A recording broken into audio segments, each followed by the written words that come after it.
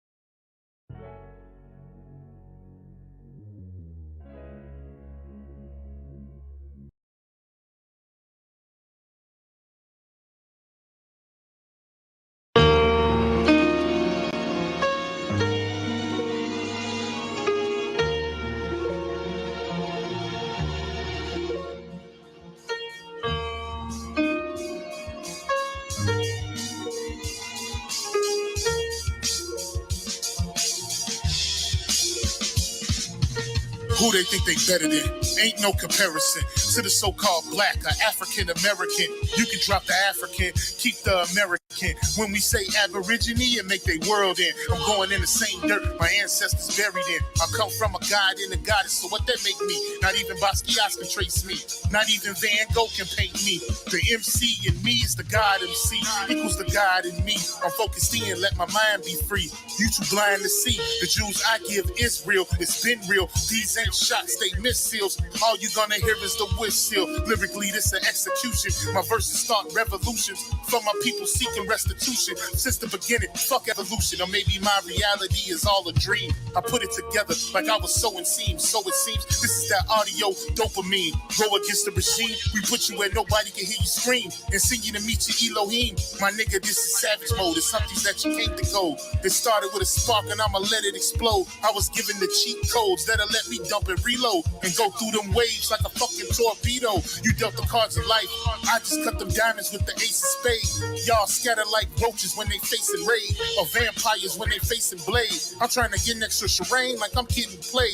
You still stuck as a mental slave. You still stuck in that mental cage. While I'm making easy money, pipping holes in style. This my coming to age. Crowd roaring when I'm coming on stage. And when I'm done, they gonna be cheering my name. Drake Cobbs, and nah, I ain't quit my day job. I spit bars. I really rap on my day off. That's real shit. Just give you some tools you can build with. Aim high even if you still miss. Just keep going. It's a climb to the top. And I'ma keep flowing. Down Lake Shore, I'm Chicagoan. Yeah.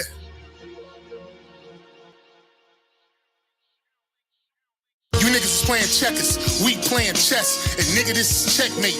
Dre be the big dog and you just a little bait. You out of Africa and we ain't got the same traits. I'm a God being and we ain't got the same fate. My granny died February 18th and I was born on the same date. The chosen one, the ancestors' chosen son. They gave me the golden gun. One shot, that's a hole in one. From the pyramid of the sun, the poverty point. I don't think you niggas is getting the point. We still here. Who said they made the Aboriginals disappear? Your information's lagging in the rear. All you do is teach fear. We copper-colored with woolly hair. Am I speaking clear? So fuck the nonsense. When I rap, I touch your consciousness. From within is where you get your self-confidence. Let's bring it back to dominance. Ain't no confining us. Gonna bring that wild Indian out of us. Yeah. Yeah, yeah. We still here.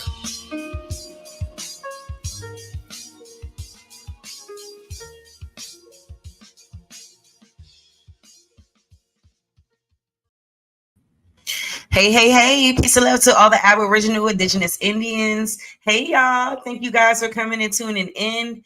I am super duper, just active. I'm live. I got some energy this morning.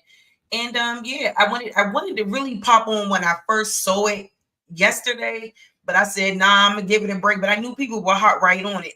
But I'm getting on it today because I've been the main person, one of the main people speaking out in regards to Kamala Harris, lying about her lineage and who she really is.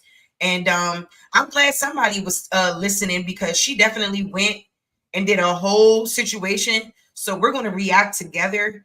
And I'm very excited to show this, because, you know, you can't refute receipts, because we get to a point, you know what I'm saying, where even if we see it on paper or we see facts surrounding the issue, we'll try to act like that's not real, or those are not pertinent facts. But in fact, they are. And I kept telling y'all early on that, you know, there is something really weird. Like, this feels like another Obama situation when it comes to Kamala Harris. And I wasn't lying.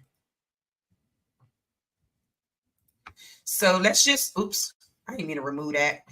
So put that back on the stage, child. So let me just get, I'm gonna support the community, and then we're gonna go ahead and play this video, and then like I'll pause, and then I'll react to things that she's saying. You know, I'll go back to the things that, you know, I've gone through when gone over when I was talking about Kamala Harris as well, and the inconsistencies in her heritage, in her lineage. And I am so glad that Candace, man, I'm glad, shout out to Candace Owens, man. And I know a lot of people don't like her for whatever reason. I said, you know, you can't really bash her for having a white man, because Kamala Harris has a white husband. So, like I keep telling people, you can't bash Janet Jackson, because Janet Jackson has had partners that people would not consider black. And so has a lot of women, and so has a lot of men. So I don't even know why they try to use that against Janet Jackson. A lot of y'all are lame as shit for that.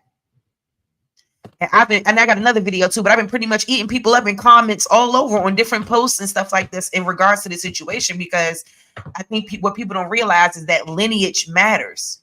Our lineage, you know, and we can't have someone who clearly doesn't identify with our lineage, clearly doesn't identify with our experience, getting to run up in there and say she African American or her father African American. They use that shit too loosely, and they try to put that shit on everybody, and that's a problem.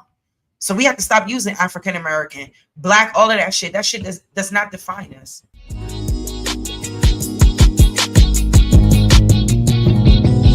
Say I'm hustling, and I'm grinding, and I'm grinding. My money on my mind, and I get my money on my mind, and I always show. Keep it out, slow, keep it out. Say I'm hustling, and I'm grinding, I'm grinding. My money on my mind, and I get my money on my mind, and I always show. Keep it out, slow mo, keep it out, slow mo.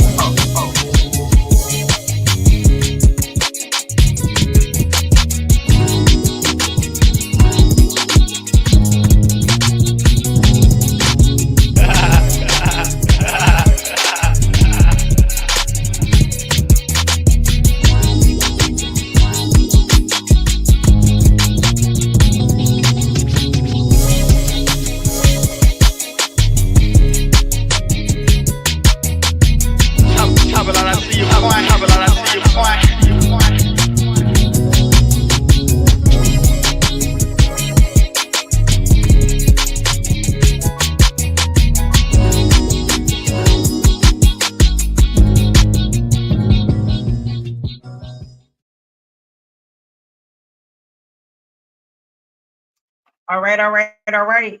Let's rock out. Well, happy Tuesday. I can tell you guys one thing. The powers that be really did not like our episode yesterday, because after we crossed 500,000 views in less than 5 hours, suddenly we got hit on YouTube with this bizarre age restriction. We've never been hit with that ever before. It said that we somehow violated the policy on graphic violence and nudity. I mean, what? We literally just read Kamala's book and pointed out a major discrepancy, mainly that her grandmother, who she produced a photo of herself with, happened to die before Kamala was born. So yeah, seems a little odd. Just asking questions here. Well, today we were able to secure the birth certificates and the death certificates and some marriage certificates, which confirm that Kamala either made a huge mistake all by accident, or she outright lied because she wanted to convince the public that she was Black. Do not. Hey, I second. It's the second one. It's definitely the second one. Go away, you guys, because this is about to get crazy. Welcome back to Candace.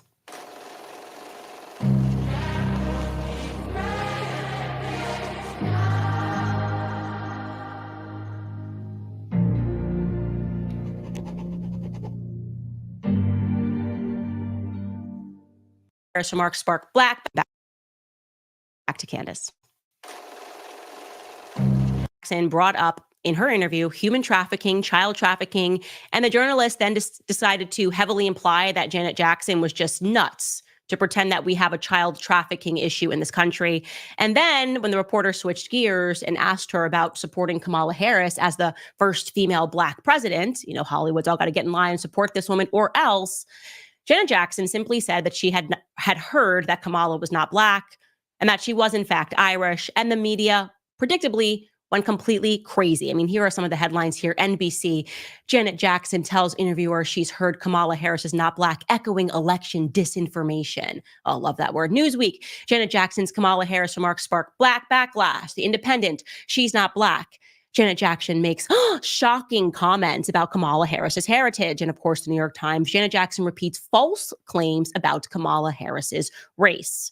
False claims. So to be clear, all Janet Jackson said was, quote, "That's what I heard, that she's Indian, that her father's white. That's what I was told. I mean, I haven't watched the news in a few days. I was told that they discovered that her father was white."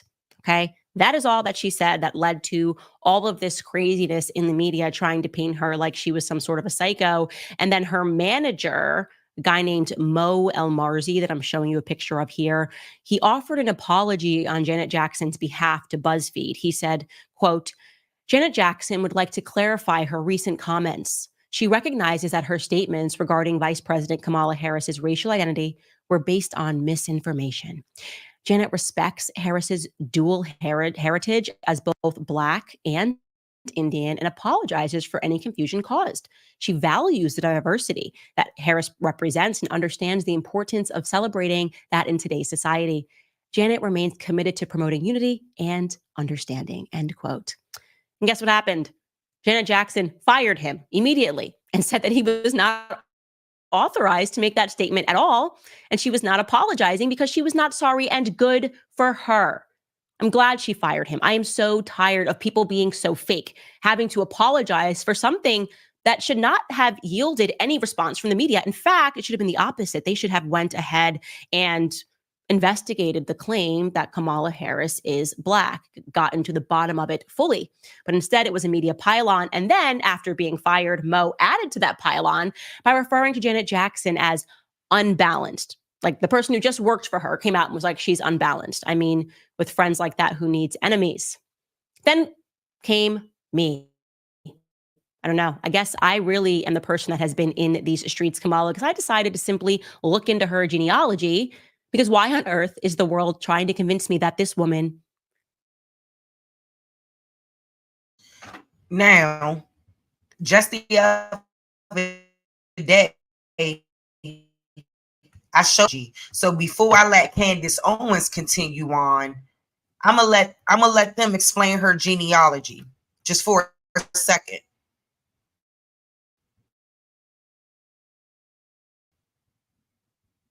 Sorry, guys. Eve How y'all doing? Online Peace and love. How you doing, original one? Claiming that her Jamaican ancestors were a bunch of slave Claiming that her Jamaican ancestors were a bunch of slave owners.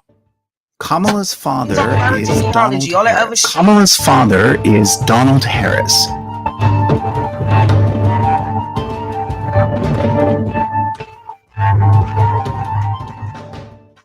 Kamala's father is Donald Harris. He was born in Jamaica, but immigrated to the US, where he became a professor of economics at Stanford University. According to Professor Harris, the two individuals who had the biggest influence on him during his upbringing in Jamaica were his two grandmothers, known as Miss Crishy and Miss Iris.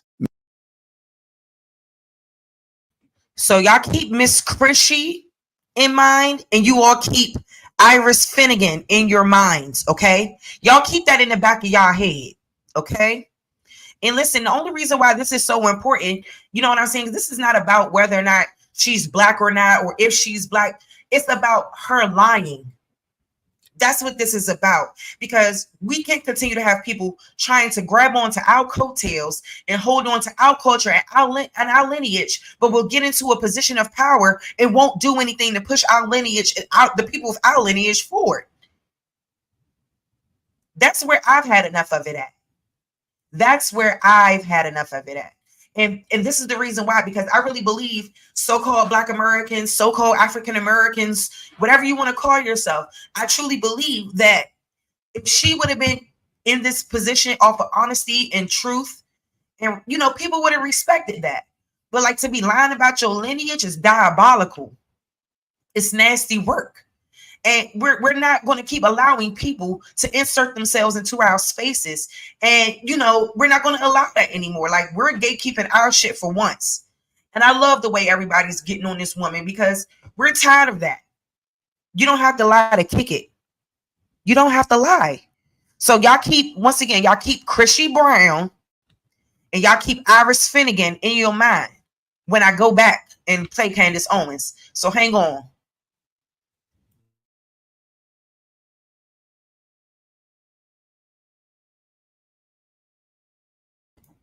Hold up, let me make sure that's clear who she said these folks. According to Professor Harris, the two individuals who had the biggest influence on him during his upbringing in Jamaica were his two grandmothers, known as Miss Chrissy and Miss Iris. Now, Miss Chrissy and Miss Iris is described as a grandmother and great-grandmother.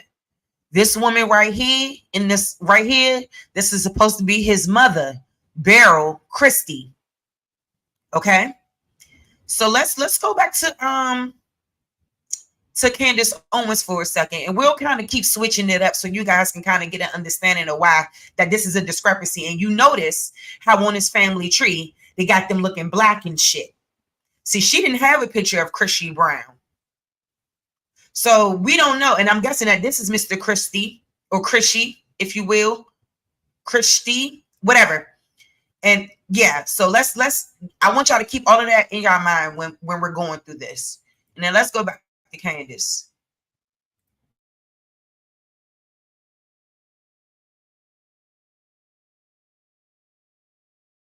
Is suddenly black. Like, they just decided she was black because she's running, and because there is evidence, it is true, that her father grew up in Jamaica. Your race does not magically change because of where you grow up, okay? If I grow up in Sweden, I don't get to suddenly say I'm white, okay? What I discovered was quite startling. Now, I'll ask you, when did you first get the idea that Kamala was black? Well, you'll say, yeah, when she kind of started running with Joe Biden. And that claim really came from Kamala herself. When they say a picture is worth 1,000 words, they understood that. Kamala Harris published a book in 2019 called The Truth That We Hold.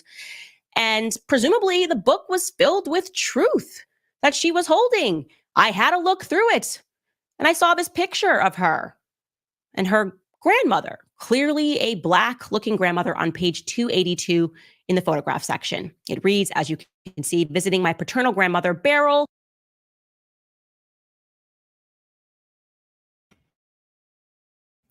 Now, let me know in the comments, y'all. When y'all look at this picture, does this picture look authentic to y'all? Does that look authentic? Or does that look authentic to you guys? Like, look at the way her body is turned. That look like a hug?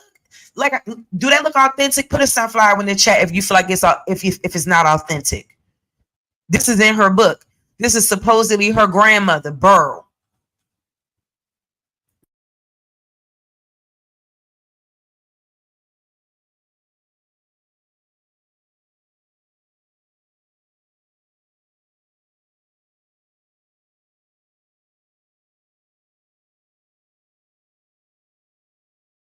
In Jamaica.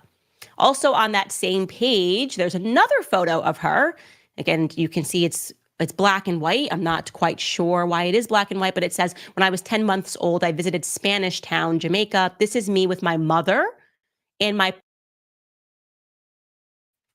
Yeah, that first picture is supposed to be her paternal grandmother. That's supposed to be her paternal grandmother. supposed to be?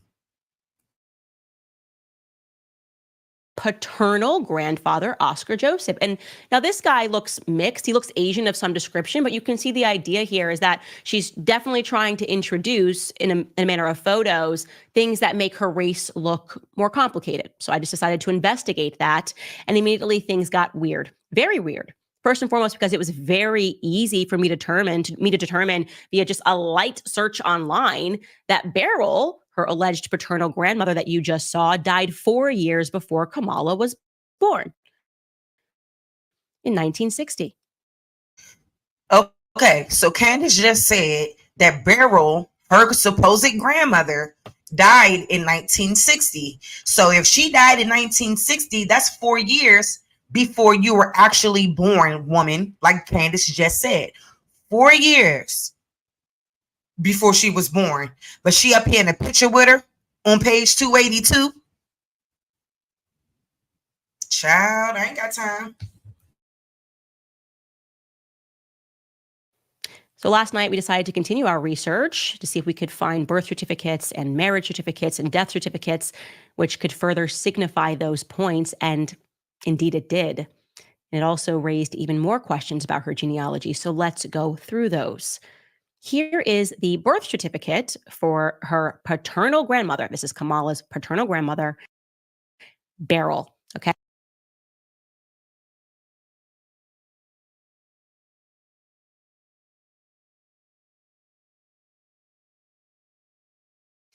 Now, can y'all see her family tree real good? That's Beryl right here on this family tree that they talking about. Beryl. Okay, so keep that in mind. Keep that in mind.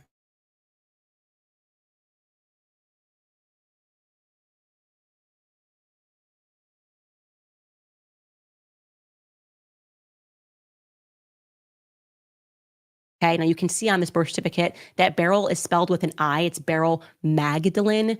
And you can see the reason why we know this is the correct Beryl is because the mother is listed as Iris Finnegan. Later on, we're going to show you in the book, she names Iris Finnegan as her great grandmother. So that would be Beryl's mother. So we have the right woman. Also, formerly, her maiden name is Allen. That is true. It also says here that she's born in October of 1917 in St. Anne. That's the St. Anne parish of Jamaica. And again, you can see it says it is signed by Iris Finnegan. Very clearly, this is the woman that we are looking for. This is Kamala's grandmother, alleged grandmother, Beryl. It's also interesting, by the way, that it lists her great-grandmother as a seamstress because Donald Harris, Kamala's father, wrote in a 2020 piece called Reflections of a Jamaican Father, quote, Miss Iris, that again would be his grandmother, was the mother of 8 children, too, was the sweetest and gentlest person one could meet, but underneath it was a tough farming woman who ran the cane farm at Thatch Walk near Annan Town, jointly owned with her husband, Mr. Christie. Okay, that's weird. So you're telling me that she ran a farm because on that birth certificate, it says that actually Iris was a seamstress, but whatever. Let's just park that aside for a second and stick with Beryl, this woman who died before Kamala was born, okay? Because I was feeling pretty certain that not too many people were going to be named Beryl and be born in the St. Anne parish of Jamaica in 1917 to a mother named Iris Finnegan. I felt confident that we could find a little bit more data, and in fact, we did. Okay. First, we stumbled across Beryl's marriage certificate. Okay. So you can see that right here. And now the name spelling has changed. You have Beryl Finnegan spelled with a Y in the same way that Kamala spells it. And it lists their married date as 1944. Again, you can see the parish that is listed is St. Anne Parish. This is where every piece of Beryl's life seems to take place. It reads here that her calling is a barmaid. And something that jumped out at me was the fact that she's married to someone, as you can see, named Lawford Newland. Okay, so Beryl apparently was married more than once because Lawford Newland is not Donald Harris's father, but Beryl is his mother. So just to be clear, Again, it says that she married a guy named Lawford Newland in 1944 when she was 25 years old. Okay. It's important to note that that would have been 4 years after she gave birth to Donald Harris, Kamala's father. I find that to be very strange. Also, look at the lies. Look at the lies being exposed, y'all. Like this woman literally lying about her genealogy, bruh. Lying. She need a lawyer. What Medea say? You a lawyer, you don't know how to lie. A liar. Be a lawyer and can't lie. How you a prosecutor and can't lie, lady? And I kept saying, like, this stuff kept weighing heavy on me because I knew it was something fishy about everything that's been going on, everything that's been being said. Lady, we caught your ass. But see, we was already on you and we didn't even need the receipts. We was on you because we already knew you wasn't one of us. Just even based off the general information that's been put out there to the public in regard to who you are. Okay? So regarding Kamala's father, we cannot seem to locate, regarding Lawland Newland, the person that she married, we can't find him. Can't find him anywhere. We cannot find a birth certificate. We cannot find a death certificate. We can't find a news item or otherwise. I cannot find this alleged Lawford Newland that apparently her grandma got married to. We also can't find a wedding certificate for Beryl. And so you can't find records or information on this family. 9 times out of 10, somebody is definitely doing something they had no business doing, and definitely are, what's the word? Trumping up evidence or trumping bullshit to make us believe that she black. But lady, you cook boots. You're not black. You're not anything like nearly close to us. And as far as we're concerned, we got to question your father, your whole lineage now. And Candace was right. They do need to leave Janet Jackson alone. Janet Jackson is an American treasure. Her family are American treasures. We will not have it. We will not have it. The real ones know. Because it's another video I want to show y'all too from the Daily Wrap-Up crew. Shout out to those brothers. You know, I wish they would talk to more indigenous Black Americans, you know, people who follow that wave, you know, but I think overall, like, I'm going to react to that too, because, you know, I hate when we allow people to speak a certain way about us as Black Americans in this country, so-called, excuse me, y'all, so-called Black Americans. I'm constantly every day trying to remove that vernacular, that terminology, all of that stuff, because it doesn't directly identify who we are. And like I said on Bab's channel, that's the shit that we need to get on their ass about. Like, my issue with Kamala Harris is so much bigger than that, because like I said, we can't keep having another person trying to cosplay and Rachel Dolezal us. You know what I'm saying? We can't keep having that, because then you'll get into office and then it'll continue to be the same plight for Black Americans. I don't understand how immigrants come over here and for some reason they think that we're getting all of this handout. They think that we're getting all of this reprieve. No, you were getting it, sir, ma'am. Y'all are being able to come over here and get a new line of credit and to be able to start a new life. And they're giving you all the opportunity in the world. Like, we can't have that going on, people. Shout out to everybody that's coming in. Shout out to everybody that's listening. Peace and love to you all. Shout out to Copper Goddess. Hey, boo.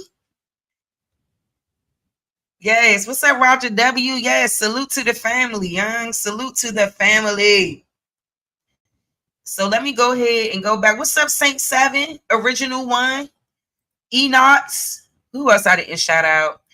I think that was everybody that just really came on in and showed some love in the chat. Thank you all so much. I really, really appreciate your love and support. We're going over Candace Owens and the things that she was able to bring out in terms of Kamala Harris and her genealogy. I told everyone to be very mindful and to keep this particular family tree in the back of your minds. Okay. Now this is the family.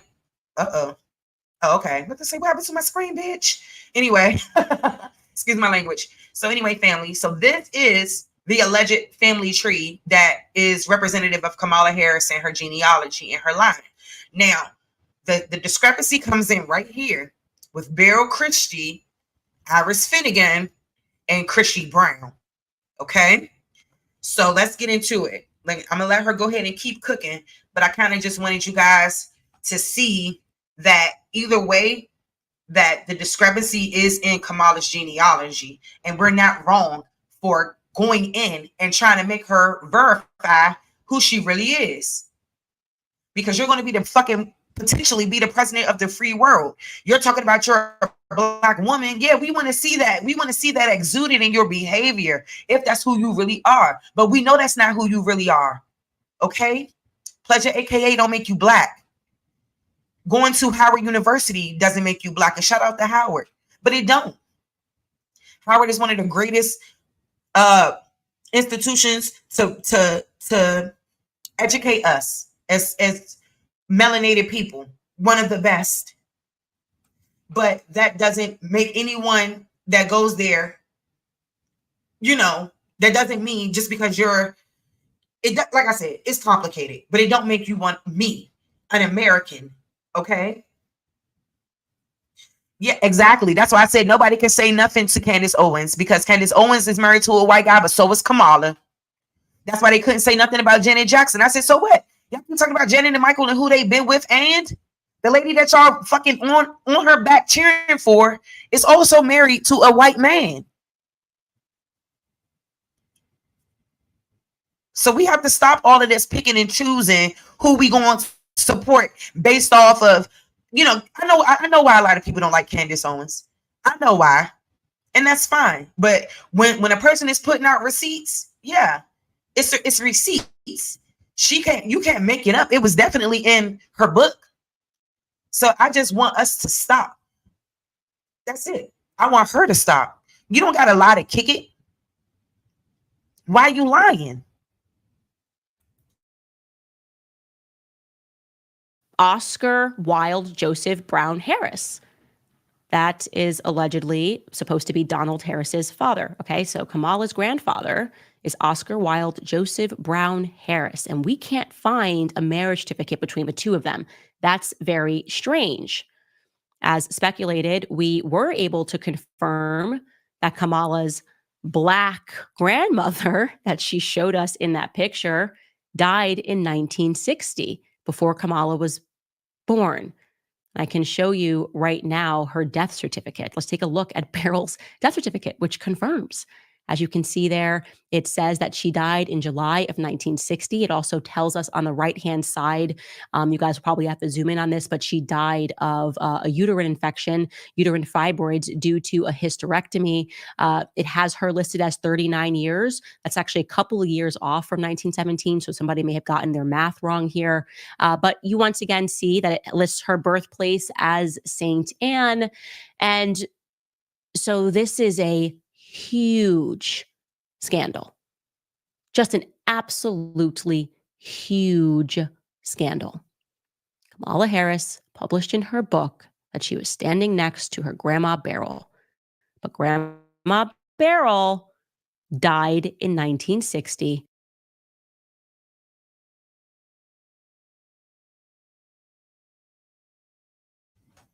So who this lady? Who this lady, Harpo? Harpo, who this woman? Harpo. Harpo. Who this woman? I wish I had a good Jamaican accent. I don't have Jamaican accent. Harpo, who this woman? Who is she? Bitch, this is a Photoshop. Stop trying to play us. Oh, what? This is a Photoshop, honey. You cannot try to play us with this. Who this woman? Who this? You don't even look like her, Kamala, at all. Your eyes don't look like hers. Like, let me tell y'all something. I'm gonna show y'all a picture of Cora Harrison Postel one day. That's my paternal grandma. Y'all have no idea how much I look like my paternal grandma. Like, we got the eyes. I'm talking about the cheekbones. Man, I look like Miss Short and Stout, okay? Because my grandmother was only like 4'3", 4'4". Okay? This lady do not look like Kamala Harris. We all her damn day. This is definitely a Photoshop. And I don't know how they didn't catch this. You can tell. Look at the shoulders. Look at, like, bitch, what is supposed to look like they hugging? Like, she look like she did. Y'all ears hugging. She look like she don't mess with you, Kamala. So what y'all think about that? Yeah, that's what the Photoshop at to make it look like she hugging her. But they not, their bodies is not even in it. Even if that was a church hug, this don't look right. Why is her arm not around on the other side? Yeah. Don't get mad at Candace Owens. Yeah. Candace Owens told the truth. And I wish I would have been able to break it. Okay. I wish I would have been able to break the story. I'm glad they had the resources to be able to do so. So shout out to her. I hope to get her on one day. Let's manifest that. You know, I'm manifesting all positive things moving forward. But yeah, Harper, who this woman? This ain't your grandma. So let's keep going.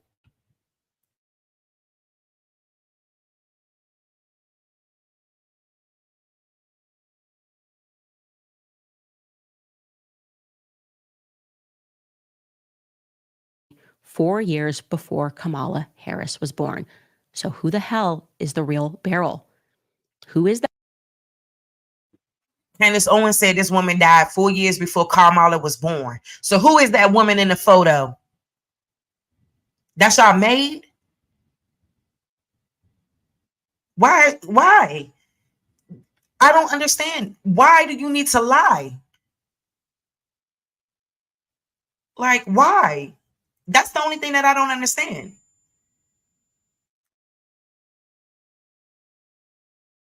That woman standing next to Kamala Harris.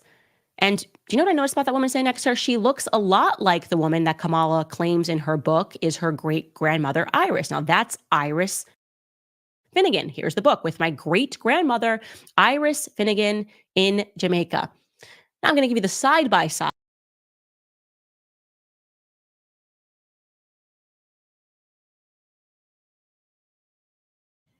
Now, put a sunflower in the chat if that's the same person.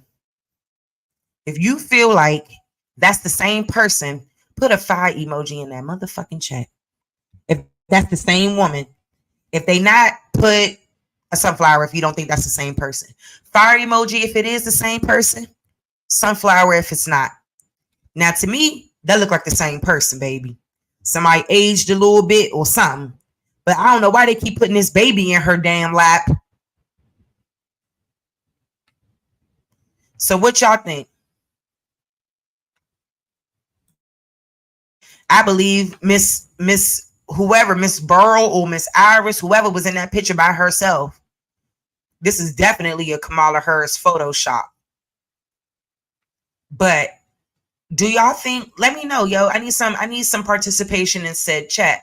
It's simple. Just a fire emoji if they look alike, a flower emoji if they don't. Preferably a sunflower.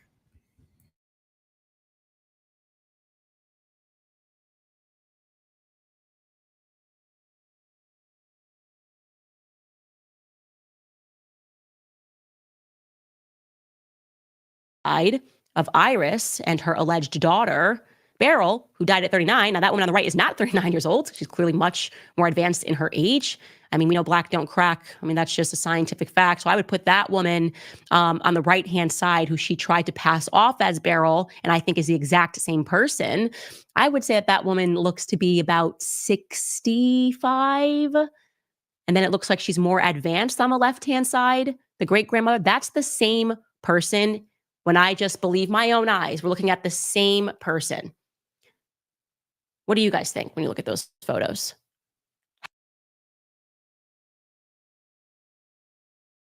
How the hell does a person who is the vice president of the United States pass off a book, claim that these people that are in her book are her black relatives, and nobody bats an eyelash or does even a peripheral search to recognize that the woman that she put forth is implausibly her grandmother? And by the way,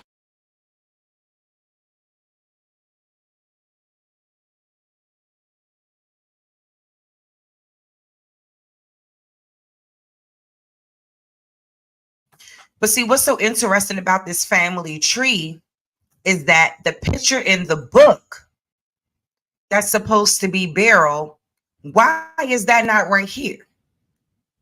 To me, this is the older version of Beryl. She's just older.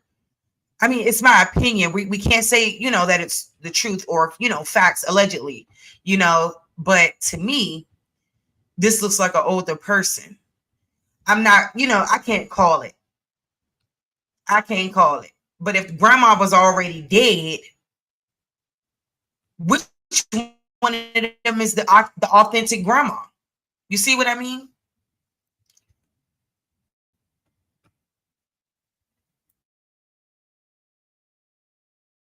And I'm only asking which one is the authentic grandma because obviously Miss Beryl died 4 years before Kamala was born. So that means you never met her. You never met her. So who was the woman that you're in a photo with? And even the great grandma, how you on her lap? So we about to see.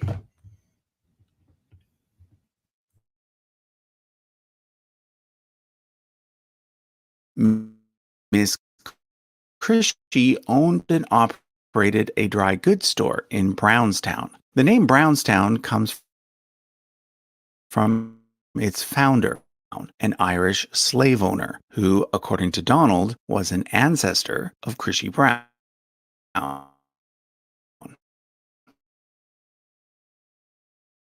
This to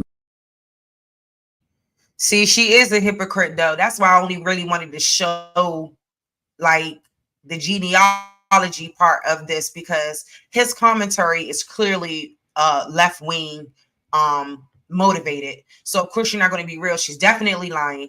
She definitely got ancestors who own slaves. Her father said it. So what's the issue here? What's the issue in the truth?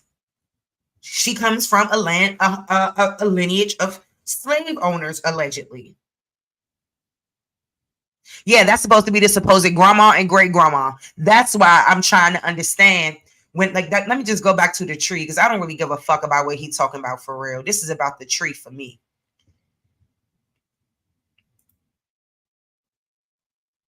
Okay. So yes, that's what is supposed to be going on, old dude. Irish and Beryl, to me, looks like the same person. To Candace, looks like the same person. But we can't really be sure or verify that for real. But in my opinion, Iris is the same person through and through. So I'm not really sure what's happening here, but we're just going to keep going.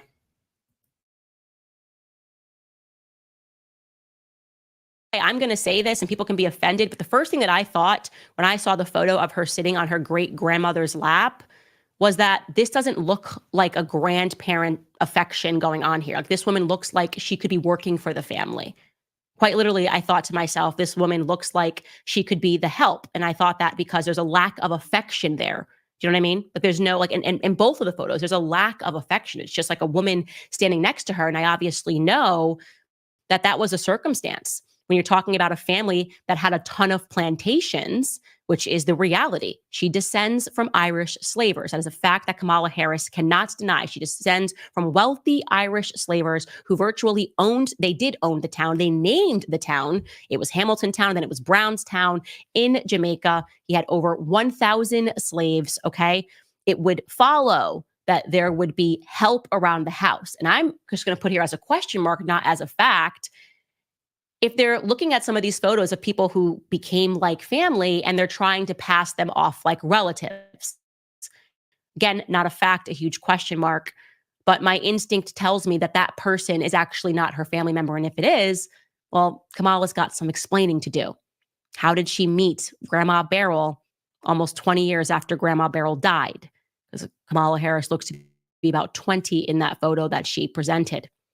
Then there's another bit of a mystery, as I said. If Beryl married after her or before her wedding when she was 25 years old to the missing Newland, if anybody can find Newland, please let me know.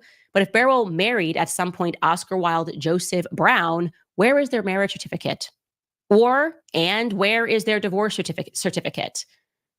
Again, I'm only prodding the narrative here because I'm going to need proof that she's Black.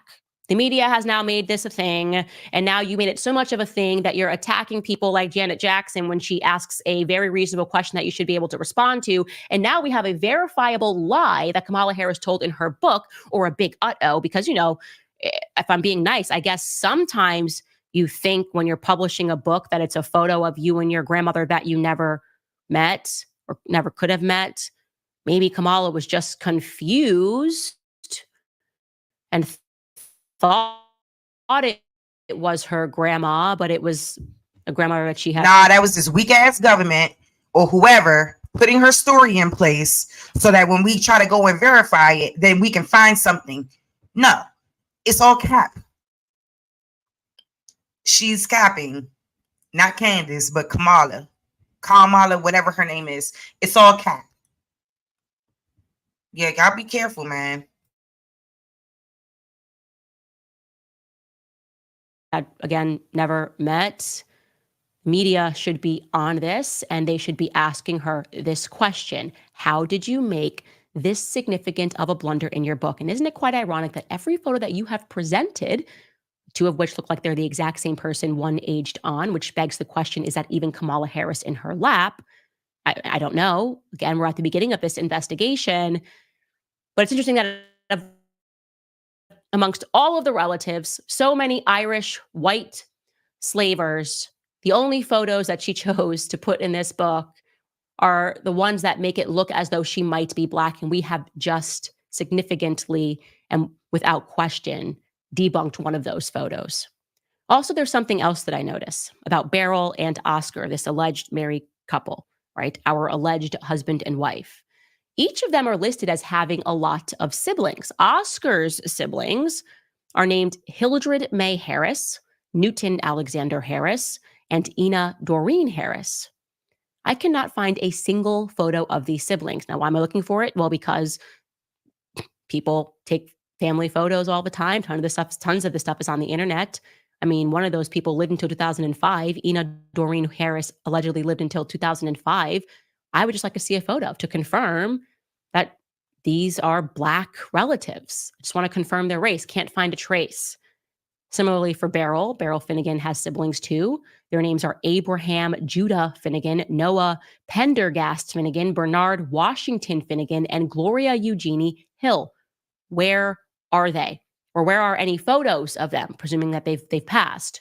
Where are the photos of them? You've got to be somewhere, right? Something very suspicious is going on. I don't know how it is plausible, guys. Do not allow the media to gaslight us. It is not difficult, okay, for a person that is running for president of the United States to have a tidy background. This is my mom. This is my dad. This is my grandma. That it always seems to be the case that right before they run, they introduce like one or two photos that they allege are from their childhood. This is my grandma.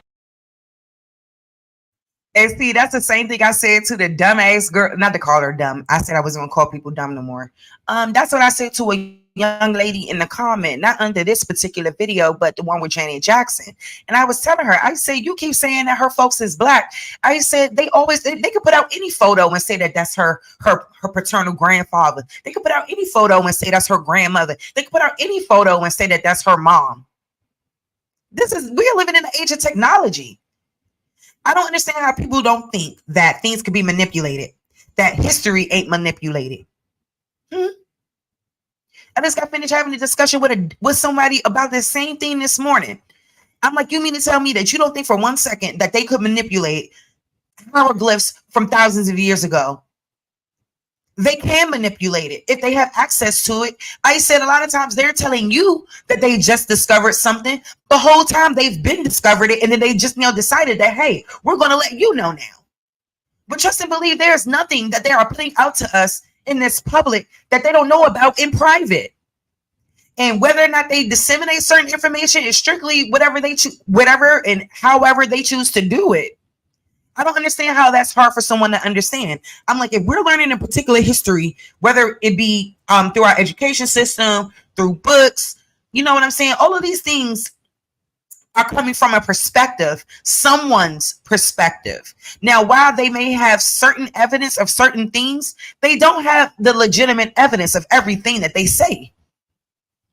They say we from Africa, but they damn sure ain't proved that yet. So this is what I mean. Like, I'm just not the type of person that's gonna, just because it's written down in a book that makes it true, just because they put out an article that says, hey, we just opened up a tomb and, you know, we just discovered the tomb. Bitch, no, you didn't. No, you didn't. Yep, it's too late. Ain't nothing they gonna be able to do because we were already on it from the beginning. Everybody was on this situation about her claiming to be a so-called African American. So we was already on it. Everybody was. I know the Aborigines was on it. But like, you know, like back to what I was saying, and then I'm gonna let Candace keep going because then there's another video I want to show you guys as well that I want to react to. But like when we're talking about things that we are learning, you know, when we're talking about information that's being disseminated, you know what I'm saying? Question all of it. You don't have to agree with it because it's in a book. You don't have to, just because they said it was from 2,000 years ago, you don't have to believe that. A lot of times they are not presenting definitive proof to you. Because I always tell people, like, if you can't see, hear, touch, or, you know what I'm saying? Smell, you can't use them 5 senses. 6, your spirituality. A lot of times you know. You know what I'm saying? A lot of times you know. And that's what I told someone too. I'm like, if you think about something that happened 2,000 years ago, for example, hieroglyphs on the wall or whatever that is, you know, their claim is that you can't change those things. I was like, yeah, you believe that you can't change those things, but we have historians and people who are in charge of history that changes it. So you think for 1 second they won't go and manipulate hieroglyphs on a wall? You think that they won't do that? You think that they care so much about preserving history that, you know, anything that they preserve, that could like point them in the direction of us being Aboriginals, for example, they're going to change that narrative if the proof is that, you know, the Olmecs point back to the Black Americans or the Mayans pointing back to the Black Americans, all of that stuff. So like I said, just like we was getting into it about what he was saying about space and all, I like, see that type of stuff I don't really like to talk about. He swears the only reason why we have Wi-Fi is because of space. I never heard of that. And it's like, I'm not gonna keep arguing with nobody. I'm questioning everything, period. They said it came from 2,000 years ago. How we know? How we know? Because somebody's saying it don't make it true. Period. And if they haven't proven it to you, you better trust and believe it's some motherfucking something in there that shouldn't be in there. Now, when we're talking about Kamala Harris, it's the same thing. This woman egregiously lied about her lineage in her book. And then you thought people wasn't going to go back and fact check your book? Come on now. You can't hide it now. They are, oh, dude, where was you at when we was having this conversation, bruh? Where were you?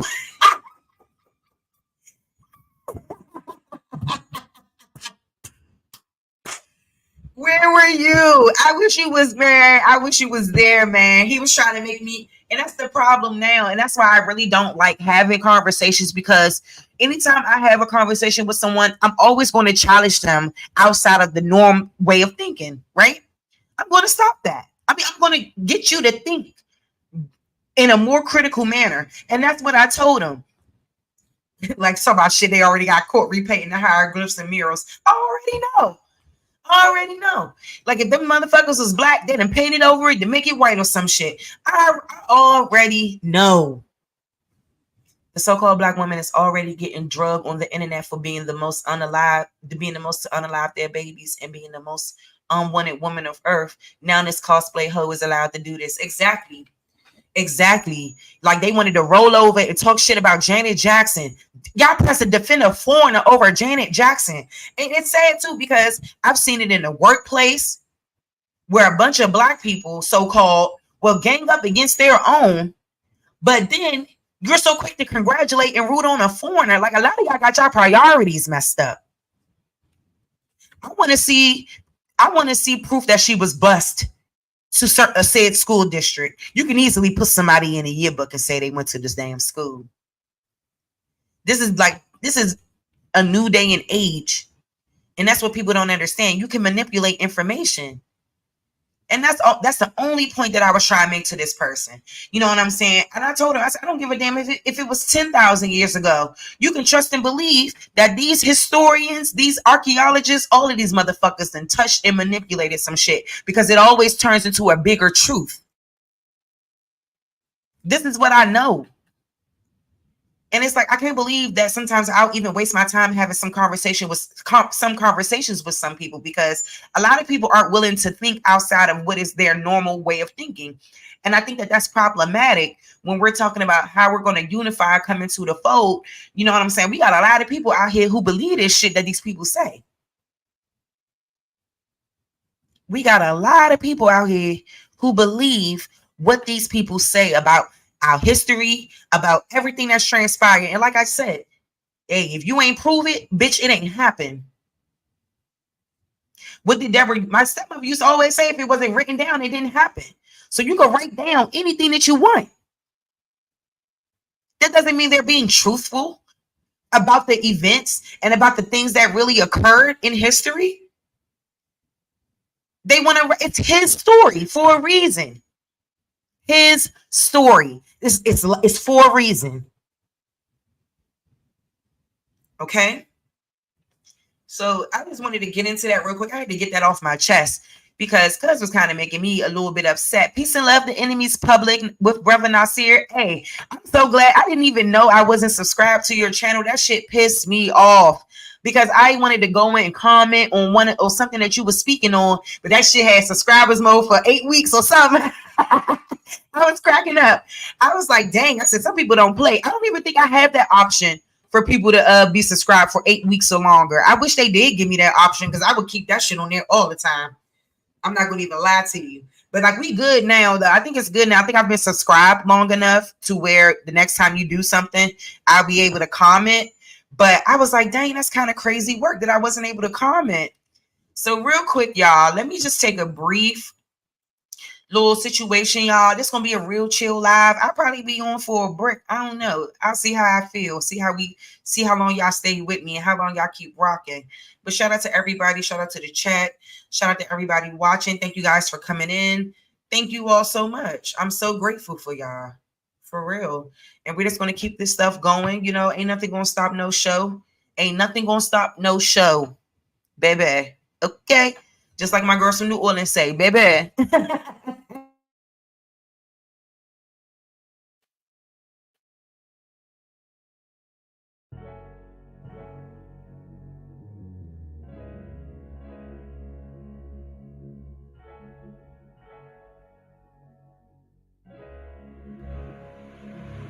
And oh yeah, put this super seven. Tell me how you feel. Tell me how you feel it when you when you in the sky, when you in the sky, when you breathing rarefied air. Oh yeah, put this super seven. Tell me how you feel. Tell me how you feel it when you in the sky, when you in the sky, when you breathing rarefied air. Just that job left, that chow man, that pepper bull, that towel man since sunset in the arc of Wayne. My brain moving like Tao saying, so as above, it's so below. That up and that down thing. This flow is atmospheric. I call that a ground game. See, water is knowledge, so if I'm teaching, you're learning. So how your God make a sun without vortexing and current? See, the pattern is ponic. I'm reaching out for my people. Oh, watch me flow through your speakers. You feel the force of the equal. And when the force gets the equal, I'm taking off like an eagle. Police popped the pastor yesterday for pushing political. My DNA is Moshe. Mix that thing with higher water. My spirit rate is OTN. It's just a higher order. Got more light than Kavita. Rap a lot just like Tila. Went from sinner to saint. Shout out my big homie Sela. Got more torque than a sports car. Got more work than a door star. And the 4 million I make, I'm giving the Dr. Umar. Oh yeah. Yeah. Put that Super 7 in the air. Tell me how you feeling when you feeling up there. When you in the sky breathing rarefied air. When you breathing rarefied air. Oh yeah. Put that Super 7 in the air. Tell me how you feeling when you feel it up there. When you in the sky breathing rarefied air. When you breathing rarefied air. Oh yeah. Super 7 in my rites and ceremonies. I'm married to Jehovah, holy matrimony. Confucius say, in the words of Caillou, before you hit the tomb, be a bridegroom. Only got one question for Miss Susan B. On how to last Ahuin is now a Angui. Blame my inspiration, I'm just thinking thoughts. But in the way of God's, we gon' keep it short. Why Jesus wanna kill me, Matthew 10:34. Just a couple questions that I'm needing to know. Oh, watch me flow, it's so potent. Set the vortex in motion. Super 7, I'm floating across the Aegean Ocean. Oh, you a Muslim now, so I guess you make it Salah. Well, I'm an Israelite. I'ma make you met the Shabbat. Got Moses on the bumper, super slap off in my spaceship photosphere. So I stay lit, peace and light to the faith is so yeah. Yeah. Put that Super 7 in the air. Tell me how you feeling when you feeling up there. When you in the sky breathing rarefied air. When you breathing rarefied air. Oh yeah. Put that Super 7 in the air. Tell me how you feeling when you feel it up there. When you in the sky breathing rarefied air. When you breathing rarefied air. Oh yeah.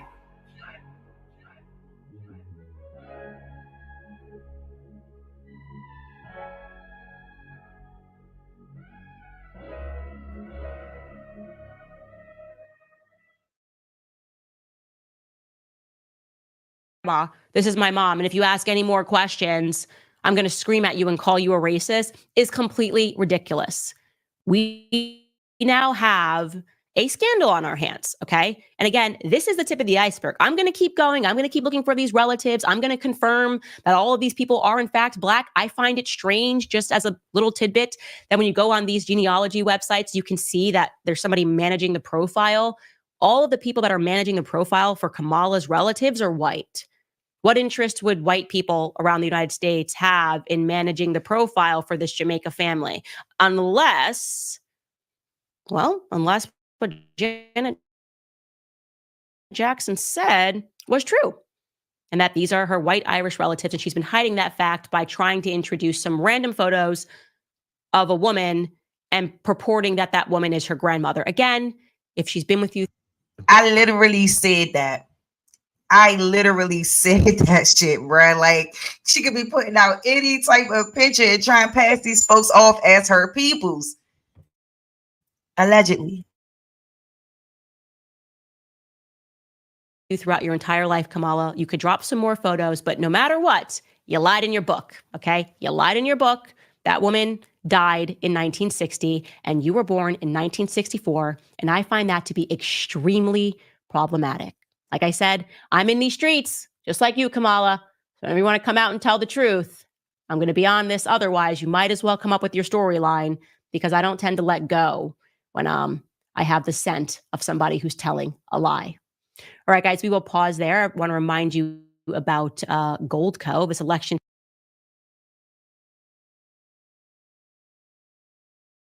Hold up, y'all. She got two parts. Hold up. So let me go to part two. Candace was on her head. Candace was on her head. Trust and believe. Yeah, because I think the other part she went into like JoJo Siwa. We're not going to talk about that. I don't care about no JoJo Siwa. But shout out to everybody. Hey, all the Aboriginal, Indigenous, Indians. Shout out to the true original people of the land. Never get it twisted, y'all. Peace and love to everyone. I'm so happy to have y'all here.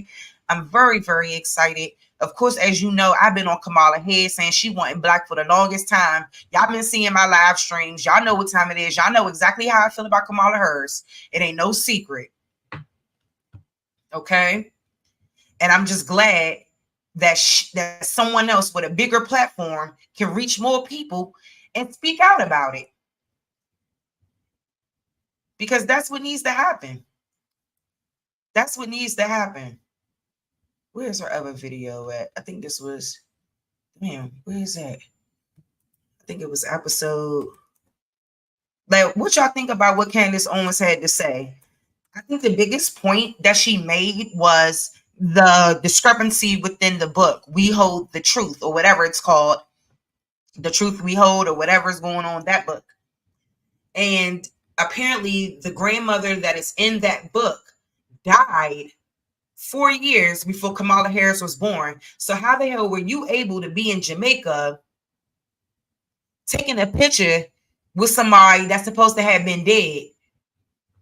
That's why in the beginning of this thing, I told y'all to keep. She got another video too, and I'm gonna play it, and then we're going to get into this other video with these Africans talking crazy as shit. So anyway, so boom, so that's right there. I want to go back just so y'all can understand, like when I was showing y'all Kamala Harris family tree. Now this was done 4 years ago.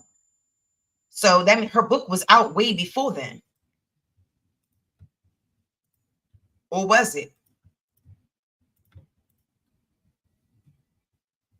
So once again, y'all, that's the family tree. You can see her dad, Donald, the woman Beryl, that's supposed to be his mom, Oscar Harris. But see, they got Beryl being married to someone else. So I don't know when she got married to Oscar Harris. So then boom. So I guess Beryl's side of the family is supposed to be Iris Finnegan and Mr. Christie. So y'all just got to keep that stuff in mind when she go to the next one, because she found a lot of discrepancies there too. So we about to watch it. She going down, because you ain't going to keep lying and saying that you like, no, baby. No, baby. We're not going to be Obama boozled again. We're just not.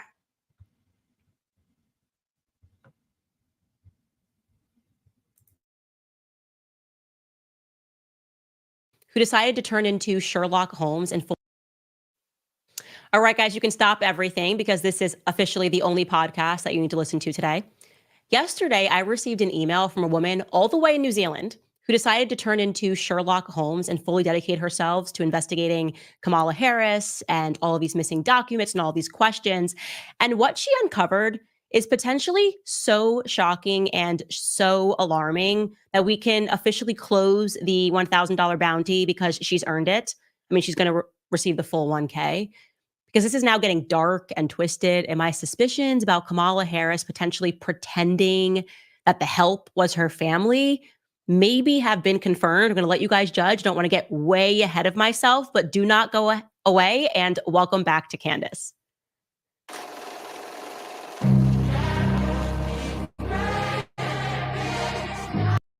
Documents pertaining to his life, because I realized, like, that's my end. When they're with you, they're like super cuddly. Kamala was born. So that's a major red and play catch up, episode 70 and episode 71, because we're not going to do too much recapping here because I want to jump right into this. Basically, someone came for Janet Jackson and I answered the door. It was a discrepancy that was in Kamala's book, a woman that she said was her grandmother named Beryl, a picture of her and her grandmother Beryl. Here it is, visiting.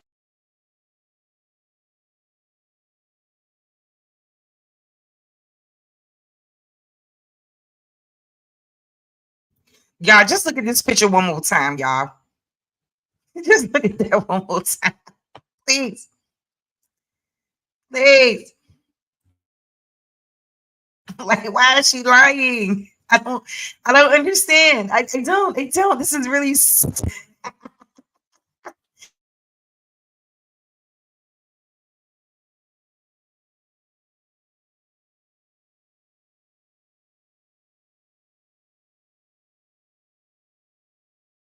all right, I'm gonna take it off the screen. I just want y'all to look at this again. Y'all just got to look at this, because I'm trying to understand how we were all manipulated into believing that these were her Black folks.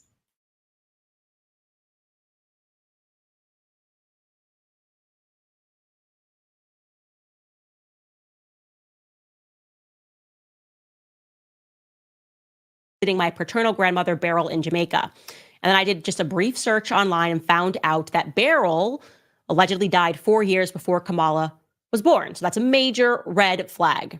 Then I had a little bit of a gut instinct. The photos that were being presented of Kamala and her grandparents, great grandmother and Beryl, I just felt that the women, or the woman, because I think they look remarkably alike, I just feel that maybe this woman was the help. And I'm not saying that because she's Black. I'm not racist against Black people. I am Black.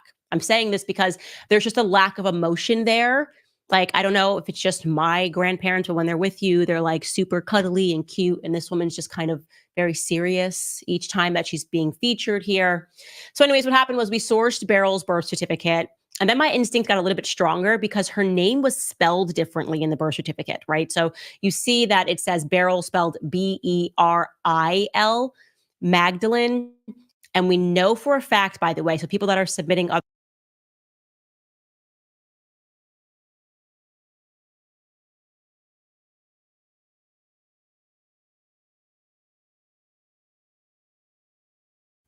So remember what I told y'all about Iris Finnegan, the same woman. This woman.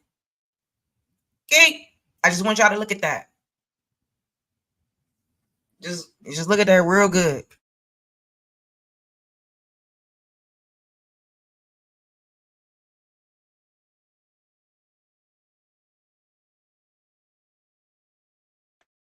birth certificates. This is definitively the correct birth certificate because it says Iris Finnegan. And we know based on Kamala and Kamala's father, Donald J. Harris, that Iris Finnegan is the mother of Beryl.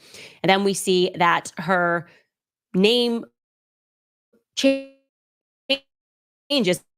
the spelling of her certificate.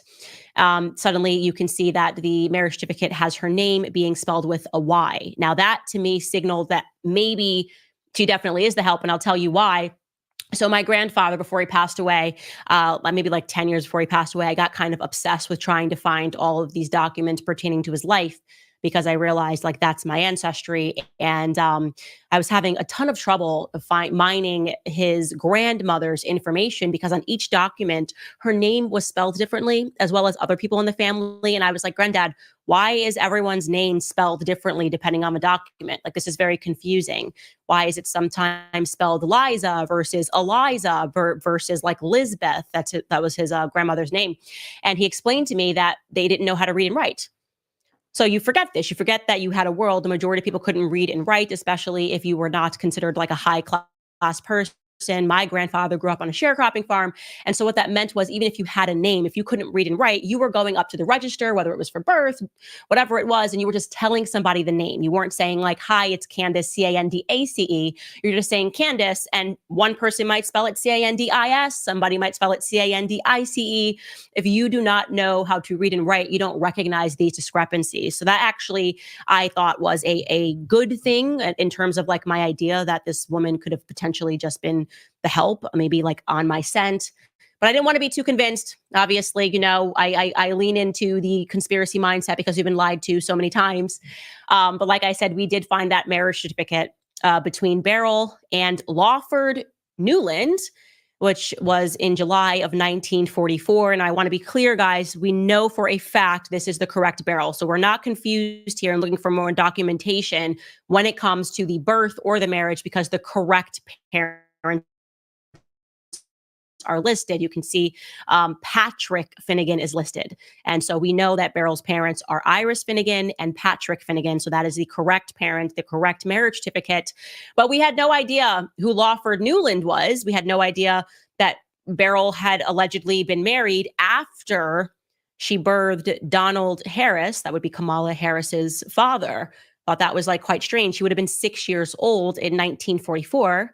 Donald Harris was born in 1938. So this means that she got married to this guy, Lawford Newland, and she had a 6-year-old. So I thought that was quite strange. I couldn't find anything on Lawford Newland, but somebody on the team was able to determine that he arrived on a ship to New Orleans.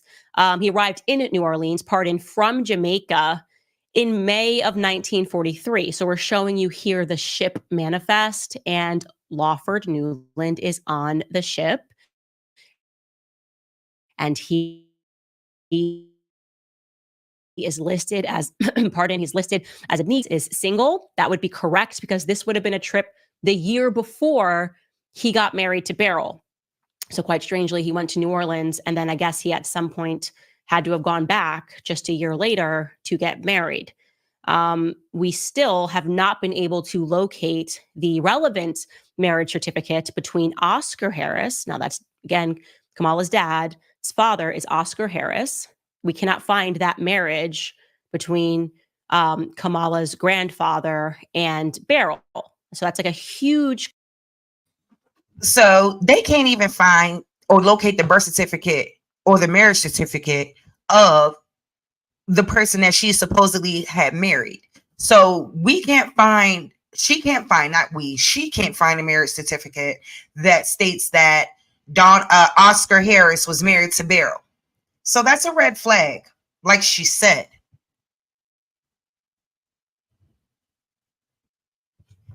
That's what I said. I knew they just was going back and putting a bunch of stuff together.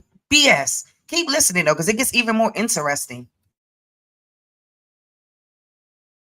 Question mark there, right? Like, where is that marriage certificate? If you guys find it, we're checking our emails, and we're obviously aware that there are a lot of different Beryls that are being born in Jamaica at different times. But some people are like, this could be the case of two Beryls, and they're sending us different birth certificates. Like I said, we know we have the correct birth certificate. We know we have the correct marriage certificate. We know for a fact that this Beryl did get married, and that Donald should have been 6 years old when she got married. So it begs the question, was this her second marriage? Did she have a child out of wedlock with Oscar Harris? Did she have Donald?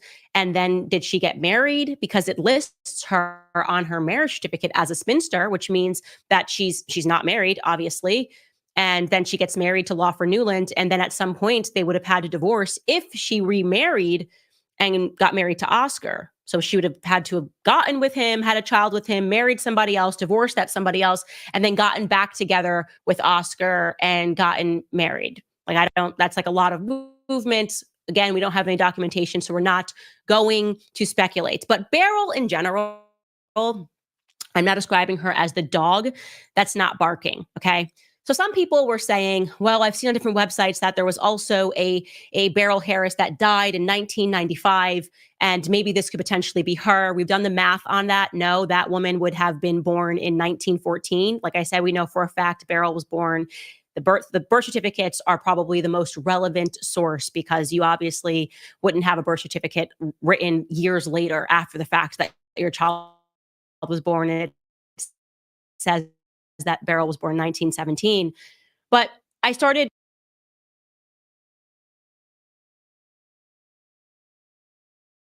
going back to that piece that Donald Harris wrote. Remember, the first time that we were kind of introduced to the fact that Kamala Harris was Black, it was because Donald Harris wrote this piece, which came right behind Kamala Harris's book, Reflections of a Jamaican Father.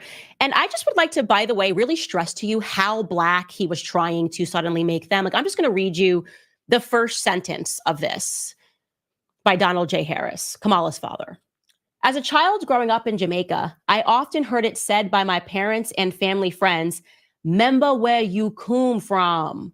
And then he goes on and he writes, my one big regret is that Kamala and her sister did not come to know very well the two most influential women in my life, Miss Chrissy and Miss Iris. Okay, so those are his grandparents, according.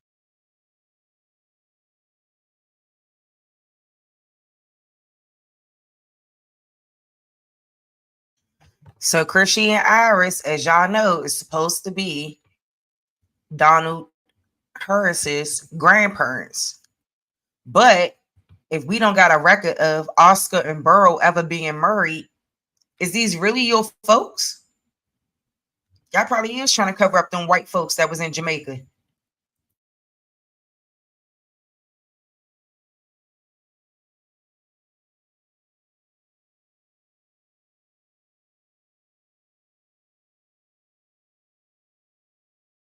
According to him, those are both of his grandmothers, maternal and paternal.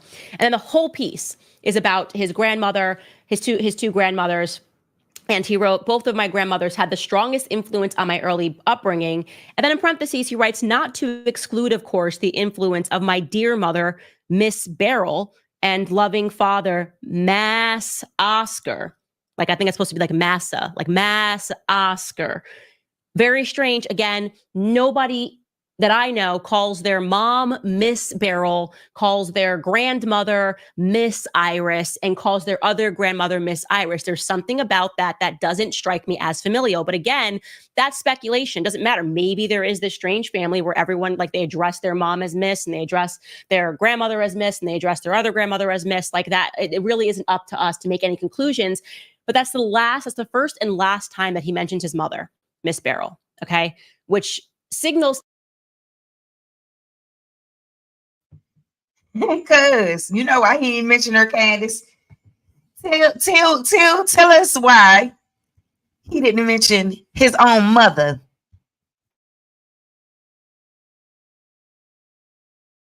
To me, that my theory about her having died young, you're saying you're raised by your grandparents, but your mother is around, but you don't talk about your mother or speak about your mother at all in this entire piece, signals to me that this is correct and your mother died early, okay? You're not mentioning her for a reason. So then. But I'm saying, even if she died early, wouldn't that be something worth mentioning?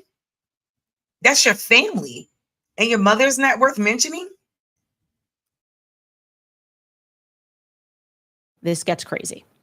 I get an email. Actually, I got 2 emails, but this one in particular made me sit up straight in bed. Like, I'm not kidding. I was like about to fall asleep, and I just decided to check the email box, and I sat up.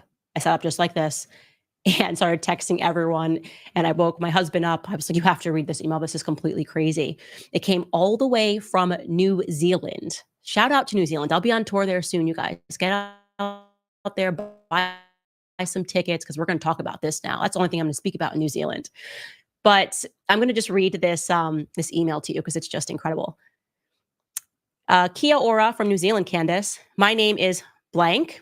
And after your first podcast about the family of Kamala Harris yesterday, I went down the rabbit hole all day looking for photos of Beryl Finnegan Harris's brothers and sisters, as you asked. I was so intrigued and I wanted to take up your challenge. I could not find those photos, but I did come across a record that you might be interested in. I noticed on Kamala's birth certificate, you showed that her father, Donald Harris, was 26 at her birth in 1964, giving him a presumable birth year of 1938. That is correct. He was born in 1938. I'm just saying that as an aside. I came across the attached record of a 1-year-old child who died in 1940 in St. Anne's Parish. This infant's name was Donald Harris. You will notice the baby's father's name that is given was. Yeah, don't let me find out that y'all still in the identity of a infant dead child. Don't let me find out.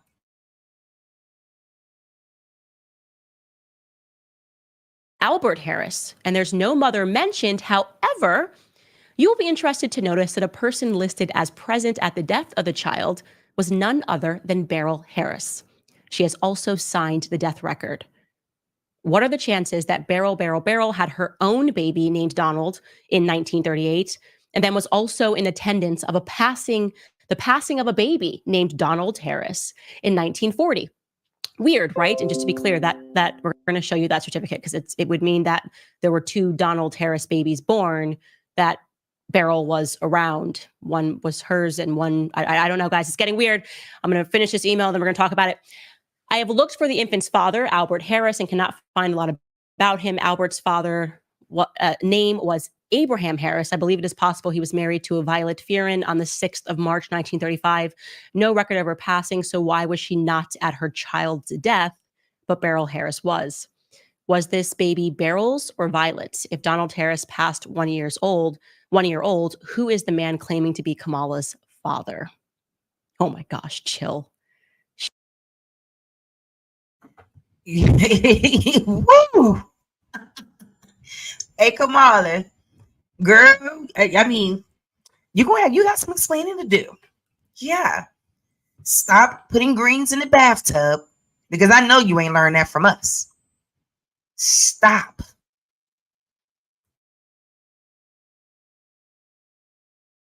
She wrote, make it make sense. I'll keep digging.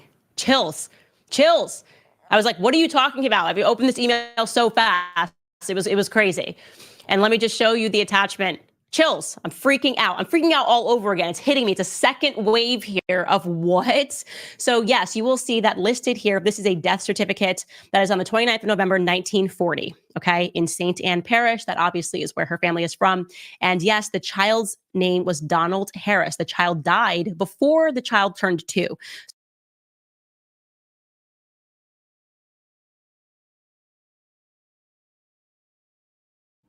Bruh, taking the identity of a dead baby is diabolical, allegedly. Cause what? Cause what? Donald Harris died in Donald Harris died.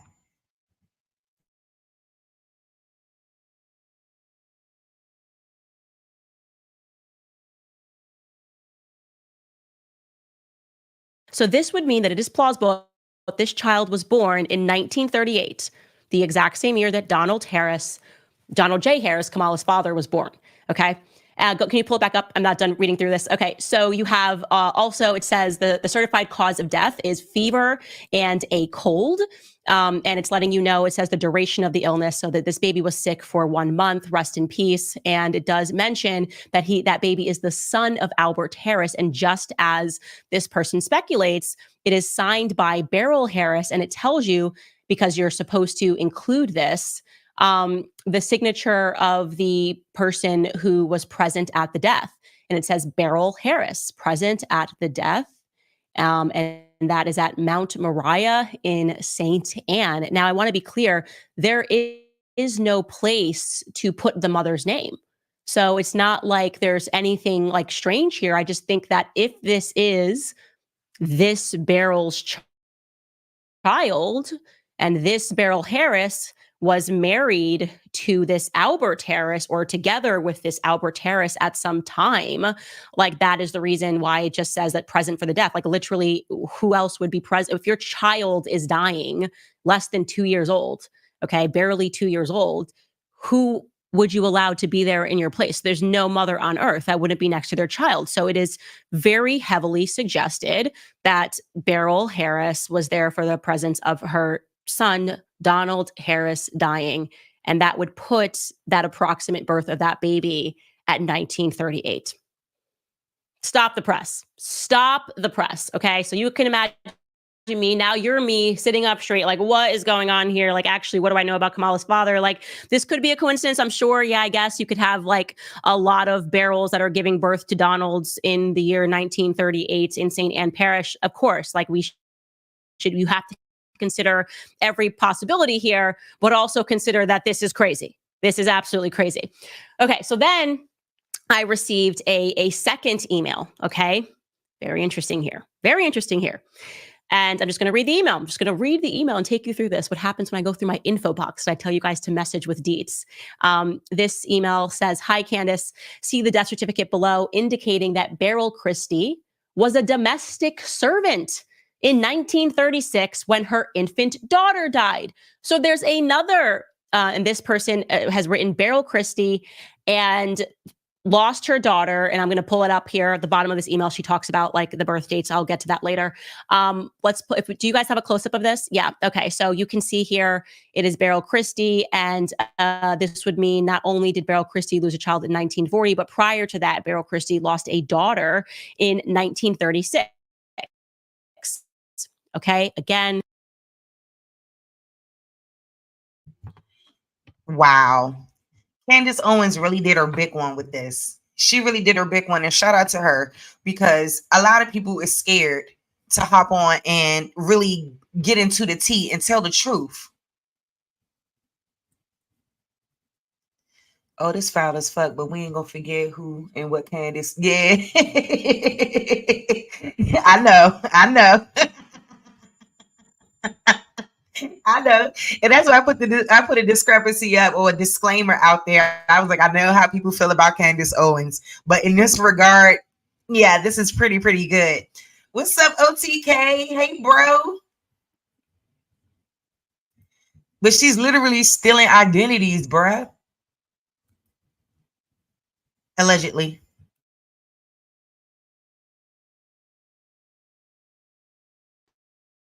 All we have here is Beryl Christie. We know that this is potentially the right Beryl. Again, there could be another Beryl Christie going around. I don't want to completely close the door on that, but it is interesting. And I'll tell you why this struck me as incredibly interesting, because when we spoke about the death certificate yesterday, right, and we spoke about this young death of a woman, she's particularly died, Beryl Christie, of fibroids related to a hysterectomy.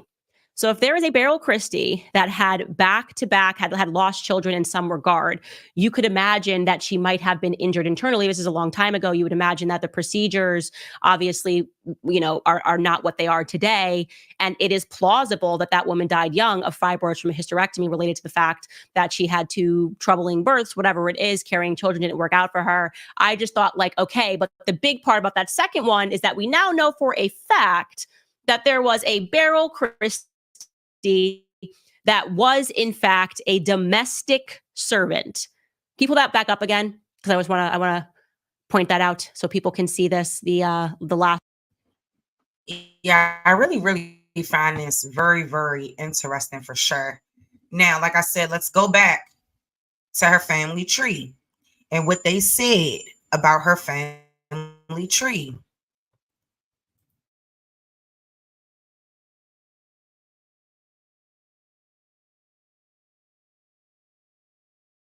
Brownstown comes from its founder, Hamilton Brown, an Irish slave owner who, according to Harris, looked like a hypocrite.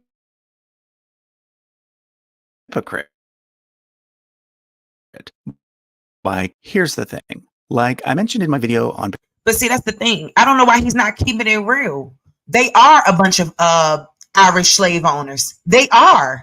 So I'm not sure what he's getting at, but I wanted y'all to ultimately see the tree, which, like, y'all try to disregard his commentary because she's clearly contradicting herself and lying about her lineage. And just because you put a bunch of brown faces up here, that doesn't make that her lineage.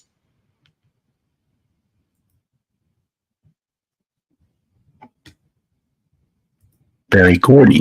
Most Black Americans have at least one white male somewhere on their family tree because of the sad fact that during the period of American slavery, slavers often...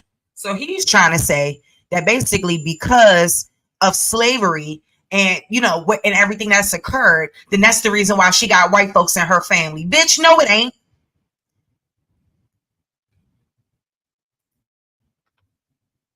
Sorry, y'all.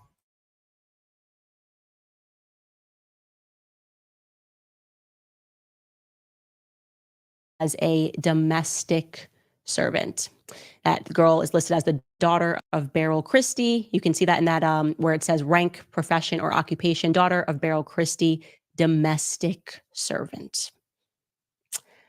I don't know, guys. Like I said,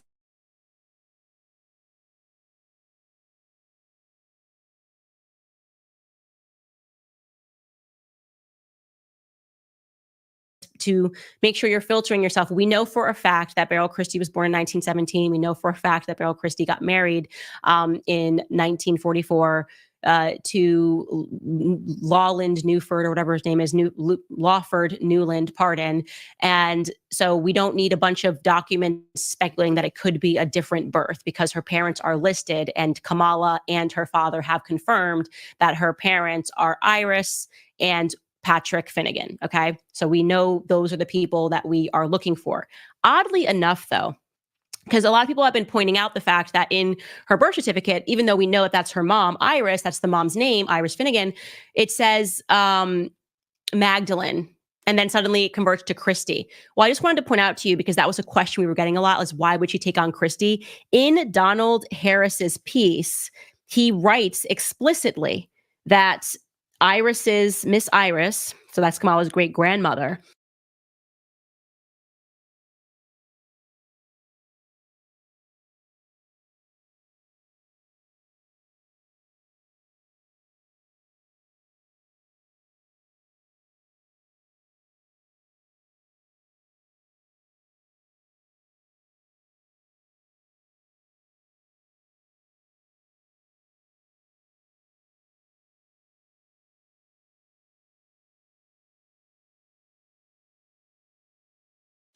that her husband was known as Mr. Christie.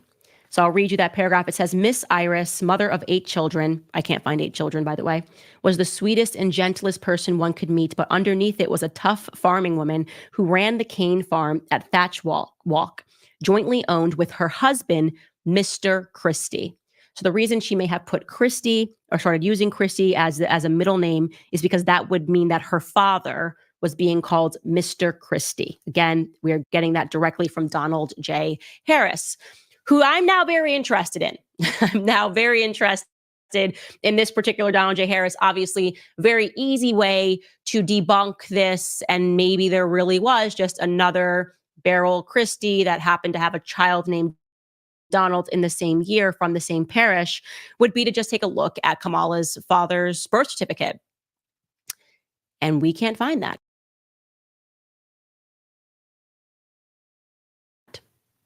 We quite literally cannot find that. And I find that to be very strange. People were writing to me saying, hey, it looks like this was purposefully removed, that his birth certificate was removed.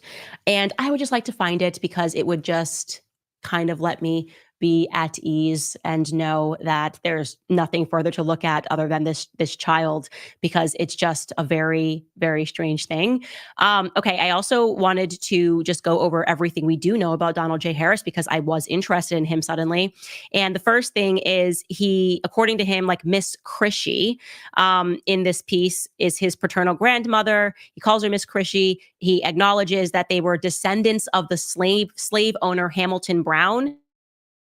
And he is the founder of Brownstown. That's another thing that strikes me as very odd. And maybe there's something I'm missing here. But if you were a person that established a town and you had over 1,000 slaves, would you really just openly be married to some of these slaves? Like, is that something that would happen? I know that obviously they would have relations with the slaves, and that's something that is a reality. But in the way that they speak about their family, it's like they were just openly married with slave owners and slavers, which I find to be a little bit strange. And that's I'm glad she's making that statement, because it just goes back to the impression that they've told us about slavery and what could have potentially actually have been really going down. You know what I'm saying? Like, they tell us this, but we don't know how much truth we are actually getting.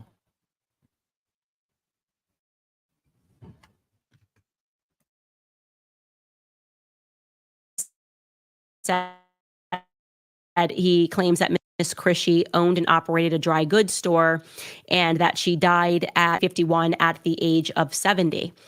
Then we have Miss Iris, who he mentions, that's the maternal grandmother. We can actually get up this, we can get up the family tree so people can see this. He mentions Miss Iris, and that is the person that he complains over. That's his maternal grandmother, Miss Iris. She was a farmer, an educator, he claims. And he also says, which I find to be quite strange,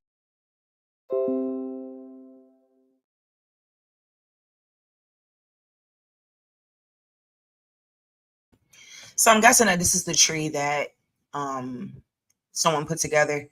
But I do truly feel like there are similarities with the Beryl picture and the Miss Iris picture. I just think that Miss Iris is an older version of the Beryl. And I don't think they know what Beryl looks like at all. I think that this is just a picture of someone who might have worked for them. Like that photo that she showed to Kamala. Ain't no way that's not a Photoshop, bruh.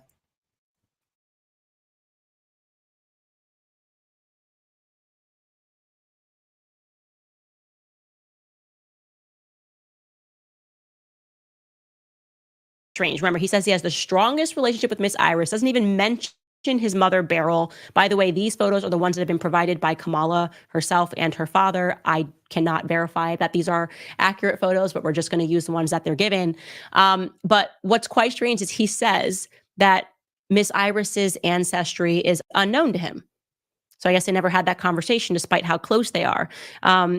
Again, she jointly owned the farm with her husband, Mr. Christie, and he died in 1981 at the age of 93. Sorry, pardon. He says that she died at at the age of 93 at the age of 1981. That's Miss Iris. Then you have Joseph Alexander Harris. Now, that is the person who we are to understand that she was married to. The Harris name comes from his paternal grandfather, Joseph Alexander Harris. He was the landowner and the agricultural produce export, and he refers to the family property as Orange Hill. I think we need some Jamaicans to go out here and just start verifying stuff for me. And that Uncle Newton took over Orange Hill and started a limestone mining and brick producing operation, in addition to cattle, grass, fruit, pimiento farming of earlier times. Now, again, I am just trying to understand how she came from a middle-class background. I mean, people that had slaves were super wealthy. It sounds like they always owned land, that they always potentially had servants. So I'm just trying to understand where this middle-class background comes from. My producer put in a note here that people in the live chat are saying that it's a Creole language, it's native to Jamaica, when he starts speaking in this tongue. Okay, I literally didn't know that. I'm sorry, but I just found that he was writing in this way, which I found to be quite strange. I felt like he was trying to... Exactly, the enemy's public. That's some servant terminology. That's what she was pointing out. You will only call him Miss and not Mommy unless that was something different going on. So good. Yeah, man. I'm glad y'all really taking heed to this, man. Pay attention. This woman is not being completely honest about her background. And that's an issue when you're trying to claim to be one of us. Because I'm to the point now where it doesn't matter. You know what I mean? We're gonna question the legitimacy of what you're stating, because you're trying to represent a group of people that you don't represent.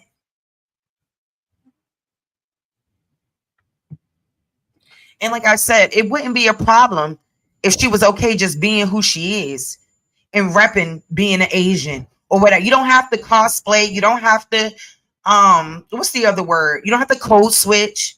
You don't got to do none of that. People will respect you for being real. That's what people respect.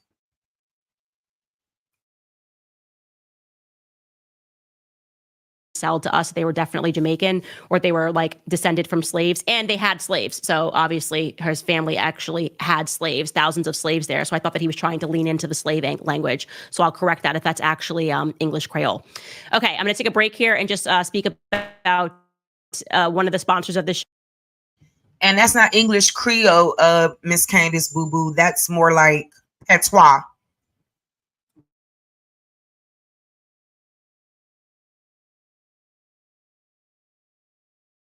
Show before I get into some of your comments and we speak more about this. This episode is sponsored by Why You for You, or is he just trying to basically signal to us that this was his family? And there you guys see me using on Instagram, it's come to be known. So you can sign up right now at nimiskincare.com. Literally did not know that. So you learn something new every single day. So I also had a ton of other people that introduced some other things that I was not aware of. And I'm just going to kind of go through other things that people brought up that I found to be very interesting. First and foremost, someone told me to take a look again at Kamala's birth certificate. Chris, I don't know if I told you to pull that, but going to her original birth certificate, yeah. So they said this person emailed me and they were just like, okay, Candace, it is amended in the middle there. So you see the...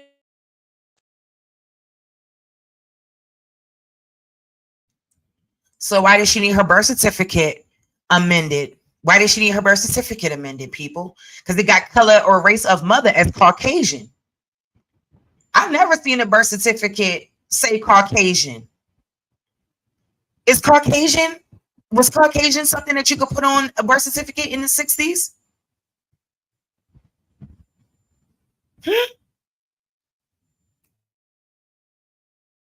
And they got color or race for father under her dad as Jamaican. Do y'all see this?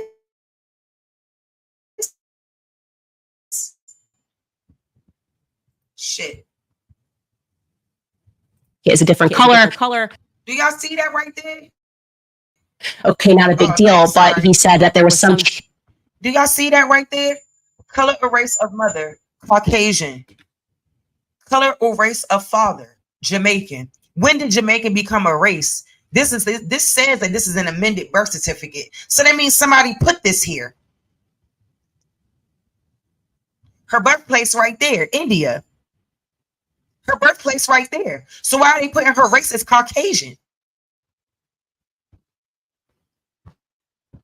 They got Jamaican right here for the birthplace, and then for the color of race for the dad, they got Jamaican. Stop these games. Stop. So obviously, when he came to the United States, her dad came to the United States. He ended up becoming a tenure professor at, I believe that was Stanford, or one of those universities. You know, from my understanding, he doesn't really share a lot of her viewpoints. But, you know, I found this birth certificate to be extremely questionable. And where's the other one? Because if this is one of two, that means two were amended. Lady ain't from no fucking Oakland. Y'all got Caucasian race for the mother and Jamaican as a race for the dad. Student and teaching fellow, University of California. Yeah, I'm going to talk about the Diddy case too. I'm going to get into that Diddy case. Y'all might not like my opinion on that, but I'm going to give my opinion, and we're going to really deep dig into that and learn some tea. Because I want, like, do the charges add up? You know what I mean? Does it line up to what was actually done? Or are they just trying to hide a bigger issue?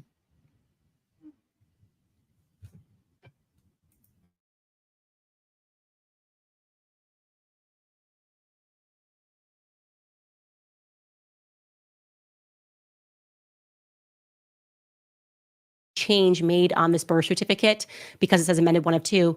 And so I looked that up because I was like, oh, I didn't even like recognize that. And it turns out that yes, in California and in other states, you can file to have your birth certificate amended if you want to change the name of the father, change the name of the mother, if there was some error, like maybe they spelled Kamala's name wrong and they wanted to change the spelling of her name, or if you just completed your adoption process is another reason in California that you are allowed to change the name or make an amendment, pardon. And oh yeah, somebody in the chat had a question. I think that was someone asked, when did England get independence from British rule? So India was they gained independence from British rule on August the 15th, 1947. So India did not come off of independence British rule until August the 15th, 1947. So that's the answer.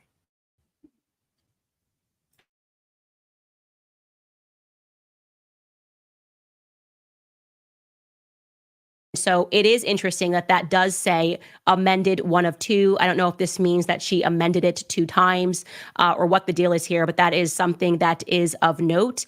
And like I said, I'm trying to read through and sort through all of your emails and to prioritize which ones I think are relevant. And I just really think that looking into Donald Harris now is just something of interest to me, and like trying to figure out where he was born and learning a little bit more about his background, because there are some verifiable facts here that are just not correct, or at least if they are correct, I can't find them. I can't verify them.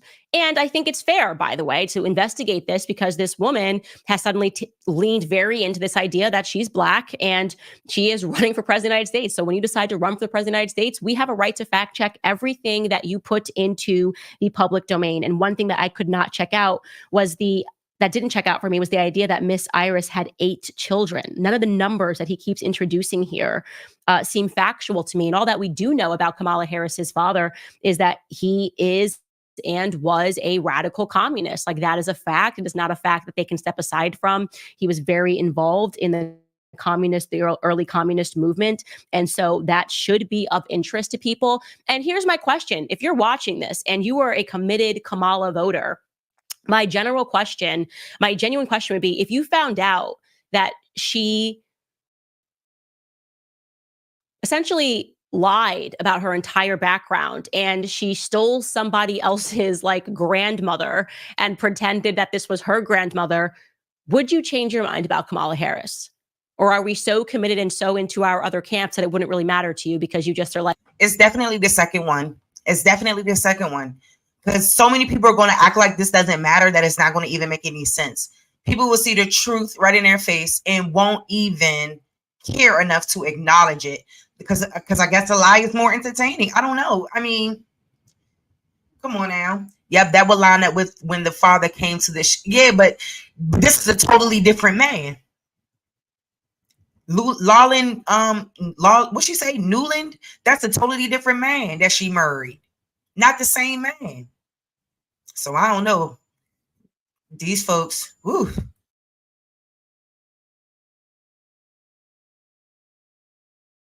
Like, you know what, I just could never see myself voting for a conservative. And so I'd rather have someone who's, you know, conveniently pretending to be Black all of a sudden. I just find that to be very strange. And I'm not discounting the fact that her father's from Jamaica. I think he is obviously very much from Jamaica. I'm just wondering a little bit more about him because I do find these elements to be a bit strange. I don't. Oh, we could definitely do Barack Obama. See, the thing with me and Barack Obama is that I was young. You know what I mean? I was 18 years old, a young, impressionable young lady when Obama came onto the scene, not being very knowledgeable about politics, not being very knowledgeable about Democrats or Republicans and their impact on the Black American people. So Obama definitely, OTK, respectfully, was being being grilled about his identity as well. But I think that it, like, to me, it doesn't matter about her color. I totally agree with you. It doesn't matter. But when she comes into the fold and saying that she's one of us, when in fact your lineage is saying that you're not, it's an issue. So it's like, to me, at this stage in the game, I'm older now, I'm wiser now. Anyone that I see as a candidate or a potential candidate for president, I want to know what the hell you're going to do for our community. Because I don't, you know, I'm over it at this point. And to me, she hasn't really shown that she has taken a direct interest in people that she claims that she is. And that's why this is a problem. And it's the same way with Obama too. Peace, grateful. Hey, love, how you doing? Good to see you in the chat, sweetie.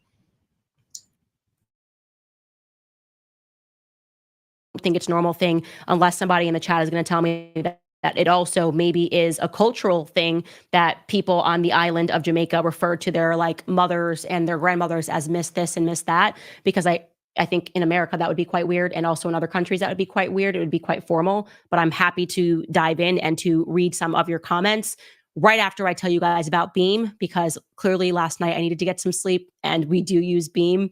Obviously, sleep is so important. It's the foundation of whole body health. Said stolen heritage, Kamala. I am just faster for a limited time when you go to shopbeam.com. Again, honing in on her father. Oh, I forgot to tell you. So because I got interested in her father and we just sort of began this dive today, you know, he also mentions that he fought really hard for her and there was like a long custody battle between him and Kamala's mother, who he was married to before they got divorced. And I did try to locate those records. He put the date here as 1972. And he also put the courts that they were fighting in California. And we couldn't find anything. Actually, I'm going to let my director, you're going to hear like a random male voice here. But Mark, you were the one that was looking this up. What did you not find? I guess, where were we looking when we were looking for these divorce proceedings, if you will, custody disputes? So the family court for Oakland, California would be the Alameda County Superior Court. So I searched the family law records for Donald Harris for that time period. I found a couple from 1974. 1976, but nothing from 1972. And the cases I did find in 1974 and 76 were totally unrelated parties. Okay. Yeah. So we did take a look through there. I called my lawyer and asked him, because listen, we're exploring every possibility, like it was the 1970s. And sometimes they just don't digitize certain cases. I asked him, is it possible to get like a divorce record or a custodial dispute expunged? He said, no, you can get it sealed, but not expunged. But there's a chance that they just didn't upload it. And obviously, to be fair, Kamala Harris also had a lot of power in California. And so maybe there was a way that she we got that removed from the public domain, but we are going to keep looking for that because I just now want to verify everything that Donald J. Harris has said, because he's now very much on my radar as someone that has like sort of confirmed her story. So we're going to stay on it because I just think it's really important for us to know who it is that we're electing into office. And I also want to say this, guys, like, you know, for what it's worth, I was not politically awake at the time that Barack Obama went into office. And I'm glad she's saying that because, like I just stated, like 100%, I was a young girl when Barack Obama came into office, and I was not as politically on it as I am right now. And even still, I try my best, you know, to be as open and as, you know, to other sides as I can be, just in general, even if I don't agree.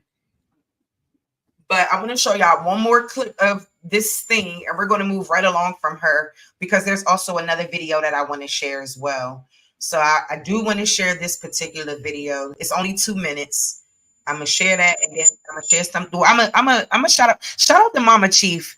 I'm going to play this song real quick, and then I'm going to show y'all what I need to show y'all, and then we're going to keep rocking.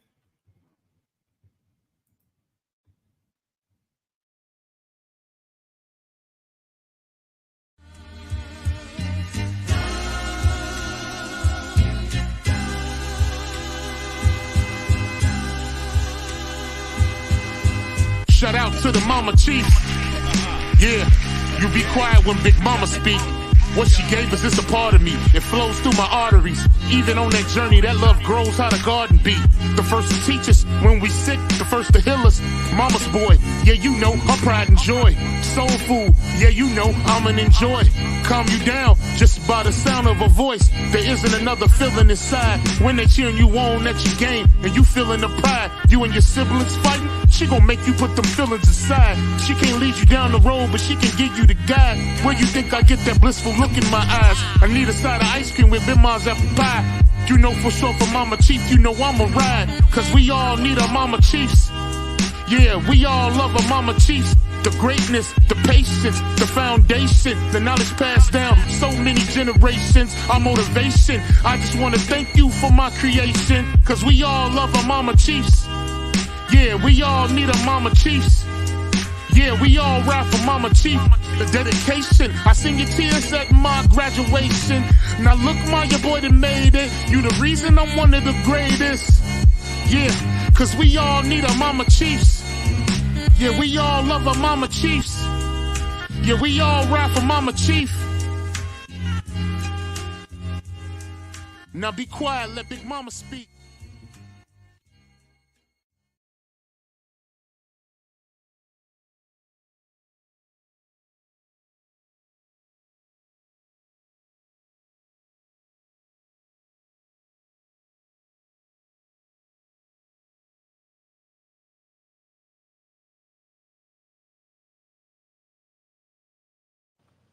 To the people of India and to Indian Americans all across the United States, I want to wish you a happy Indian Independence Day.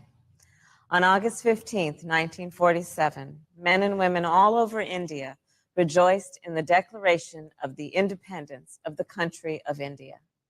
Today, on August 15th, 2020, I stand before you as the first candidate for Vice President of the United States of South Asian descent.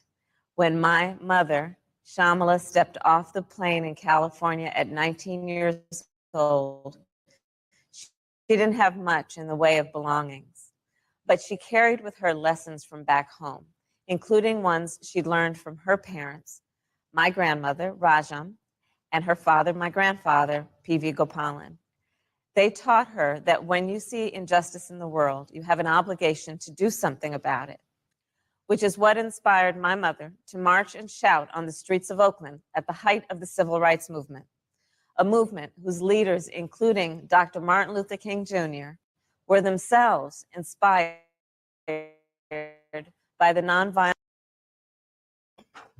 Exactly, because what she fails to acknowledge is that she comes from a family of South Indian Brahmins, and that apparently she was sent here, her mother was sent here by her father. See, they don't want to talk about that. But she was sent to America. She ain't come here because she was struggling or going through nothing. No. She got sent here for a reason.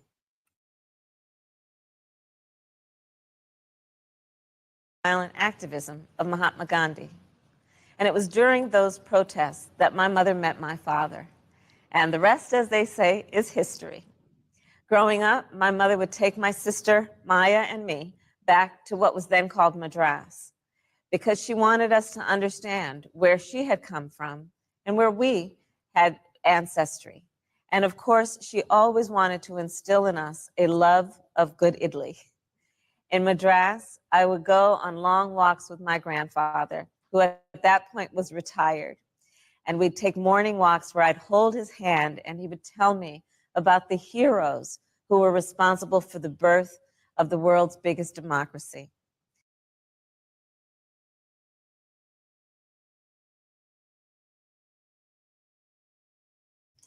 So what y'all think about that? And it mean like, and while I'm doing that, I'm going to be pull up while y'all comment and I'm gonna read. I'm going to pull up this one more thing that I wanted to go over. Because normally during the day, I try to take me a little nap or two, but you know, I couldn't really take a nap with all of this stuff going on. So let me just go to these brothers and shout out to them, the daily wrap up crew. You know, yeah, just shout out to those brothers. So I hope y'all enjoyed that piece. You know, shout out to Candace Owens once again. You know, I hope they don't do nothing to Baby Boo, you know, but she told the truth. She told the truth. And that's all that matters. Like, we have to stop. We have to call people out when they're not doing the correct thing. Like, we can't continue to have people coming in trying to grab onto a culture they know ain't theirs. You know what I'm saying? And then we have to spend years in time correcting people. Anyone with $10,000 who obviously don't have, you know what I'm saying? They don't have the coof to be truthful. So like I said, we're not having that. We're not having that. So like that was just more so in it. And I want y'all to just hear this small part of this particular video, because this particular video was good. So let me pause. Cultural identity and perceptions. We'll start right there because we're not going through the whole beginning. So now we're going to move along, and now we're going to talk about they had an interesting episode, the Daily Wrap Up crew, where they were talking to Africans and, you know, like just confronting them about their thoughts about African Americans. So, you know, I found it very interesting.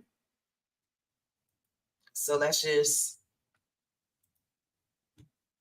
me go ahead and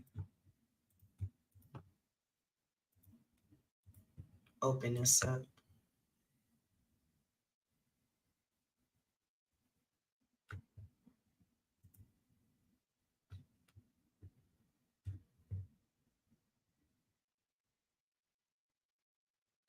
Agreed. I don't disagree with you. That's why we putting it out here. Like us that no. Us that no.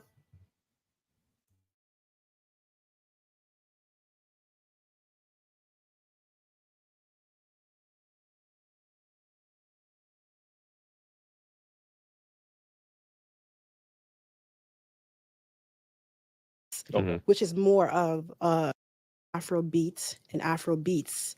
There's two different You got to break that down. genres. So you have Afro beat, which is a more cultural sound, meaning, are you familiar with like Fela Kuti? I think Ariana Grande is inviting you and a friend to attend the premiere of Wicked.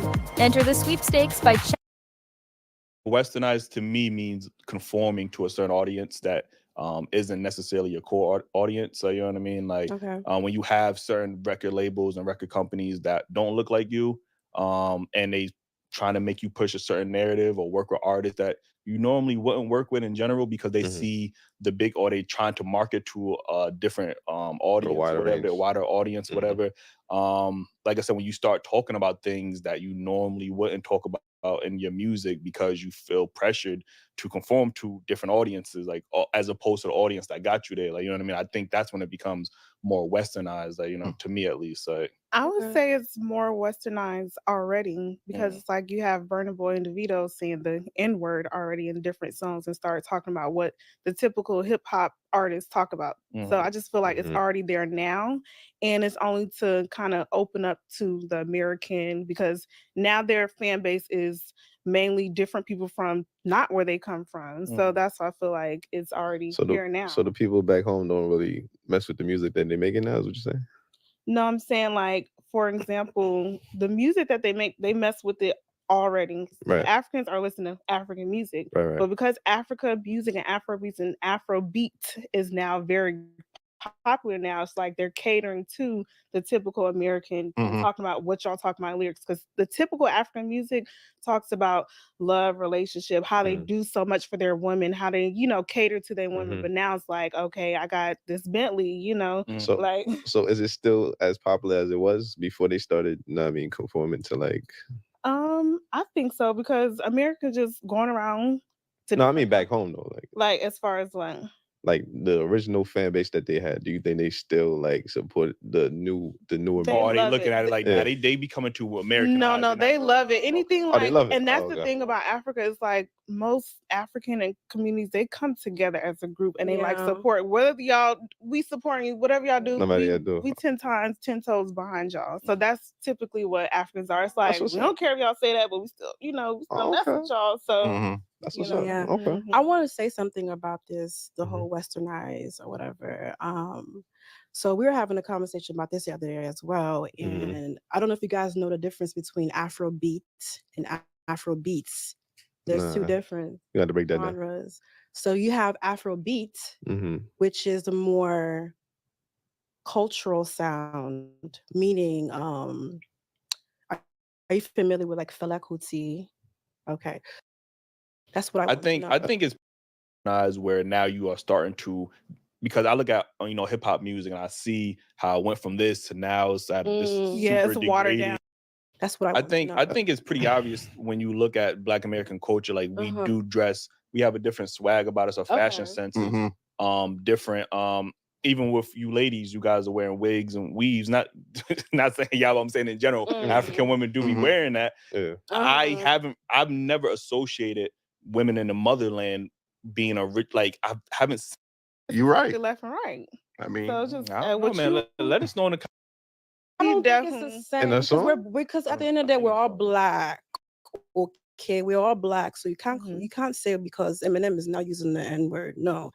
What I'm saying is like I get what you're saying, but I feel like when they're using the N-word in their songs, they're not thinking about it. It's just like it's a phrase that's commonly used now. So that'd be an excuse for a white person to say as well. Yeah, but you can't. You can't compare a white I listen to Future, so I should be able to say the a white N-word. person is not Black. A Black person, African, we are both Black. At the end of the day, regardless of where we come from. You can't compare a white person to. So that's I don't think that all together. Eli always says this all the time too.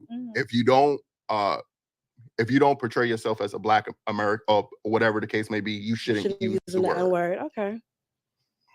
If you're not one of us, then why? I just told you it's about money. They're catering. They think business. Then I would take that as disrespect. You get what I'm saying? Well, then everybody disrespecting us at this point.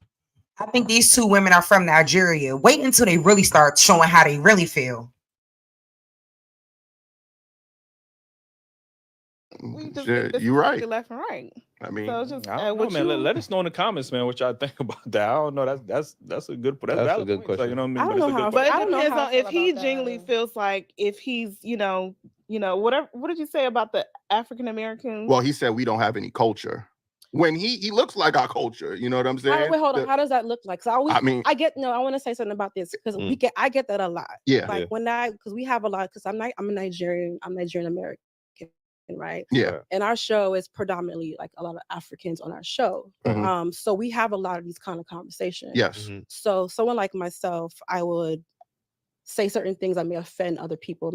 I may say something to offend an African American person, right? And they would now look at me and say, "Well, you look like us. You're trying to look like us. No, you're you trying are to one. dress You like are one us." of us. You're American as well, right? You said I'm American,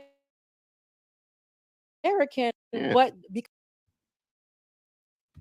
No, she's an immigrant, a second or third generation immigrant. So when you come to our country with your Nigerian ways, your Nigerian customs, those things are still being taught to you in your home. So of course you have a fucking perception of African Americans, so-called African Americans. Of course you do. And we not Africans, so stop calling us that. Y'all ain't us and we ain't y'all. But you out here trying to look like us. Both of them. Look at them. And I ain't got time. as well, they're thinking, I'm trying to look like you guys. I'm trying to talk like you, but I'm American. So I guess the point that I'm trying to make is, what does an American person look like, and what does an African person look like? How is an American person supposed to dress as opposed to an African person? That's what I think. I think it's pretty obvious when you look at Black American culture. Like, we do dress. We have a different swag about us. Our fashion sense is different. Even with you ladies, you guys are wearing wigs and weaves. Not saying y'all, I'm saying in general, African women do be wearing that. Yeah. I've never associated women in the motherland being a rich, like, I haven't seen that. Y'all usually present with your natural hair more. I think that aesthetic is great point. A Black American aesthetic. You know what I mean? Like, and that's just me personally. Like I said, I have never, when I looked at the motherland of African women from the motherland, I've never looked at them having all of this makeup and, you know, enhancements and surgeries and stuff like that. Like, so that to me is an aspect of looking the part of a Black American woman. Like, you know what I mean? So even how certain Black men, but also, where did Black American women get that look from? They got it from the Europeans. So that's why I feel like Black Americans and African. When did we ever get anything from the Europeans? When did we ever get the way we look or do our hair from European people? If anything, honey, what you are stating is clearly coming from a Eurocentric standpoint. We don't get nothing. What? From Europeans? Is she crazy? That's what I'm saying. This is a disrespect right here. Are on the same way. Where do you think? Because we're all wearing. Where do you think the world get most of its fashion advice or sense from, or styles from? A Black man walking up and down the block who made his design or made his appeal. LL Cool J, knowledgeable for rolling his leg up.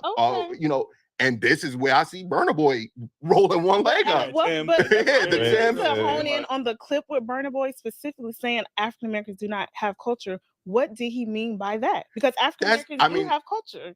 Well, if you ask a lot of Caribbean people or even African people, they question African Americans.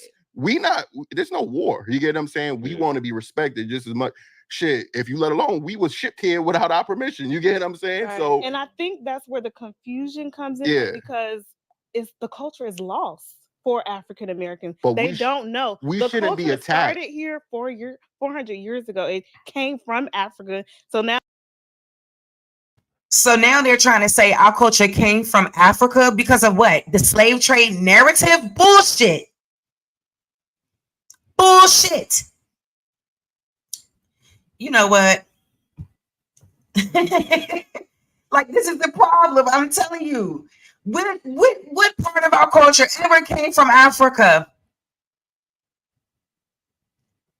Please let me know, because I thought we still be out there hunting animals and eating the cats, eating the pets, eating the animals, eating the dogs. What are they talking about?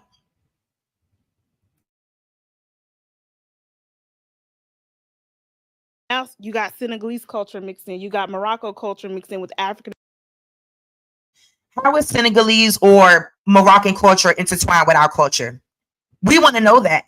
Y'all want to dress and look like us. Lady, you are just like a Black American. You got the bandana on. You are just like us. We are not just like you. And they definitely bleach like crazy, the enemy's public. You right about that. They number one for that. I wouldn't be surprised if them two was bleaching their skin. Both of their foreheads big as hell. Respectfully. You know, and that's not our phenotype, respectfully. American culture, even just in Louisiana, gumbo, okra, all that came from West Africa. For them to How is she saying gumbo came from West Africa? Is she serious? Y'all do not even cook gumbo now over that junk. Where y'all gonna get the shrimps from? They should have been on her neck. They just talk about some They should have been on her. Both of them. Pick up those traditions and cultures. So that's where they're saying you don't really know where the culture is, because it's coming from thousands of languages and tribes and countries. It's not coming from thousands of languages or tribes or languages or none of that shit you're talking about. How should y'all say gumbo came from Africa? Okra, yeah, okra's one, but not gumbo. Ladies, stop. Y'all folks, and it is no disrespect to Africans. You know, shout out to Africans. I know some good African men and women out there, but they know what time it is.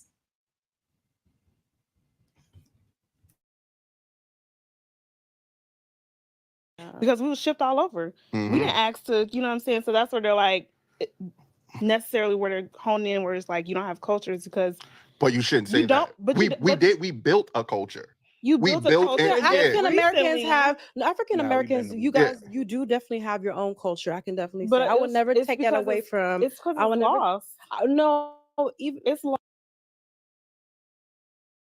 I just don't understand why she keeps saying that it's lost. It's not lost, baby. We've always been here. When did y'all ever eat gumbo? I want to know that. Because all I've ever seen, and I'm gonna show that shit next to that white man hanging out with the Africans in certain places and eating foods, and y'all gonna see how they eat and how they do stuff. No, that didn't have nothing to do with Africa. Our people have been not even if like okay. Let me just put this in perspective. Now, even if you do want to say, hey, they came from Africa, woo, woo, woo. Even if you want to say that that's the case, we haven't been there in 700 years. 800 years. You help me understand. Because I don't even eat okra. I don't like okra. Thank you, old dude, because I don't like okra at all anyway. And that's probably because that shit African. So, yeah, let's... I'm telling you, though, this is the issue with people like this. Like, because of their westernized education, they think they know more about who we are. They think they know more about us than what we do. Like, I know that, like, I mean, maybe sometimes it's best for men to handle these kinds of situations, because I would have been up in smoke, okay? Letting them know, I would have been shutting them girls down. We're not lost in nothing. We're exactly where we're supposed to be doing exactly what we're supposed to be doing and been doing it. Y'all want to be like us. It's not the other way around. We didn't get our culture from Africa, from all these different places. None of that even makes any logical sense. How did we get all our culture from Senegalese, from South Africa, from Zimbabwe? How, Sway? When we've been right here on our own land, our ancestors buried in this land.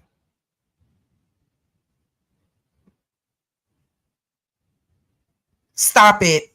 How are they going to try to take gumbo from Black Americans? How are they going to take that from Louisianan people? How are they going to take that from Louisianans? What's the word? Is it Louisianans, y'all? Native Louisianan people. How are you going to take that from them? Y'all don't even make macaroni and cheese correctly. Y'all need to never touch macaroni and cheese on my soul. Like, ever. I know the culture different just based on how y'all try to cook our food. Y'all can't cook our food. Ever.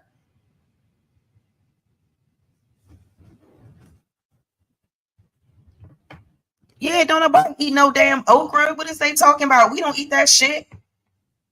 That's y'all shit. We eat fucking greens. and not the ones they put in the tub.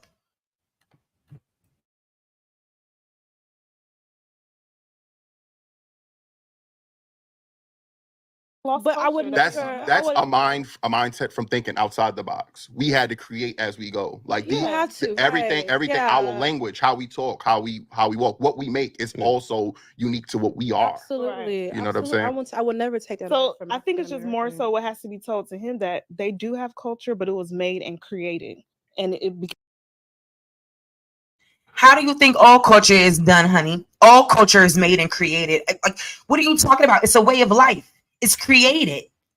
You don't just grow up knowing, it's created. Someone creates it. That's how your people come into the fold.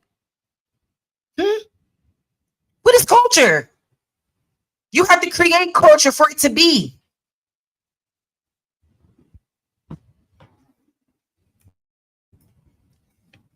Tub greens. Yeah, that shit diabolical. Diabolical. I'm sorry. Come on now. And like it's gonna get even deeper, man. Like they should have really had a strong sister on there. You know, and I think a lot of times people are afraid of sisters speaking out because they already know what time it is.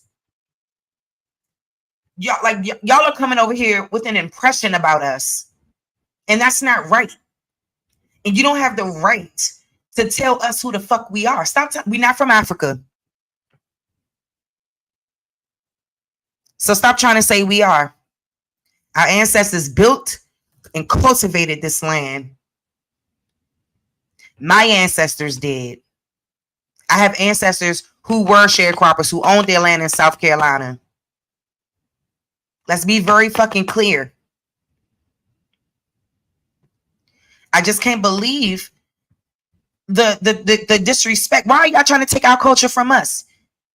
Because of that flawed ass slave trade narrative BS. That's it and that's all. That's the only reason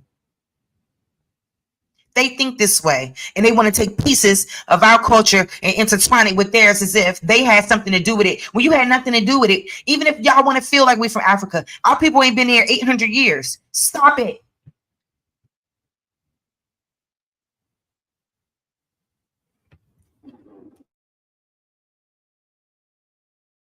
Became their own culture, hip hop. That's literally a culture from Black African Americans. So my question now for you is, would you now say African American culture derives from African culture? My Spotify might just be the most organized thing in my life. And that's because I put the time in. I think we all take a little bit of something from each other. That's shit is things. I think that is true. Yeah, because I was about to say, if somebody don't come in here and if somebody don't speak on that truth, I'm a go off. But he came on in there. Because to say we take a little bit from everybody is diabolical. That's crazy work. That's him not trying to really answer the question like you need to answer it. Answer the question. No, we don't take anything from African culture. We don't dress like Africans. We don't eat, think, shit, breathe, nothing like an African.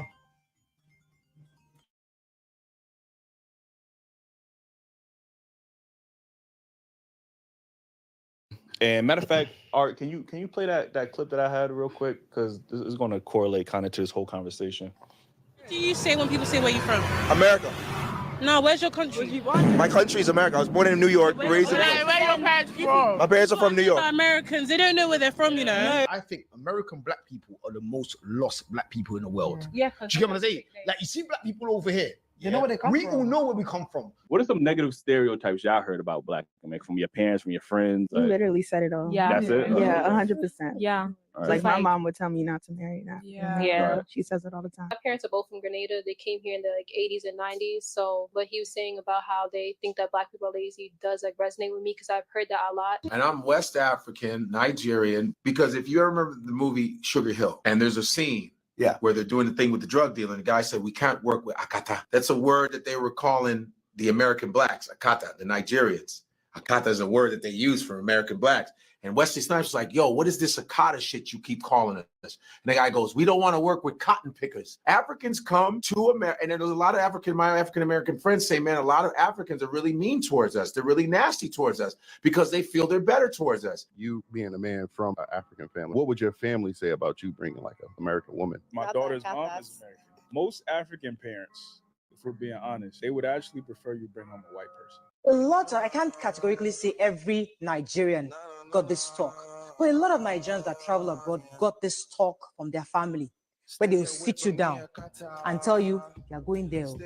Don't go and talk to those Black Americans. You just go and get pregnant. You get into drugs. You start become the gang banging. They give you that talk. That just go to the white community, find a nice place. They just go and be decent. Stay with the white people. They give you that talk. So when you enter America, you already have a perception of African Americans. You've judged them. Well, we don't want them here. They're your brothers and sisters. They're not our brothers. They are. And y'all not our brothers, Slim. We know already. We know already. We know what y'all think. It ain't never been no secret. We know exactly what y'all think, and a lot of y'all have the wrong idea, and y'all don't know anything. Y'all are up here getting a lift up. All of y'all. Y'all are not getting treated the same as a Black American or African American, a Negro, colored Indian of this land. Y'all have no clue. Trust me, we don't think y'all are brothers and sisters either. What they talking about? Stop playing with us. We don't think that. No, ma'am. No, sir. We know what y'all think. And for real, y'all really is real life savage. But I'm gonna keep it cute.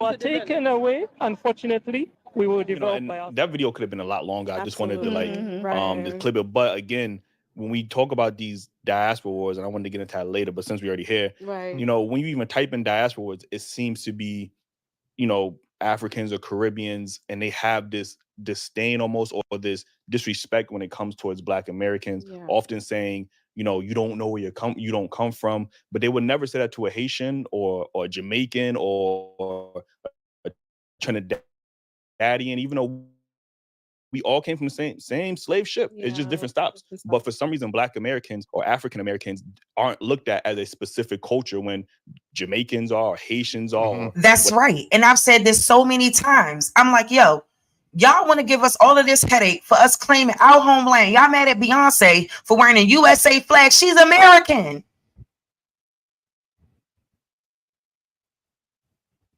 We American. We from this soil.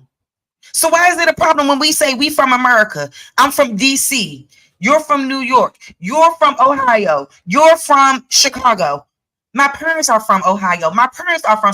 Why is that an issue when we say it? Because they done beat the slave trade narrative thing in y'all head so much that only the people in America can't. We can't hone in. Excuse me. We aren't allowed to hone in on our lineage and our heritage. It's crazy work. They always fleeing. And just like we told the other boy, because I remember going off on my because this was who channel was that I was on? Was that Cuddy channel or something? Because I ain't let that dude talk, because you're not going to come into this space and then you're going to belittle and down so-called Black women. Because we were trying to school him and let him know that, yes, there is people that seek asylum based on homosexuality purposes. I said, I know someone personally. She told me why she had to leave her Russian country, or it's a similar to a Russian country, but in that Russia area. I forgot, not Slovakia. It's another place. It's something like one of them. She told me she was from a place like that. And I kept asking her, so what happened? So why you in America or whatever? She said, oh, it's because I am gay. She told me out her own mouth. It's because of being gay in her relationship that her and the other one fled or whatever. They fled their nation and came to America. Already homeowners, managers, all of that stuff. Like they bring these people in and give them everything and look for mischief out of us, look for problems in us so they can have a reason to dispel us. I know exactly what I'm talking about when I say it. And I know a lot of times people may not like the way it's coming out, but so what? Y'all need to understand. Yeah, man, the LGBTQ got more rights than black people. It's sad. The tethers can come over and do what they want. They can come over and tell us we lazy and tell us we you know, they can tell us all this shit about us. Because you from the outside looking in. But you have no clue what we're going through as Black American people. Have you lost your skillet biscuit? A lot of y'all have. Because if you look at your conditions and if you look at the conditions of my people, you can tell it ain't the same. It's not one of one. Like, this shit ain't no monolith.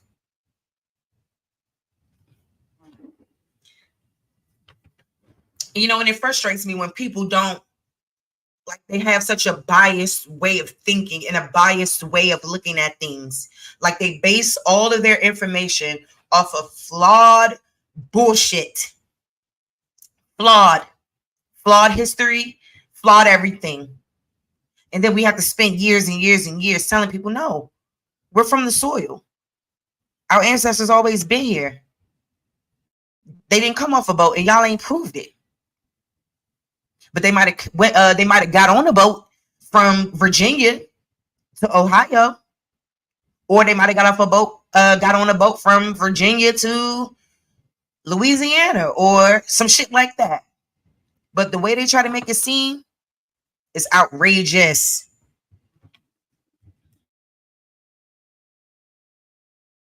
Whatever, Antigua, like all of them are looked at. Nobody questions their culture, and the fact that we always have to answer our culture or is being questioned by people that look like us, you know what I mean, is very disrespectful. And especially when we have built a unique culture within America. And I think, unfortunately, the media does a good job at portraying only the negative stereotypes. It's just like when we were growing up, the stereotypes that we seen of Africans was the flies on the face. I didn't have this, that, and the third. So that's what we saw. So of course we had a negative perception. But, you know, we see as now 2025, 2024, we still seeing that narrative push that don't go to those Black Americans. They ratchet, they ghetto, they don't got no culture, which is just, to me, is very disrespectful. And it is a slap in the face, like, as somebody who's Black American. Let me ask you something. What country in Africa are you from? The hardest part about a writing assignment is getting started. I'll use Grammarly to illustrate how AI can be your... I'm from America. That's what we're saying. Just like a Jamaican, just like a no. He just told you he's from America. What part of that is not sinking in those pea-sized brains? We are from America. Period. And y'all need to stop trying to make us feel like we are wrong in what we are saying.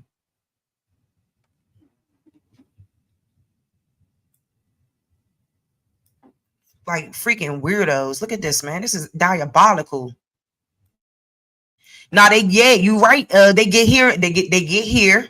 They're taught the slave trade. They're taught all about the flawed ass American history, and then they turn around and make their judgment.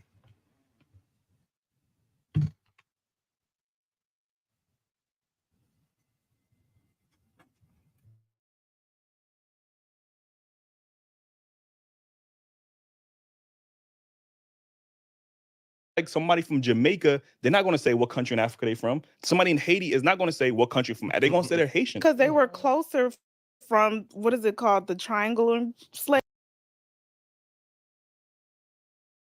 But then when you...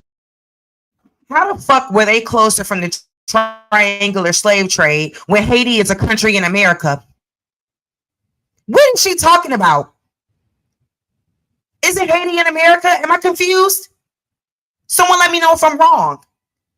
Haiti, Jamaica, all of that shit's America. What are they saying? What are they saying? What is the difference in a Jamaican saying that they are Jamaican? Because none of that shit's close to Africa. None of it. Wow. She don't even know why she doesn't even have a definitive answer for why they're always grilling us here in America, North America to be exact. They want to grill us. How'd you go ask him what country he from? He just said right there and told you, America, bitch. What more do you want from him? We're not from any country in Africa. I would have told them flat the fuck out. Flat out. And I would love for you to find me one DNA kit that will actually put me with some cousins in Africa. Please. Please. Please let me know. Because this is getting sickening. But we have people running around like this, spewing this kind of misinformation.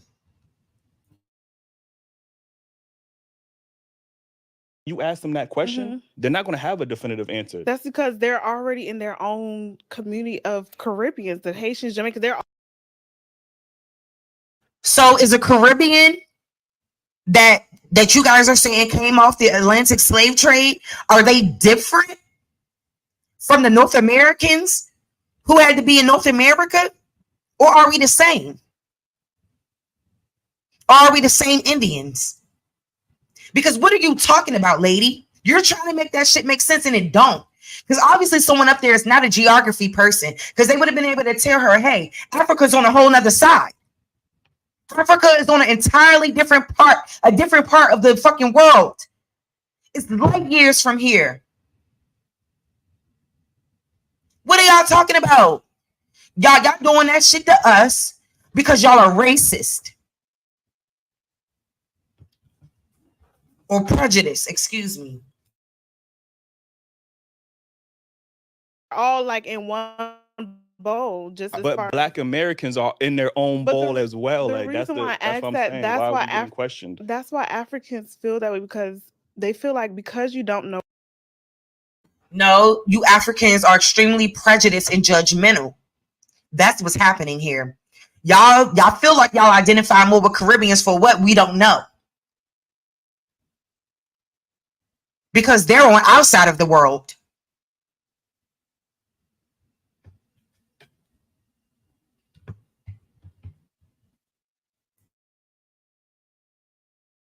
Where you come from, which is not by fault by Africa. We know where we come from. We come from America, just like I guess Jamaicans it's just more come from Jamaica. Like, what is the difference? I think it's just Like, more relatable from an African to see another African and be like, oh, where you come from? Oh, I'm from Ghana. I'm from this place. And they know.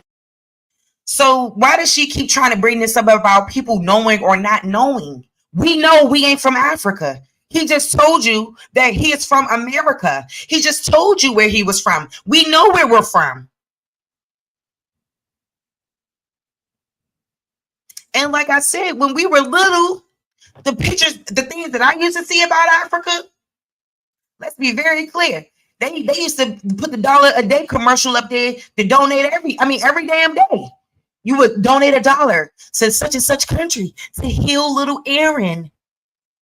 Come on now. Come on. Stop playing with me. Stop playing with me. Stop playing with our people. This is very, very triggering. So I got to really keep myself calm, because I'm like, oh my God, these women, they are really, truly misinformed, and it's sickening. With a head full of weave on in their hair, trying to look like somebody. Makeup done like a Black American. Look at your eyebrows, boo.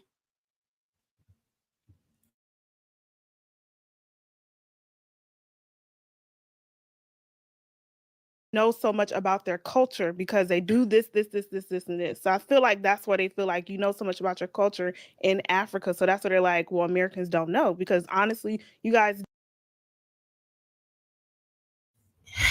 You know what? I'm going to start saying this, because y'all want to keep saying we supposed to remember this shit. Y'all want to make us African without memory? Why can't we find any ancestors in Africa today? Why can't we find that? There's a reason why.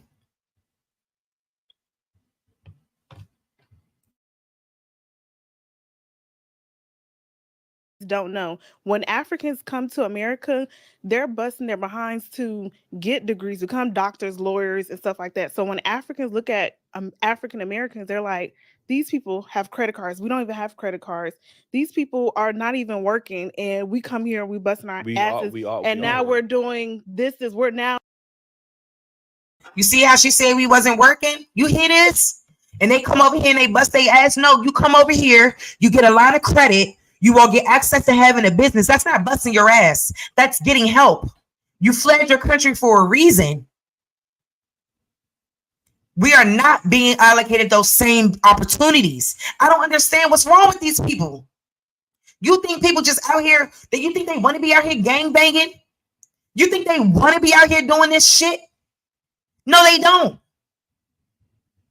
No, they don't. And I tell people all the time, yes, we make a lot of messed up decisions, and we have. But the way we've persevered, we ain't never left our land. We ain't never ran to Africa asking y'all to help us. You got the nerve. We done always stood 10 toes on everything. And we're going to keep doing it now on this Aboriginal American Indian business. Stop playing with us. You hoes is sickening. We don't need people like you having a voice. Yeah, they unbelievable. Unbelievable. Lord Jesus. I mean, I just can't deal with it. I cannot take it, young. It's so sad to me to hear people who obviously are super disconnected. You are so disconnected that obviously you don't have many Black American friends. You don't have enough people around you trying to educate you and school you on what's really good. But you both up there looking crazy. This headscarf had a lot to say. Come on, Cookie Monster. Now 6 figures, and these people have all these years to become all these great jobs and careers, and they're not doing anything. I'm just saying this is what they're saying. Yeah, this is the conversation. It's like y'all have all this time to get free money, free.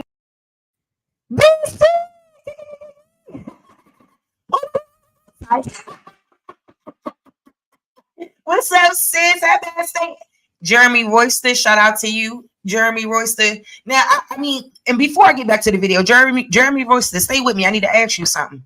I saw something like maybe a few months ago, and I thought, you know, and I don't want to do too much, and I don't want to pry too much into your issues or your business or what have you. But I felt like I saw you on the news or on a presentation that I was happening to be watching about a death or something. I'm not sure if that was you or not, but I just want to be clear, if it was you, that I just send you all of my love and all of my condolences. I ended up coming across that randomly, and I said, wait a minute, that sounds like the Royster that be in the chat. You know, and Royster to me sounds like a very rare last name. So I just want to know if that was you, you know, let me know. And you know, like I said, I just, you know, send you all my love and all of my condolences and, you know, all of that. So that's what I wanted to say to you, Jeremy, you know, and I wish you and your family well. Okay. Knowing damn well, exactly. Knowing damn well she got a motherfucking Ush Kush Bush. I didn't hold you. I got mad at one of my folks, y'all. I said, why the hell would you go and get this girl pregnant? He was mad and shit at me for saying it though. I said, why you couldn't find a regular girl, like one of us? I said, you gonna go and get with an African, knowing damn well how Africans feel about us. He got mad that I was saying that to him. Because the time where we did come together. Oh, okay, good. I just want to make sure that's not you. Okay, good. Because I did see another Jeremy Royster spelled the exact same way. And this Jeremy Royster on that particular show, on that particular presentation, I think, lost a daughter or, you know, something to that effect. So I'm glad to know that wasn't you. I was like, damn, like if that was him, why ain't nobody never, you know, show him no love or anything. But thank you for clearing that up. I'm glad that's okay. I'm glad. I mean, you know, you know what I'm trying to say. So anyway, back to it. I was telling my little folks, I'm like, bro, and now my little folks, this little head, you know, man, we be going through it with the little tennis ball head situation, man. I told him, man, I said, you better make sure you put some conditioner, some fucking pink lustrous moisturizer in that shit. Got my boy head going through that shit because you want to go get with an African. You know what? I ain't got time for it. Like, that's just me trying to be funny. But for real, it's sick. And let me tell y'all something too about another interaction that I had with an African. Like, you know, usually like in the DC area, I see a lot of the Africans really working in healthcare fields. So like normally they be doing things like within, you know, obviously certain healthcare, whether it's healthcare, what's that shit? A home health aide. There it is. I couldn't get it out. So whether it's a home health aide, a nurse, anything dealing with physical therapy, I noticed that a lot of these offices, like these small offices, are owned by these particular Africans and African people. Now, when I first started my locks, I started my locks in 2021. It's 2024. So this accident that I got in with my car was probably around 2022 or 2023. But anyway, when I walked into the thing to get my physical therapy and stuff like that, so I could get paid for the car accident that I was in, and ultimately also to get health benefits as well. But ultimately, you gotta go to physical therapy, and then they'll pay out afterwards. But that's neither here nor there. And I had my hair freshly retwisted, and she was like, "I could never ever grow locks, and they look like yours." I said, "What you mean?" She said, "My hair would never look like that." But like I said, "What is you talking about?" She said, "As soft as your hair looked up at the top," she said, "my hair would never retwist and look like that. If I was to get dreads, it would never look like yours." They know the difference. They know the difference. It'll never be me. I'll never be you. Like, we are who we are. We are who we are. You can't take that away. Our phenotypes ain't the same. Even when you look at these two hoes, they don't look at nobody. They don't look like nobody in y'all family, especially the one without the headscarf. They don't look like none of y'all peoples. Let's be real. Now they trying to look like one of your peoples by the way they dress and the way they're doing their makeup. Yeah, they're trying to hide their phenotype and their features. Look at her, the one with the ponytail. She ain't got no edges. And this is what we got to deal with, people with no edges telling us who we are. I mean, this is diabolical. I mean, nasty work. Nasty work. Shout out to everybody that's been coming in and out. I really, really appreciate it. I love you guys so much. Thank you all so much once again. Shout out to all the Aboriginal, Indigenous, Indians, period. We been here, baby. This our land, and we ain't going nowhere. And we're not going to tolerate the disrespect from any immigrants, migrants, foreigners coming up in here trying to tell us who we are. That's dead. We dead of y'all on that talk. We dead of y'all on that talk. We're done with it. So y'all pick a side and y'all figure it out, because we've never seen y'all come here and try to unite with us. You always talking trash. And that's our problem with you guys.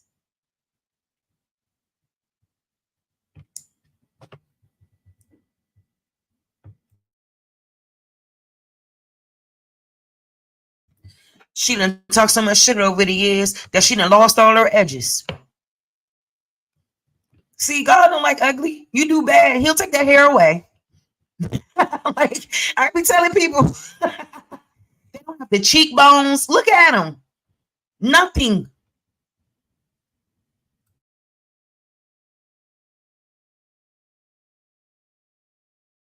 Loans, and we don't get that back at home. Yeah, but y'all get that when y'all come here, though. Exactly. And guess what? We're right here, and y'all But are still there's here. a lot of green. And she said, yeah, and guess what? We're right here, and y'all are right here. Did you see that? Arrogance. Arrogance.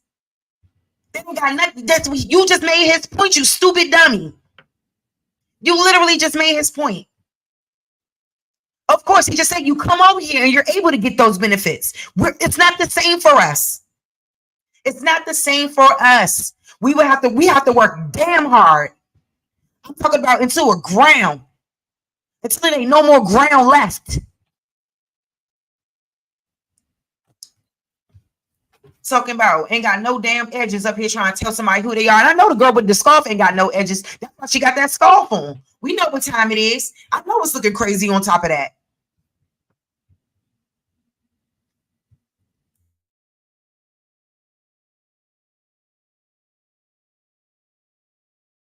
Grants and loans and different The situations. people from here is not getting them loans that y'all come here and get them. You said what you just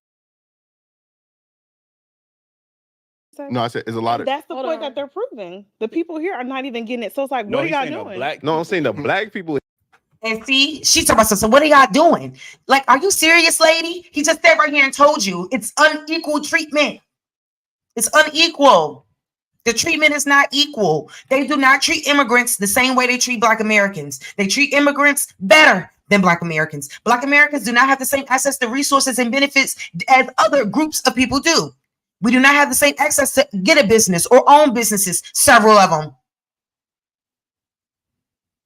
Are they be on X? I'm going to find them because I've been getting on X too. So I can't wait to get on there because I will really, really love to have a dialogue with these two young ladies because you obviously have no understanding. Like you're a second generation or a third generation. Sit down, Edges.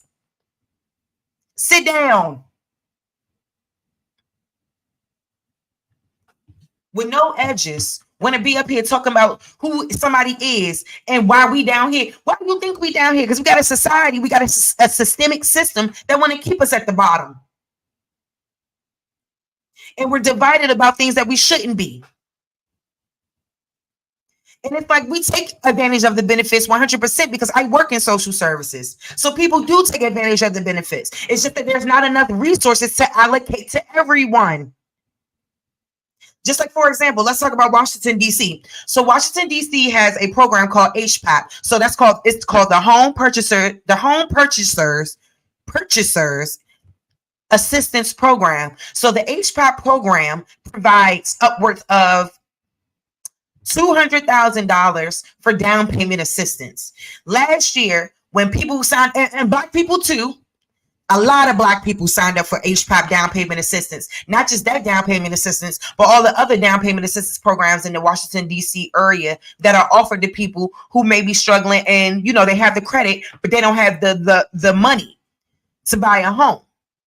They have these options. But see, what happens is that it's all about how much money is there. So in DC, once the money runs out, that's it. So even if you got a notice of eligibility stating, hey, we're gonna give you the $200,000 to put a down payment on your home and all that jazz. If the money runs out, that means some people aren't going to get it. But meanwhile, they are putting things in place so that you people that come into this country, you guys don't suffer through that. You guys don't have those same issues. So it's not that people that are so-called African American don't want it. It's not that. The footing ain't equal, and that shit ain't never been. And it ain't got nothing to do with what we doing or not doing. Because all our people have done is conform and try to do everything they can within the society to the best of their ability. You coming over here and being over us, it just means what I've always said and always thought time and time again, that our country prefers foreigners over authentic, natural people who are from this land. That's it, and that's all.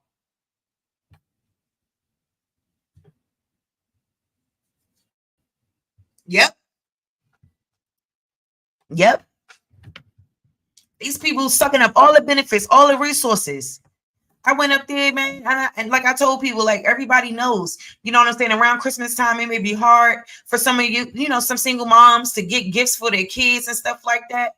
You know, they have things for that too. So like, there's a lot of things that you can do within yourself. You know what I mean? Everybody I know for a fact has reached out and has leached onto these benefits. But the same benefits that we are getting, or we supposed to be getting, it doesn't pale in comparison to what people that are getting that come across that border.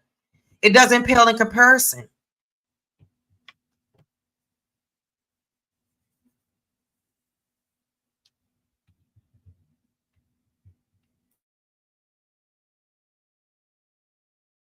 Here are not getting them same opportunities that y'all come from y'all Africa and coming here and get. We don't get those. Considering not just Africans, everybody, all the other countries are considering y'all as being lazy, because it's like, why aren't y'all getting these? Like, why y'all not busting y'all asses to? Y'all should be better than the Chinese. This is y'all Americans. Yeah. Y'all should be better than America. Y'all should be better than Chinese people who coming over here. But we. And the thing is, my question is, what are the opportunities that you think that we have over? That's different, right? The grants, the loans, the scholarships, and that stuff. We're getting more than you guys. I don't understand what. No, I've never heard of anything. Are y'all seeing what's going on with the immigrants right now and how the benefits that they're receiving? Yeah, are y'all aware of this right now? The immigrants were here. Yeah, all of these immigrants are going into New York. Nope, they're not educated. They don't know what they're talking about at all. And you could tell that they come from a household of privilege. How the fuck are you speaking for the whole African diaspora to tell you what? And it's what we should be above the Chinese? We should be. But it ain't no fault of our own that we aren't. What are you talking about? The Chinese got a different story. And they're treated like an immigrant just like you guys and getting the same benefits as you. Period. It's not the same. Exactly. They worry about the Chinese being over us while China over there taking over Africa.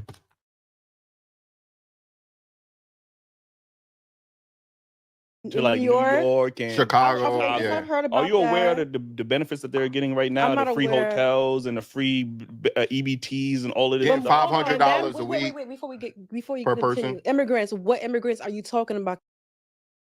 Bitch, we talk about all y'all, but specifically the migrants.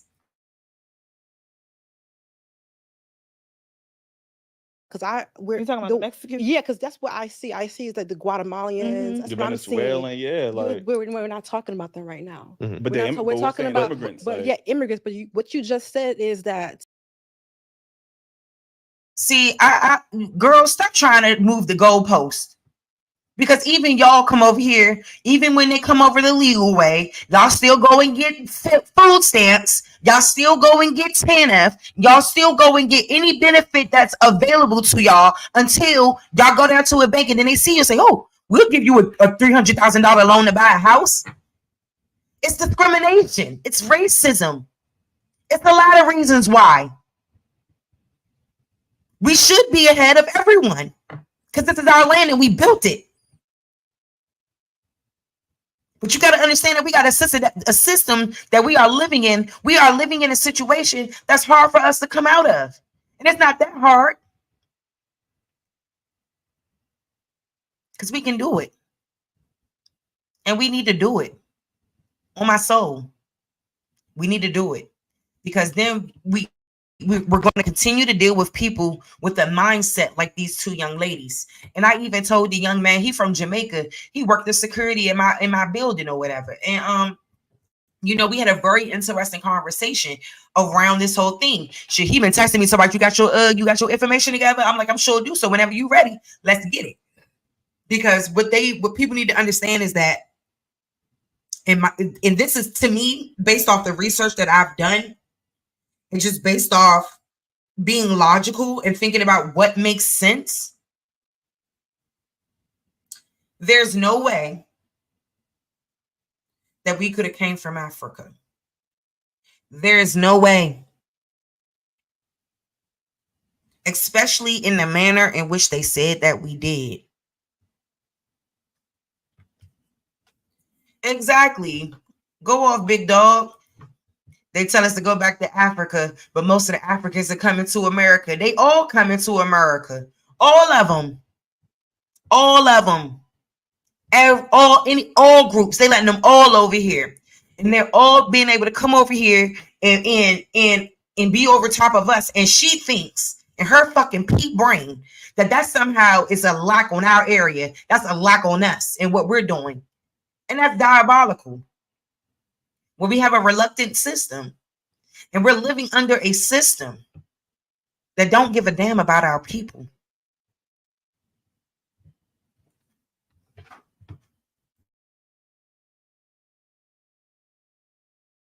Africans are getting more opportunities than African Americans. Africans, Caribbeans, yes. We're not talking about the Venezuela. What do you mean, how? So answer that question. America is giving immigrants from other countries, more opportunities that they would give a black man specifically. If you look online, if you go online and search, we go online and search for grants and loans and everything specifically for black men. There's none. And NAACP don't have. They have plenty of awards and scholarships and that just shows you how America treats black people as a whole. It's America. But that's the point we're trying to get to, y'all. That the reason we're not as far as people come from other countries and get is because. No, I'm sorry. No, this is not to be ignorant. Oh, this is not about to be ignorant. Right before you're about to be ignorant, right? Let's just see what ignorant ass comment she got to say. Not to be? Oh, right before you're about to be ignorant. Okay.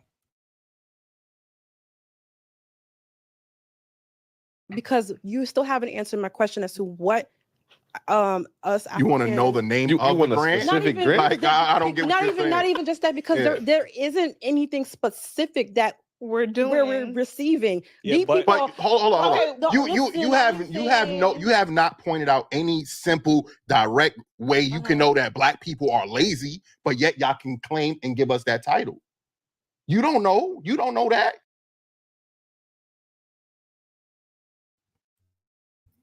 Period. Ate her to fuck up with that. Ate her to fuck up with that. You continue to perpetuate that we lazy. You continue to do that shit though. Cut it out.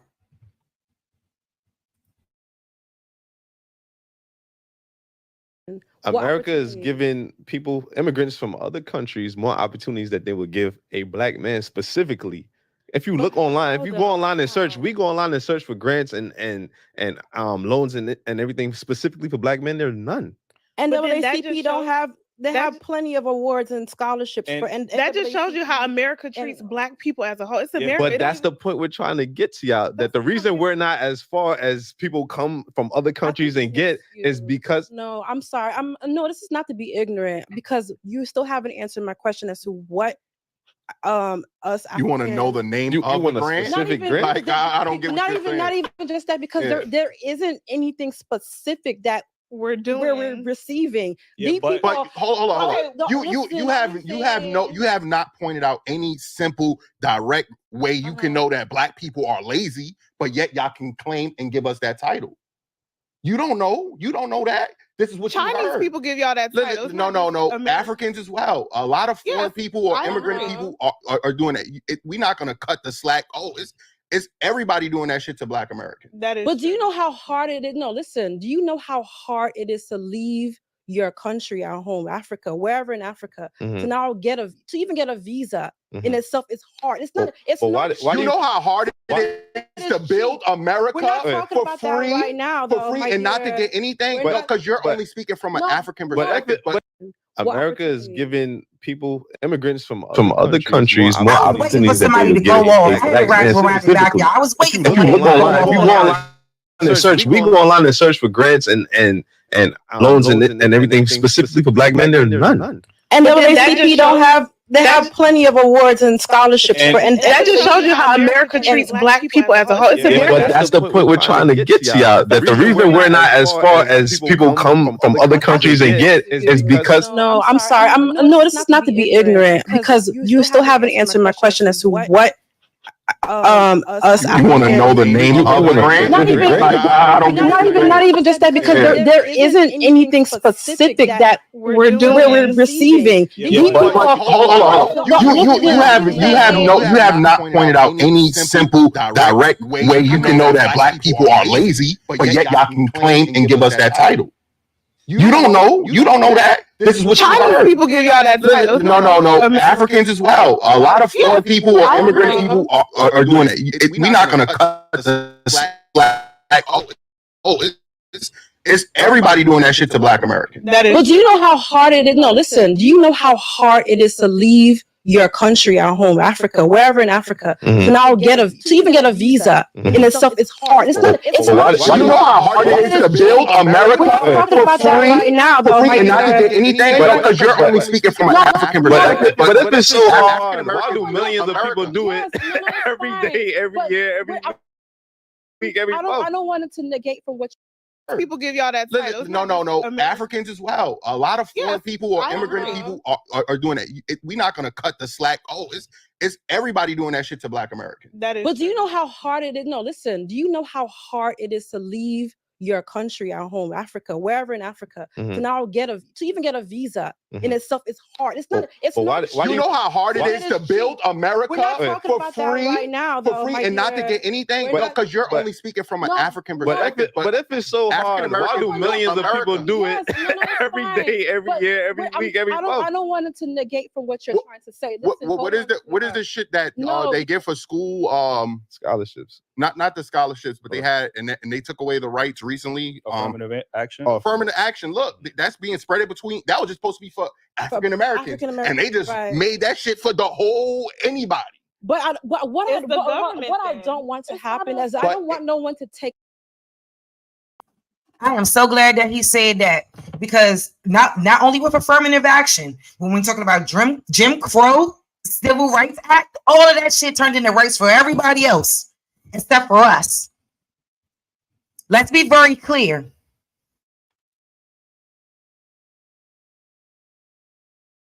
Take away from the hard work that Africans are doing to get to where they are. We're not getting. We're not doing that. Free. But if you come here and you saying disrespect to African American, look, it's literally look, they're can I ask y'all a question? Y'all know Hispanic people, right?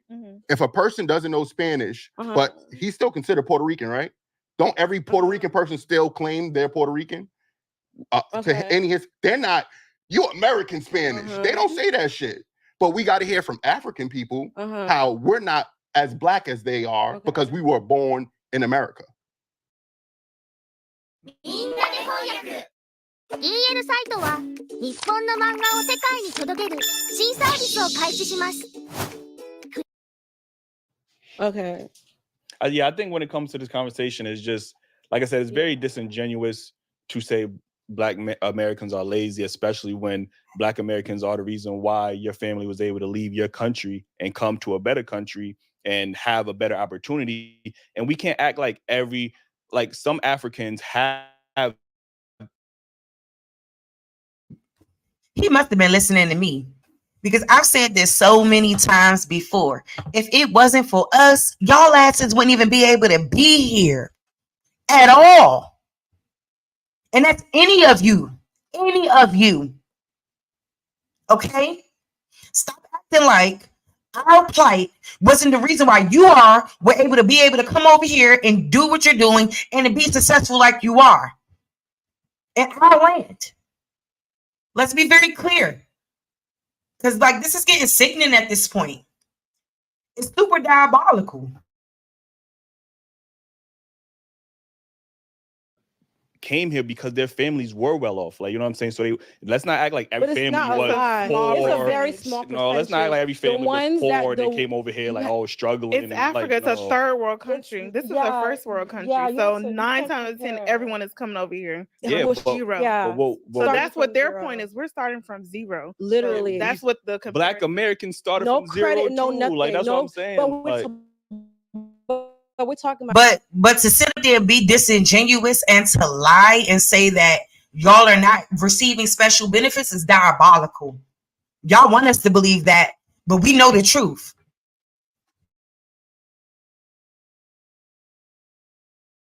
Right now, we're coming here with no credit, no nothing, no job. She lying about all of that. They definitely come over with credit, and they definitely have the first access to jobs. What is she talking about? Why is she lying?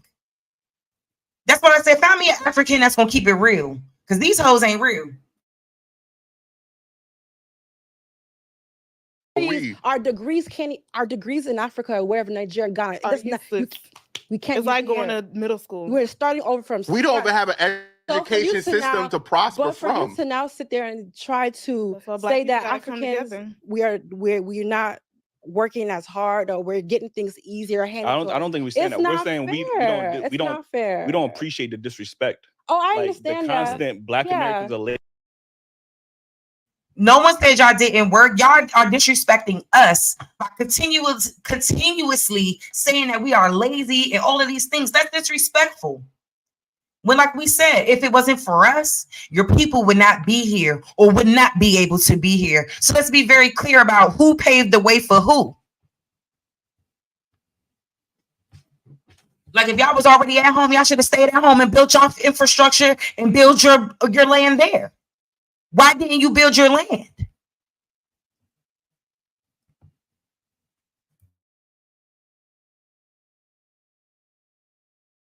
Lazy when that's simply not true. Black Americans are some of the most profitable, the richest Black nation on earth. We got the most degrees as a collective. You know what I'm saying? So to come over here and to keep disrespecting us. I think it's just more so saying some instead of saying everybody. But you didn't say some when you was trying to paint all Africans as being got all these degrees. You ain't say some. You tried to group all of them and try to make it seem like all of them are coming over here and prospering, when that's simply not true either.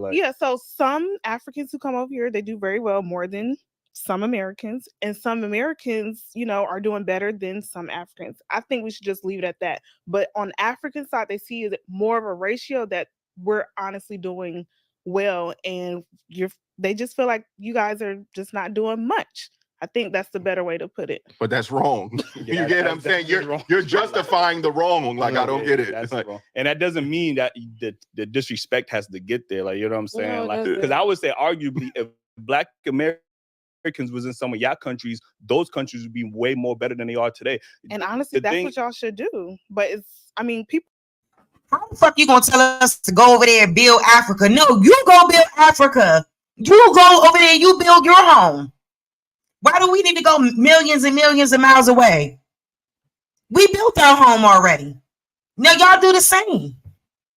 Instead of selling out to Africa. To China.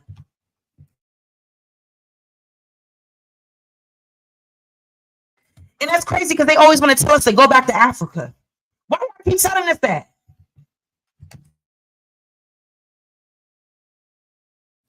They telling us to go back to Africa while they asses ain't gone back yet. Go home. Take the money you made and go home. People are doing it. It's just on a small scale. So I think it's just more so the scale. Like, because I like, as a Black American, I don't know what it feels like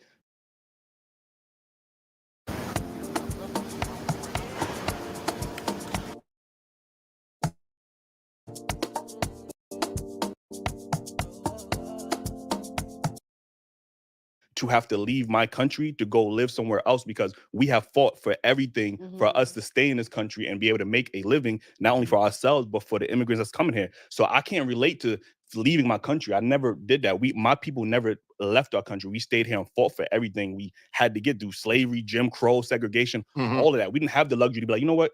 Let me go to fucking Saudi Arabia and just live my life thanks to the Saudi Arabians who made it possible. Like, no, we stood here and fought. So the fact that we have to get the disrespect, not even from not only from the white people, from the Asian people, now from the people that we thought was part of the African diaspora. You're supposed to click up. Looking at us like, no, them niggas, you heard what they said on this shit. Stay away from them Black. These are African people telling African people to stay away.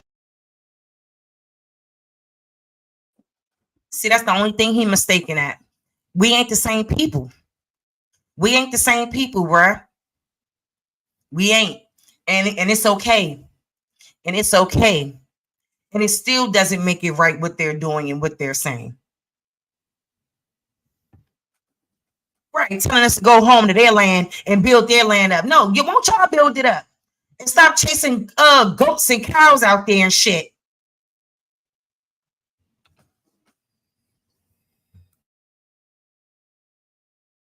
Away from Black Americans. How you don't feel like? But you also have to look at the statistics. What is it showing? Like, if I was to be with the American man, just any typical man, 9 times out of 10, I'm probably going to be a baby mama. So that's what they're seeing.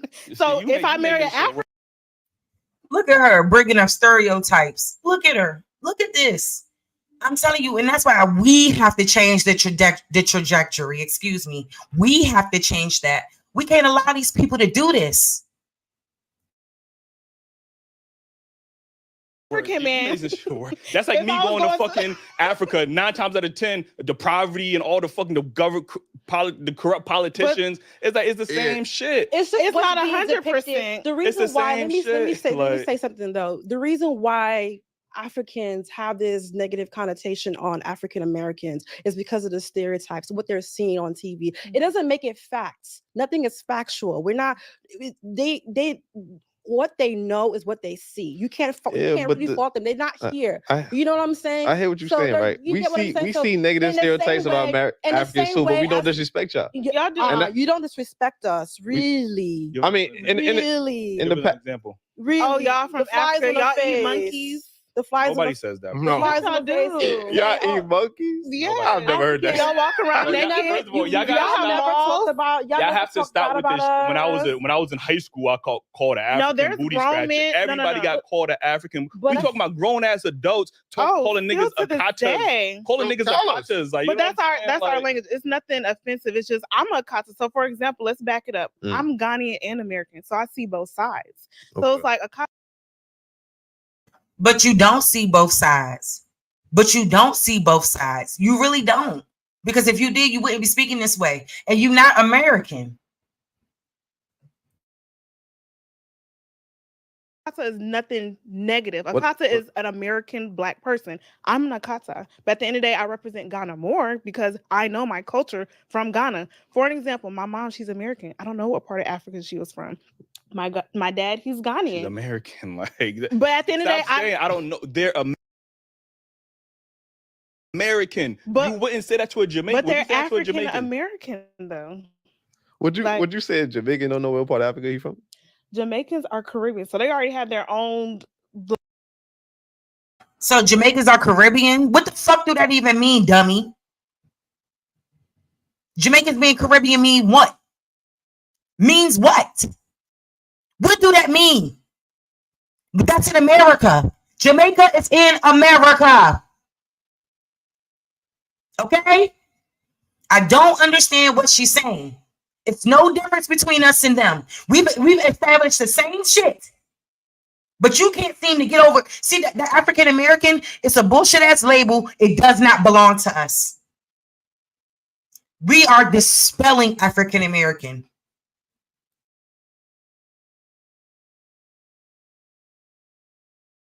Like, would you say he don't know what part of Africa he's but from? he know where he comes from. He comes from Jamaica. Just like a Black person know they come but from. I guess maybe okay, but exactly, because they are prejudiced. Exactly, the Caribs are us. That's why I don't know what they talking about. What are you saying? All the motherfuckers from Turtle Island.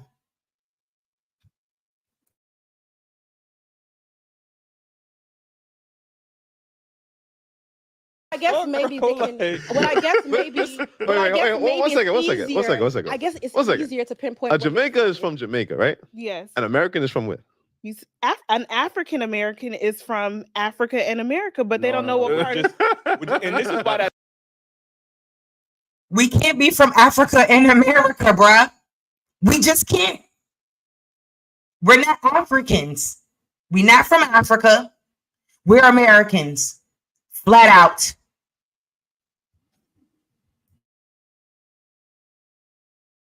that term is confusing. Is which I hear people just say Black Americans now because we try to do the right thing and at least acknowledge our ancestry. Unlike you don't see a Haitian saying I'm African Haitian or a Jamaican saying I'm African. We try to do the right thing and acknowledge our ancestry, and now it's being used. But see, what he needs to understand is, and he's a very intelligent young man, and I can really see that, but he needs to understand that being African was never a part of our culture, bruh. We was never Africans. That's not our ancestry. It was never our ancestry. That's a whole nother part of the world. And what they would have done to claim to have brought us here would be almost humanly impossible. That would be living in a gas chamber for 3 months. So I just think that this is, like I said, he's an intelligent young man. I hope that, I've seen some of the stuff where he's talked to certain indigenous peoples and stuff. I hope he talked to more Aboriginals and more FBA type people, just so they could get into more of an understanding. Not even so much so FBA, because they even hold on to the Africa part. I wish they didn't. They need to dispel that. We're not from Africa. They need to dispel that and let that go. Because the moment that they let that go, we'll be better too. And then we'll all can come in the fold and we can focus on our American Indian business and nothing else. You know what I'm saying? Because that whole African American thing, that needs to be scratched from the record. I don't know who agreed to that. That is a misleading term. We ain't African Americans. I'm not an American African. I'm fucking American. I'm an Indian. I'm indigenous to the American land's mass. North American mainland, excuse me, y'all. The mainland. I'm indigenous to the mainland. That's it, and that's all. Everything else is obsolete.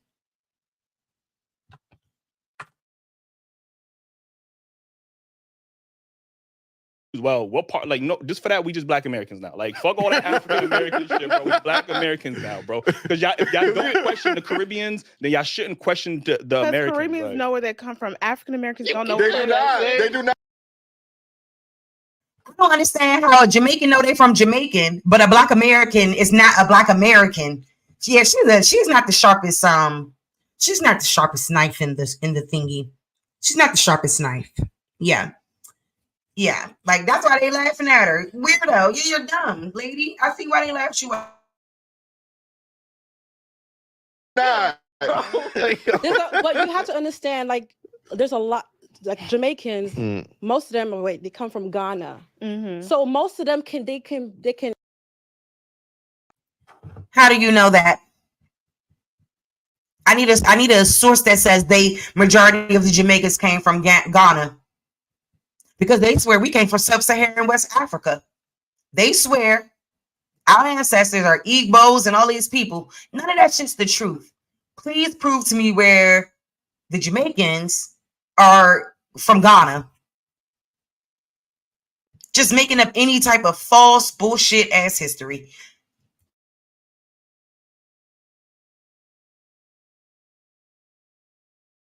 Can easily pinpoint where they're from in Africa. But they don't get a Jamaican is not going to say I'm from Ghana. He's going to say he's from Jamaica, right? Y'all trying to bail them out. So what does the Haitian say? I don't know. What is You are trying to bail them out. Big head, stop talking. No edges, please be quiet.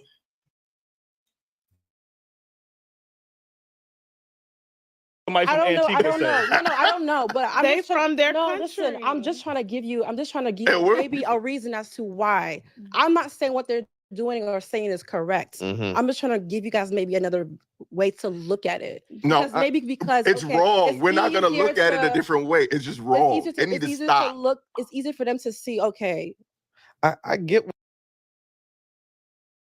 It's wrong, period. Stop questioning our ancestry. Stop questioning that. When we say we are from America, that's what the hell we mean. There's no in between. What country? Stop asking us that. We not from Africa. They should have just shut it down with that. We're not from Africa. But see, they know that should have caused a bunch of you know what I'm saying? And that's people's problem. Y'all never ready to get on these folks' head about the truth. But we so quick to entertain everything else but the truth. What you're saying, You get what I'm you saying? looking at it from the perspective of you from Africa, and you get why they saying they from Jamaica or whatever, but it's still wrong at the end of the day because we have our own country. Truth. Huh? It's not the truth. America is a country. Yes, it's They has culture there. So if I say I'm American from America. That's my culture. I think it's more so pinpointing the Africa and African roots as far as they're saying y'all don't have culture, y'all don't. We don't have African roots, lady. African American is a misnomer. We know that. We don't want African roots. We don't want to copy you people. We do not want to come from Africa. We are from America. Like, stop. What is wrong?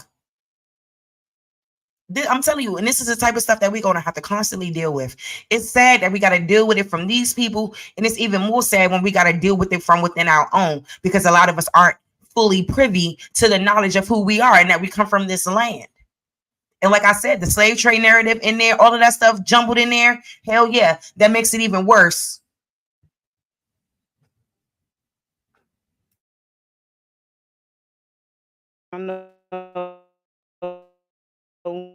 The history and the background of Africa, where I come from. So, like, for example, you wouldn't saying a Chinese person like, "Oh, I'm not Chinese. I don't know." You know what I'm saying? Like, you would say. I gave that example too about the Hispanic. They don't get questioned by other Hispanics whether they didn't know one bit of Spanish. I mean, honestly, Black people, African Americans, we should just come together and just be as one. But that's what we're trying to do. But if you keep saying like, "Yo, y'all not from here," Well, you know what do y'all feel like y'all should do in order to know where you guys come from? Are you guys doing? We just told you where we come from. Why is this not sticking to her head? We are from America. We can never be from Africa, ever. No ancestors that we know of have ever stepped foot in that land. Stop. Stop it. Yeah, African American gotta go. That shit gotta get striked from the record. It got to go. It's a misleading term.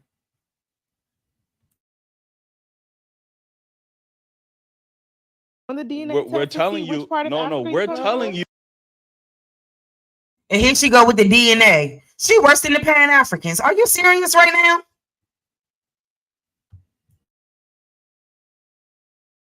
We're from America. So that's you are still enforced. Exactly. We are from America, and that is it. That's it. That's it. I don't understand where the confusion is coming in, where the misunderstanding is coming in. I don't even really know why they sat here and dealt with this as long as they did. I mean, they were very respectful. You know, I give it to these gentlemen because I know Black men have a very, very hard reputation when it comes down to how they communicate and how they talk. But these young men really did do a good job with articulating themselves and not getting disrespectful. And I can always say that that's always a thumbs up in our regard, because a lot of times people want to, you know, want to weaponize certain attributes about us against us. So I found it, you know, refreshing to see them, you know, I feel like they should have got on them a lot more, or maybe had an educated Black woman, so-called Black woman in there that's from America to speak on certain issues, because I would have got on them about the makeup, the hair, everything. Because y'all sitting up there trying to cosplay and look like us. And I know ain't no African do that weave that good.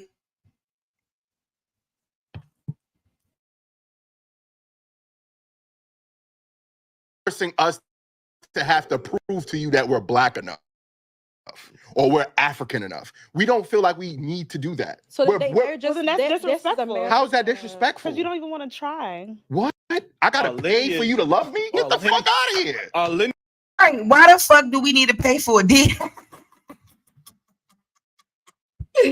Stop. Yo, this is what we dealing with, family. And look, if anyone be on the Twitter spaces and all that, y'all let me know, because I really want to be getting involved in those spaces a little bit more, expanding my situation or what have you. But hold on real quick, y'all.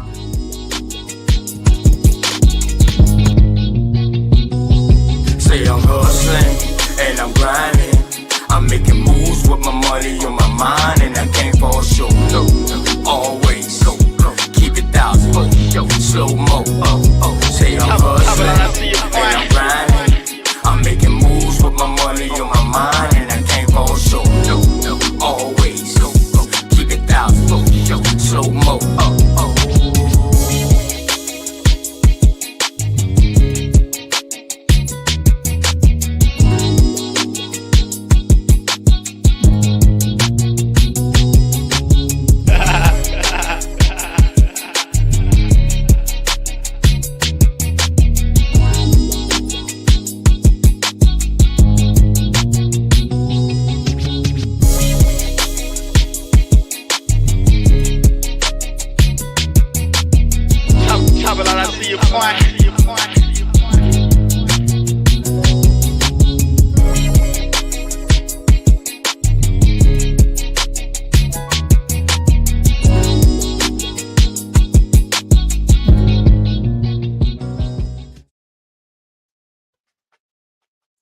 Yes. Peace and love to all the Aboriginal, Indigenous, Indians. Shout out to everybody that's been in and out of the live stream today. I really appreciate you guys.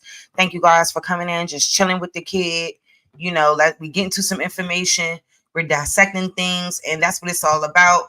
If you guys just came in earlier, I mean, you guys see the title. So pretty much I gave my piece about Kamala Harris. Candace Owens had a lot to say in that regard, and I'm so glad that she was able to put out receipts and evidence supporting this narrative that this woman is trying to put out there to us, which we know, obviously, now we know, like, yeah, those ancestors and people on her tree is not her people's.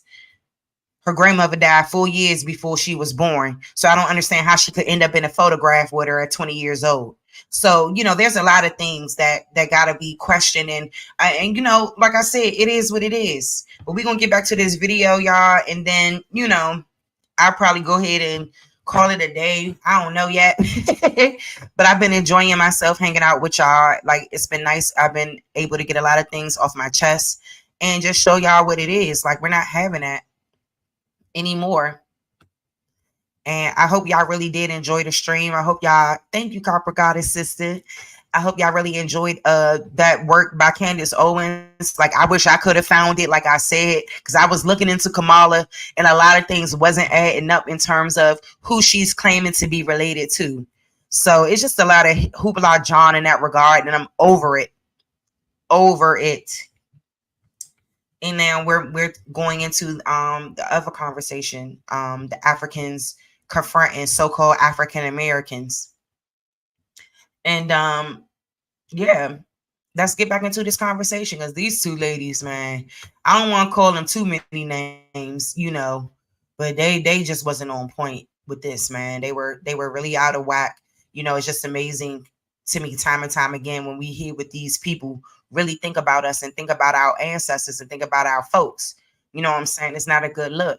And then for them to just be perpetuating the idea that we are lazy and stuff like that, it just really goes to show what they're being taught at home, what their first generation parents are teaching them. And when they come over into this country, what they think. The guy showed a whole long clip.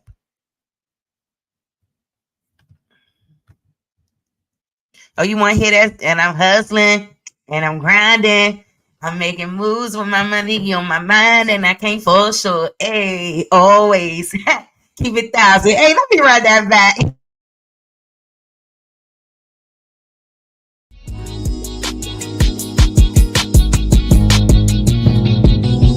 Say I'm hustling and I'm grinding.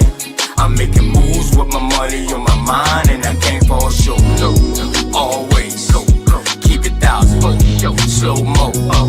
Say I'm hustling and I'm grinding. I'm making moves with my money on my mind, and I can't fall short. No, always keep it 1,000. Slow mo.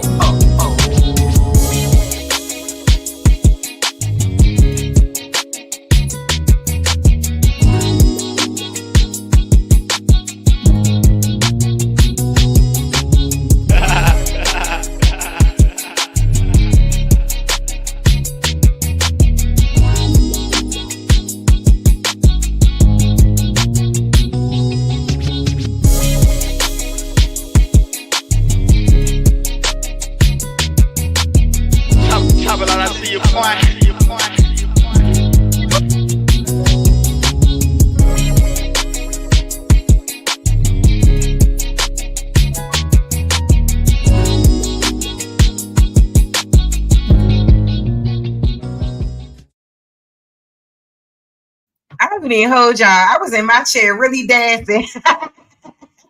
Hey, I banged with that joint, man. Shout out to my big bro, my indigenous brother, the one they could never put African on. OTK all day, okay?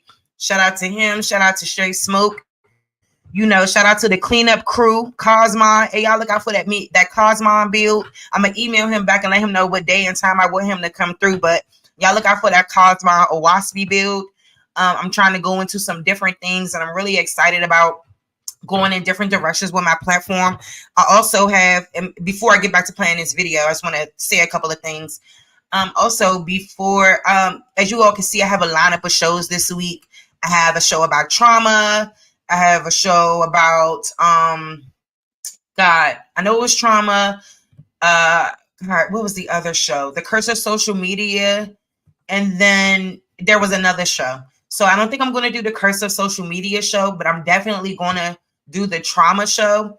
My high school homecoming is on Friday, so I had to go ahead and be done with that because I'm going to be at the parade, etc., celebrating my high school homecoming and all of that. Of course, I was a dancer in the band for 3 years. I danced as co-captain and captain. So it's always an honor for me to be able to go back and you know, and give back to my school, you know, in a spiritual way, and just to come, you know, together with everyone. I'm already working on some things in that regard. Like, also, y'all look out for the not DMV. I keep wanting to put DMV on there, but if I don't get enough people to sign up, it will be DMV. But right now I'm doing something called the Aboriginal Link Up, and I don't know why I didn't say anything about it. But, you know, if anybody got any ideas, anybody want to be on a committee, you know, anything like that, you know, y'all let me know, because I'm going to create an email for the Aboriginal Link Up and all that. So the next time I come on live, I'll have that information for you guys, and y'all can just email the link and we can get together, because what's going to happen is that I want to plan for us to have a weekend, maybe a 4-day weekend full of festivities.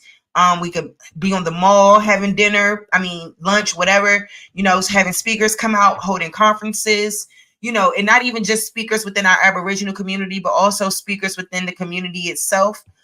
People who may specialize in mental health, lawyers, different things like that I'm trying to bring into the fold so that people can become educated and we can know how to use our power.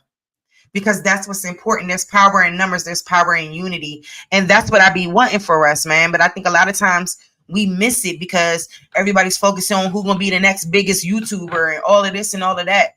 And, and I want to apologize to anybody that might have felt like anything that I did or anything that I said, especially in regards to certain situations that they might have felt that maybe I shouldn't have did that, or maybe, I could have done something differently. I sincerely apologize if that put a bad taste in your mouth. But at the end of the day, like me as a person of the people, I'm just like one of y'all. Just because I'm out here speaking on this microphone, that doesn't mean I'm not a regular person. That doesn't mean I'm not a person with emotions and feelings, and that doesn't mean I'm not a person who doesn't feel. Who won't.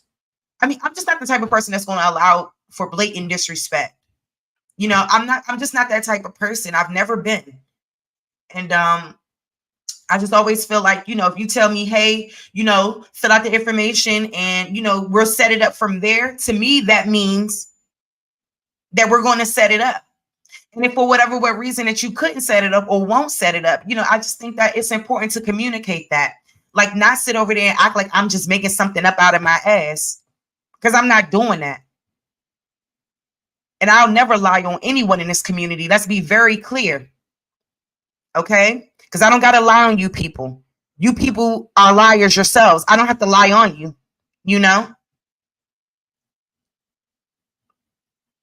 Because what's so interesting about the whole thing is that it was so many things that I could have really put out there. Because there were so many things that Sister Bethy herself told me personally. And I didn't even put you on blast on your channel. But you're trying to, create tension. And I don't like that.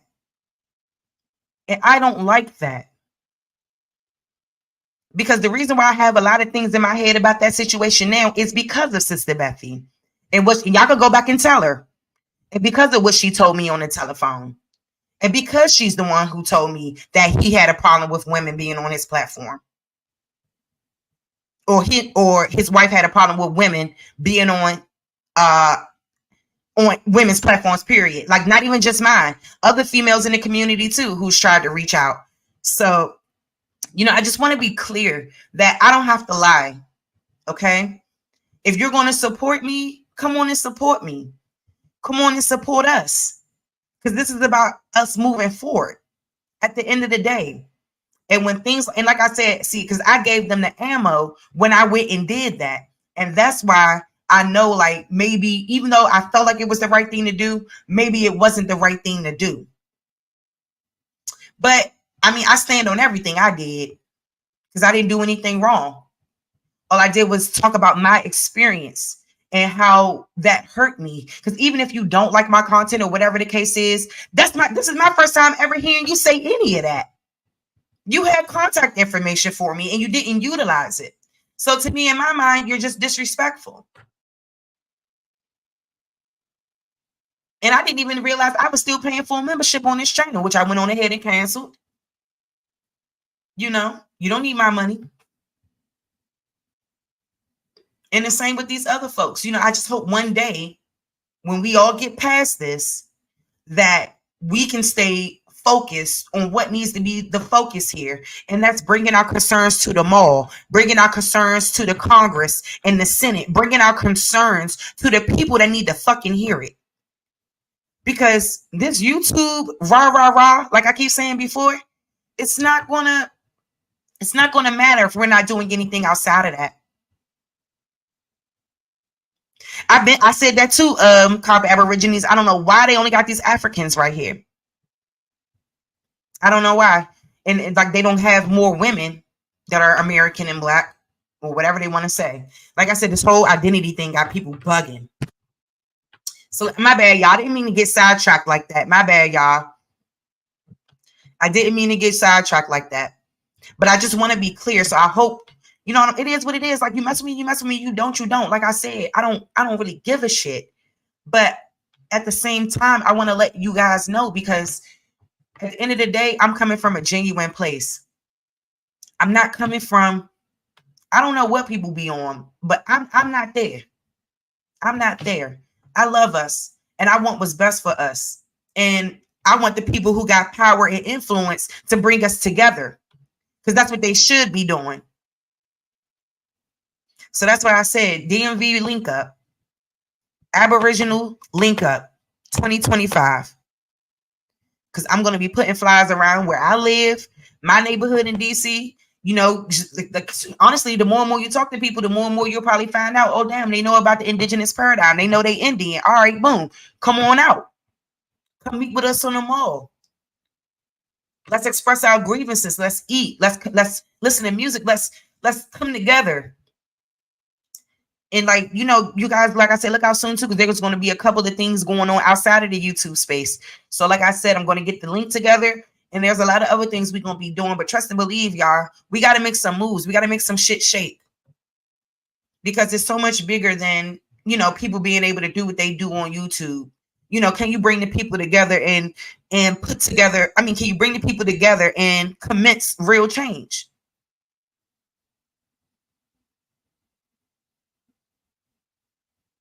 And all it does is turn into wool. It's always a problem with somebody say. It's always this, is always that. Like, it's just always a bunch of. That's it. And I'm over it. I'm tired of all that. I'm tired of I'm tired of all of that. Stop. Because I think Jesse, what's his name? Owens, whatever his name, he said it the best. Because if you're not about the liberation of your people, then sit down. If you don't care about your people, sit down. Stop making documentaries. Stop doing all of that shit. You don't care. Oh, perfect. That's right. That's perfect. I didn't even know about the Copper Color Conference. I'm here for it. Shout out to Cut in the Copper Color Conference, spring 2025. Let's make it happen. Let's get together. Let's do grassroots work. Let's reach out and touch one another. You know what I'm saying? I just thought that we would be on this wave of unity and all. I mean, like I said, that shit just really disappointed me. And to even hear some of our men's mouth, none of y'all had nothing to say to any of them men about what they did to me. Y'all don't even care. For real. Some of y'all still going over there under the chat. Fuck you talking about? Since you saw the Jussie Smollett, Kamala Harris foot, if I drop the link, would you put it in my back check? I mean, if you put it right there, I probably could copy and paste it. Sometimes they be acting like it don't want to let me copy and paste. But if you want to put the link right there, I'll play it. But let me go back to this video, y'all, because I've been up here for 3 hours already, and I really was supposed to be gone. So let me go ahead and show the rest of this.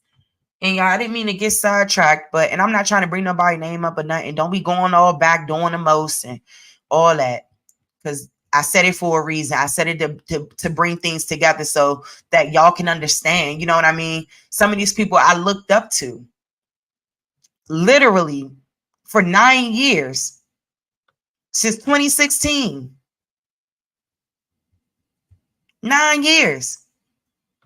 And to know, you know, it's heartbreaking, bruh. It's heartbreaking, but it is what it is. Because what's for me will always be for me. And as long as my heart is in the right place, thank you to the heavens above. That's all that matters.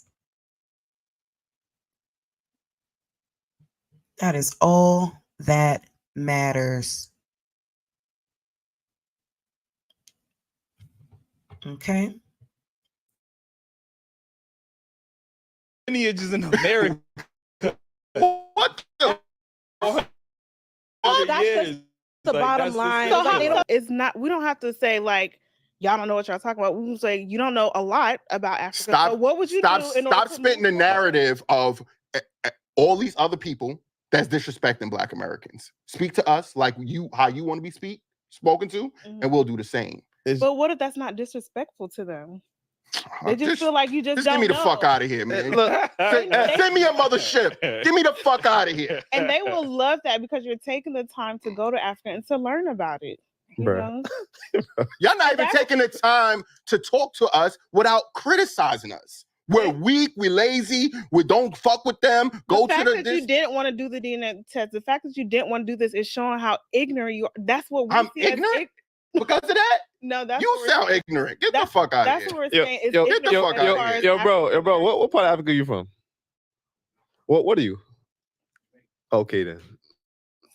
So he's But they would never question that. And that's what we find disrespectful. You wouldn't look at him.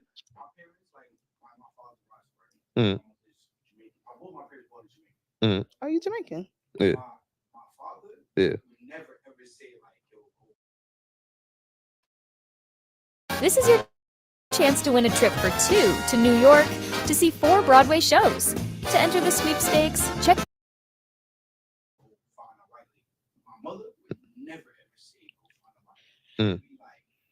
Would your parents expect you to look for your African roots to know?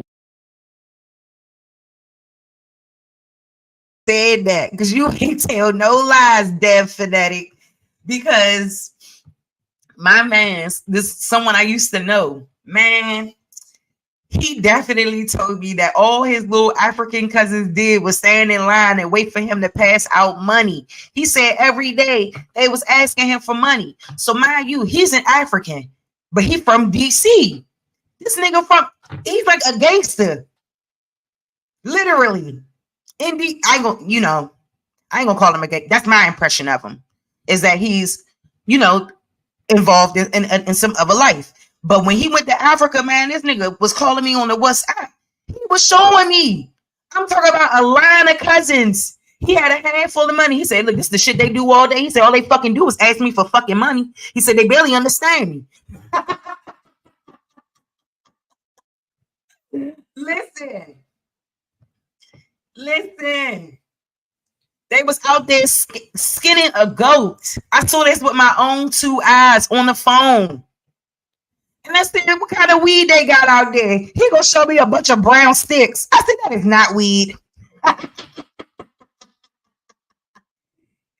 Like, for real. For real. They were big. Damn. And then you got the people who go over there and live. They said they be overcharging them.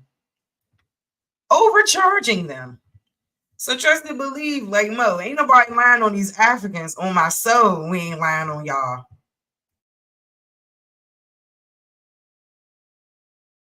Where you from? No. Okay. But he would probably want him to marry a Jamaican. My parents are definitely like everything from Africa. Mm. They're big into like the history of slavery and all that. We're African, no matter which part of Africa you're for, black or whatever, we're African. I mean, they're pro on that. Agreed. As he said, with Jim Crow and everything, parents came here, they understand that. Just because we wasn't born here, the lineages are from here, we all are black. We're all going to get treated the same way. And that's. But see, I want them to say that because we all black. I want them to stop saying that. All black people do not get treated the same way, bruh. And black immigrants do not get treated the same as black Americans. Stop. Why do you want us to believe that bullcrap?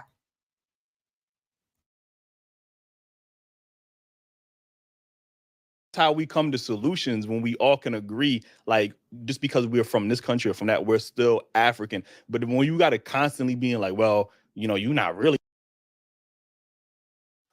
We're not Africans. See, that's the only thing he got to get out his head, and he'll be straight.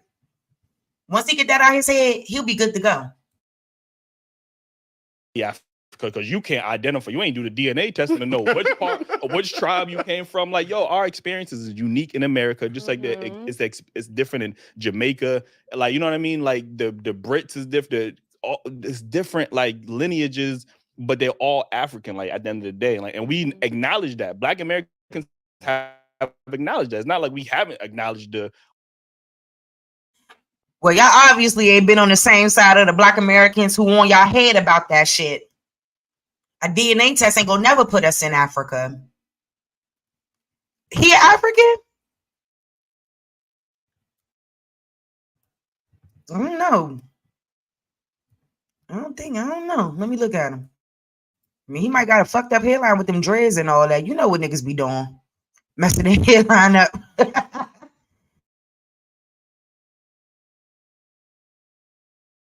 Our roots, we call ourselves African Americans. Like, you know what I'm Some saying? people say that they're like the African Americans are saying that I'm not African. Yeah, a lot of Africans, they don't I'm want to be American. considered African Americans. I think they Because we ain't African. African Americans ain't African. I didn't get on no boat. But those could be the people that you would call ignorant. Our people didn't get on no boat, and we not ignorant. Y'all are ignorant to think that your ancestors came here on a damn boat. That's what's ignorant. The ignorance of that, and they've never shown you any proof of that. They just said, hey, all your ancestors came off a boat. And we're supposed to believe that, right? We're supposed to run with that and use our imagination to determine what was really going on. Are they crazy? So no, I don't agree with this part of the talk. So let's be clear. most of That's, and so that's what Africans are seeing as those people who are like.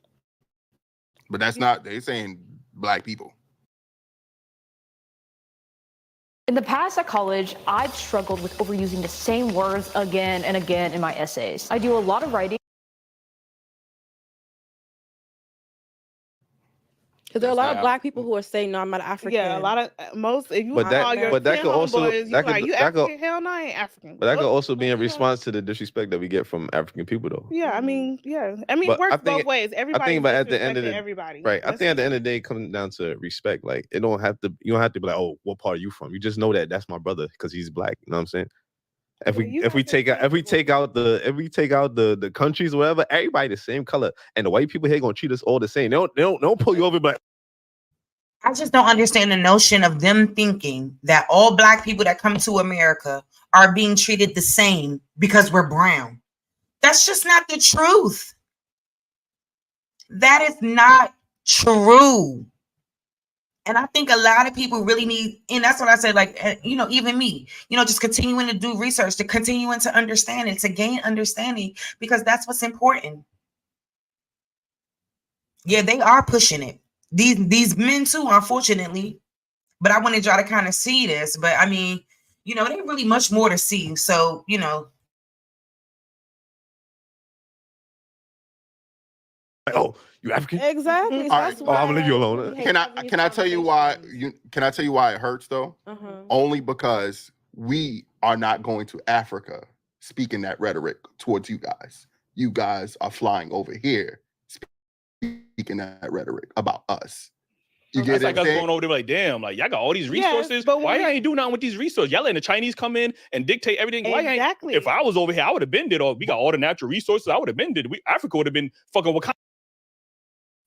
But see, that's a lie. Africa doesn't have all the natural resources. Because if they did, they wouldn't be over here.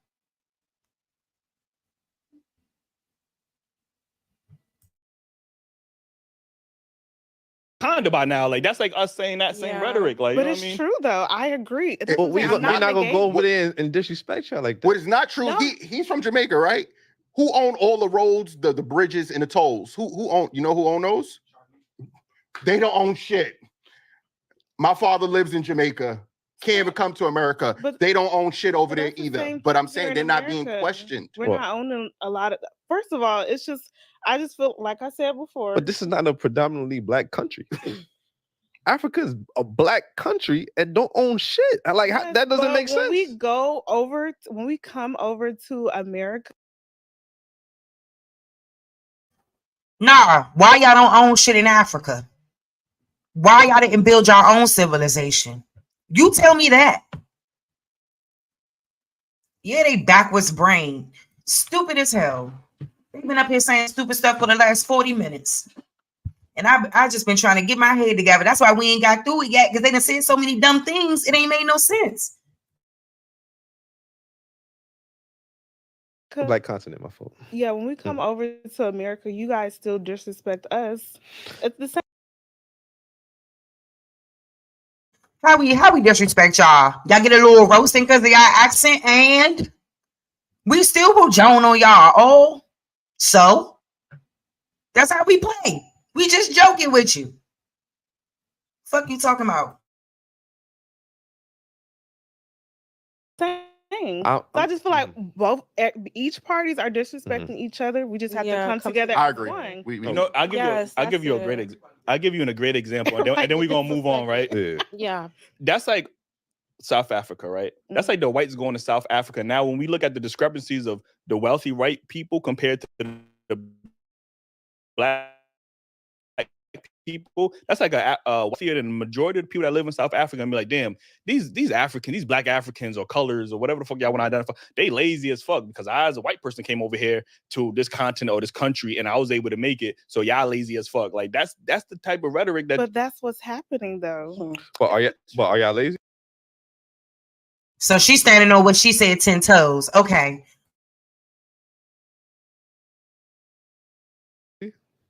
Or because y'all come here and say y'all not lazy. But the white nigga but if a white person go to Africa, he gonna consider y'all lazy because he got further than the people there. He didn't get. He already had more money and more opportunity. Okay, Yeah, right. But that's the same shit for us here. So you're saying So you're saying we had So who had more money, more resources when it comes to here? They say Africans, but I don't. No, not Africa. I'm saying. I don't know why they trying to hide the fact that their parents might have came over here with a line of credit. A lot of them do. I'm confused. And America gets a lot of things out to these people.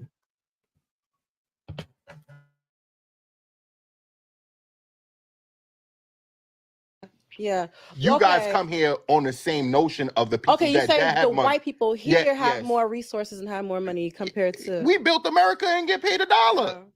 Yeah, we in the negatives at this point. Yeah, that's a fact.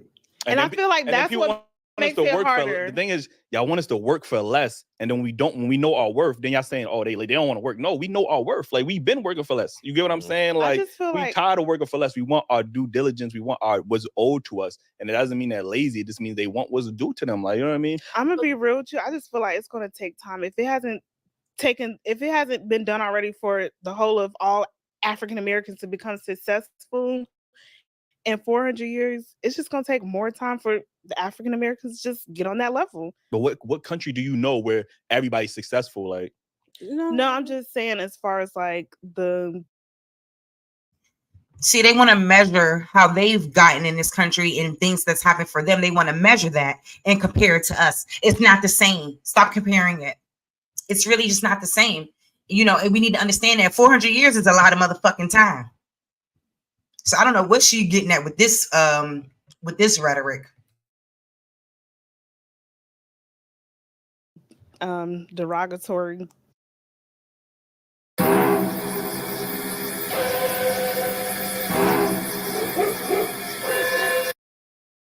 You know, actions and comments about African Americans. That's what I'm saying. Black Americans are the most successful out of every black nation on this earth. Like financially, educationally, like if you compare Black Americans to any other nation and on the earth, we have the most capital, we have the most spending power, we have the most educated people. Like you know what I'm saying. So this whole nation, and I get Africa. You could say Africa, but y'all divide yourselves by countries. So if you want to compare Nigerians to Black Americans, it's kind of unfair, like because two different countries, bigger population. Maybe in Nigeria, probably bigger population. But if you look at that population compared to Black Americans, better, we got higher spending power, we got more money, more education. Like you know what I'm saying. So like this, I can't get over this nation that Black Americans. I think it's just more so based off what they see. They've never been here, so if they see it in China, all the Chinese people are poor and homeless. When we get over there and you know we finally see like they got the some money, people doing stuff, some people doing over here, but it's only a few of them who not doing nothing. So it's just they just never been here. So when they see and they ask their homeboy like, oh okay, you know, did you marry that girl? No, I ain't gonna marry. You know what I'm saying? So that's when it's like, oh okay, so now the statistics. Okay, you a baby mama, you this, you know, you having 10 kids out of wedlock, like.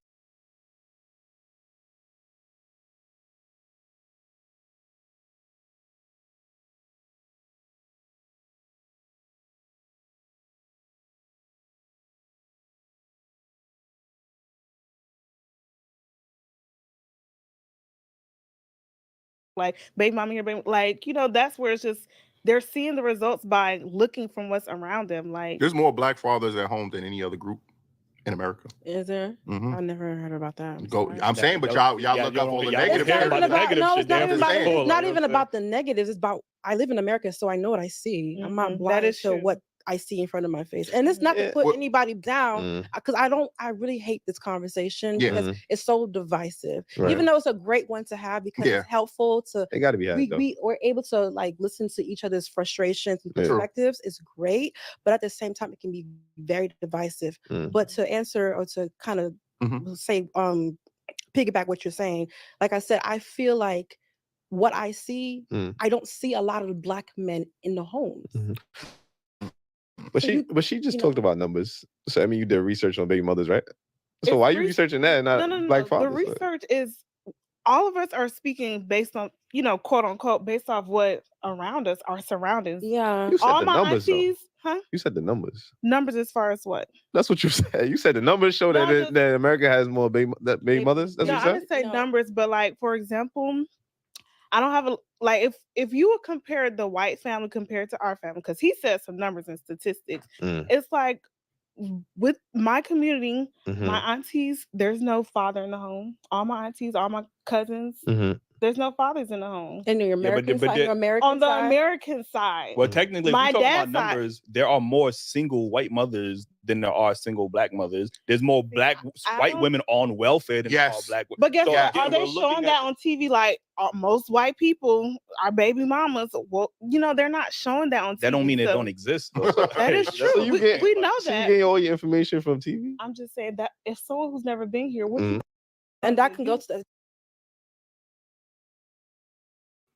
If you're talking about somebody who never been here, maybe they should fucking pick up a book and read and stop acting like TV is the end all be all of who we are as a people, because TV isn't the only thing that you can go off to. What? Can you believe this? All right, y'all. I'm gonna let this go for a little bit longer and then I'm gonna have to go ahead and wrap it up. Because my daughter has ballet today, guys. And then, you know, we got some other stuff going on. Let me check the weather. Because I wasn't going to take her at first if it was going to be doing too much raining. But it's looking like it's just going to be cloudy for the rest of the day. So I'm going to go ahead and, you know, probably get her from school soon. And, you know, bring her home so I can give her something to eat and all of that stuff. And then, you know, we can prepare to go out to her ballet class this evening. So anyway, y'all, let's just keep going. I wish I could stay on here with y'all all day. Thank you, Carper Goddess. Thank you, Carper Aborigines. Dev Fitnatic, thank you so much. Who else was up in here banging? Mary Gal, hey sis, thank you. What's up, Higher Heights? Shout out to everybody, man. Shout out to everybody that's been watching who didn't comment. I hope y'all are having a lovely day. I hope I'm not doing too much, and I hope some of y'all not at work. My bad if y'all is. Like, I try to keep it cute, but I'm from DC, so, you know, every now and then that shit gonna come out. So let me think. None of your business was in here. The enemy's public was in here for a long time. Yeah, shout out to everybody that stopped through, because I know everybody else live too. I know Cut Live, I think Smoke Live, and there's a couple other people, but I thought I saw Top Cats too. Yeah, shout out to Top Cats, the only one I really care about and respect. So shout out to you, Top Cats. I don't got no problem with you. Don't think I do, boo. You ain't like the people you kick it with, but some people just is who they is.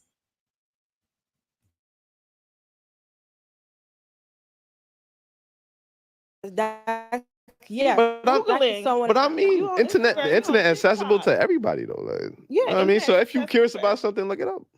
That's what they're doing. They're seeing like the No. trials and Looking, I'm not talking about looking it on TV. I'm talking about researching. I'm just saying, yeah, Exactly. And to even know that the only thing that you have to base your opinion about us on is stereotypical propaganda bullcrap, you need a lot of help. And obviously you haven't been around us enough to know who we truly are. Because if you've been around us, then you wouldn't even be speaking that rhetoric right now. Do you know those people in Africa think that we know Oprah Winfrey? They think we know people like Beyonce. That's what the hell they think. They have no clue as to how we are being treated on this land, on our own land at that. They have no clue. So cut it out. I don't know what they talking about. Searching, they're getting the statistics. They're knowing, like, okay, you know, that's crazy. They can literally pull up facts and be like, this is it. So I would say that it's facts to prove wrong answers all over. I understand. So then now we really don't know Yeah. what is the truth, but it's in their own circle and community. That's what they're seeing. Like But that's you- just but from my you- experience yes, from my American side. My I get dad's it, I side, get who is Ghanaian, Yeah. everybody is getting married. Like that's in their culture. You get Yeah. married before you have baby. You get married before you know you have a ceremony. Like everything is like traditional. So that's what they say they don't have culture because it's y'all parents are not forcing Black American men to get. That's one I could example. agree to a certain They're degree. not forcing y'all to do that. We're getting married at a younger age, and you know, in a faster. But rate if we're than Black if we're only basing around our circle, I could say that I don't know not one deadbeat man, and I know so plenty you of good. men. You're a pass. What about you? We in the same circle. Yeah, your circle, but you can't compare a circle to. But that's what y'all just did. Nah. That's from my experience. You know what I'm saying? There's no way. My experience. These two is a walking contradiction. Walking contradiction. Just weird. All right, y'all. I'm gonna go ahead and stop it right there. It's been about 4 hours. Listen, family, I had a great time this morning. I hope you all really enjoyed the live. I hope y'all enjoyed the information. I hope y'all enjoyed my reaction to Candace Owens. And I hope you guys enjoyed my reaction to the daily wrap up. Shout out to both of them. You know what I'm saying? Doing great things for their platforms. You know, like I said, manifesting all positive energy. I want you all to have positive energy. And I want us to just to thrive and prosper. Like we're going to be fine. We're going to be fine.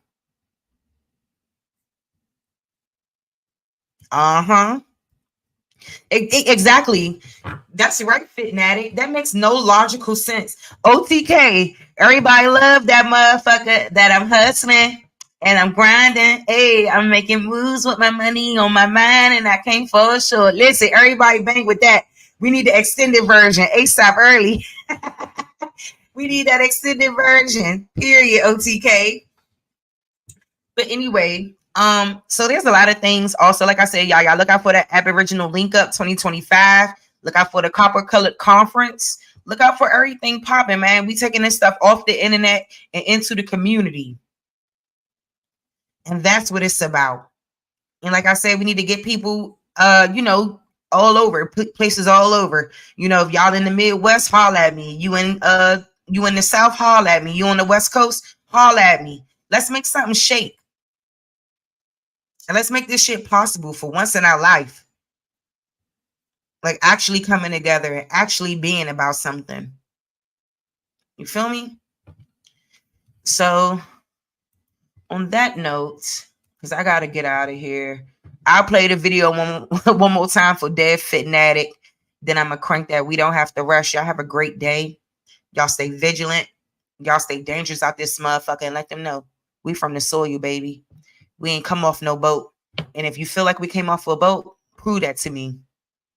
And I'm talking about a boat that disembarked from Africa to America. Not a boat that disembarked from Virginia to Louisiana. You want to dig?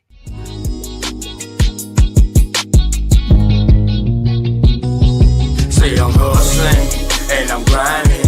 I'm making moves with my money on my mind, and I can't fall short. No, always keep it thousand. Slow mo. Say I'm hustling and I'm grinding. I'm making moves with my money on my mind, and I can't fall short. No, always keep it thousand. Slow mo.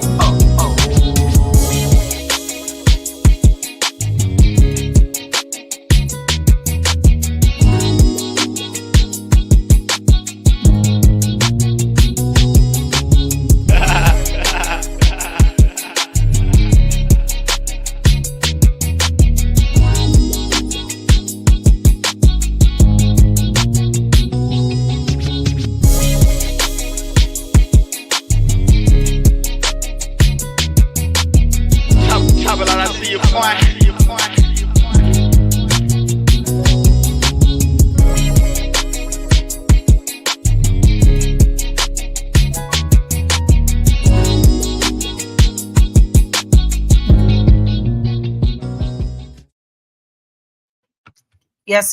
So shout out to all the Aboriginals. I hope you guys enjoyed today's live stream. Look out for my trauma build. You know, if you want to learn about trauma and what that is and how that is affecting us in the current day, I think you will really enjoy that particular build. So, you know, that's really all I got for y'all today. Y'all stay dangerous. Peace out.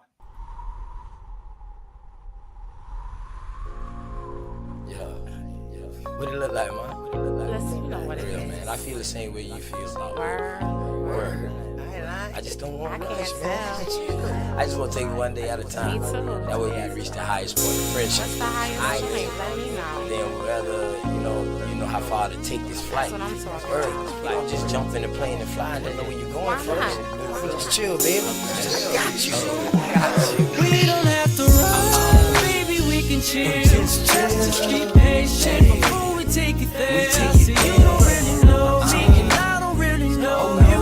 Never lived a good life, come on, let me show you. We don't have to run, baby, we can chill. Let's just be patient before we take it there. See, you don't really know me, and I don't really know you.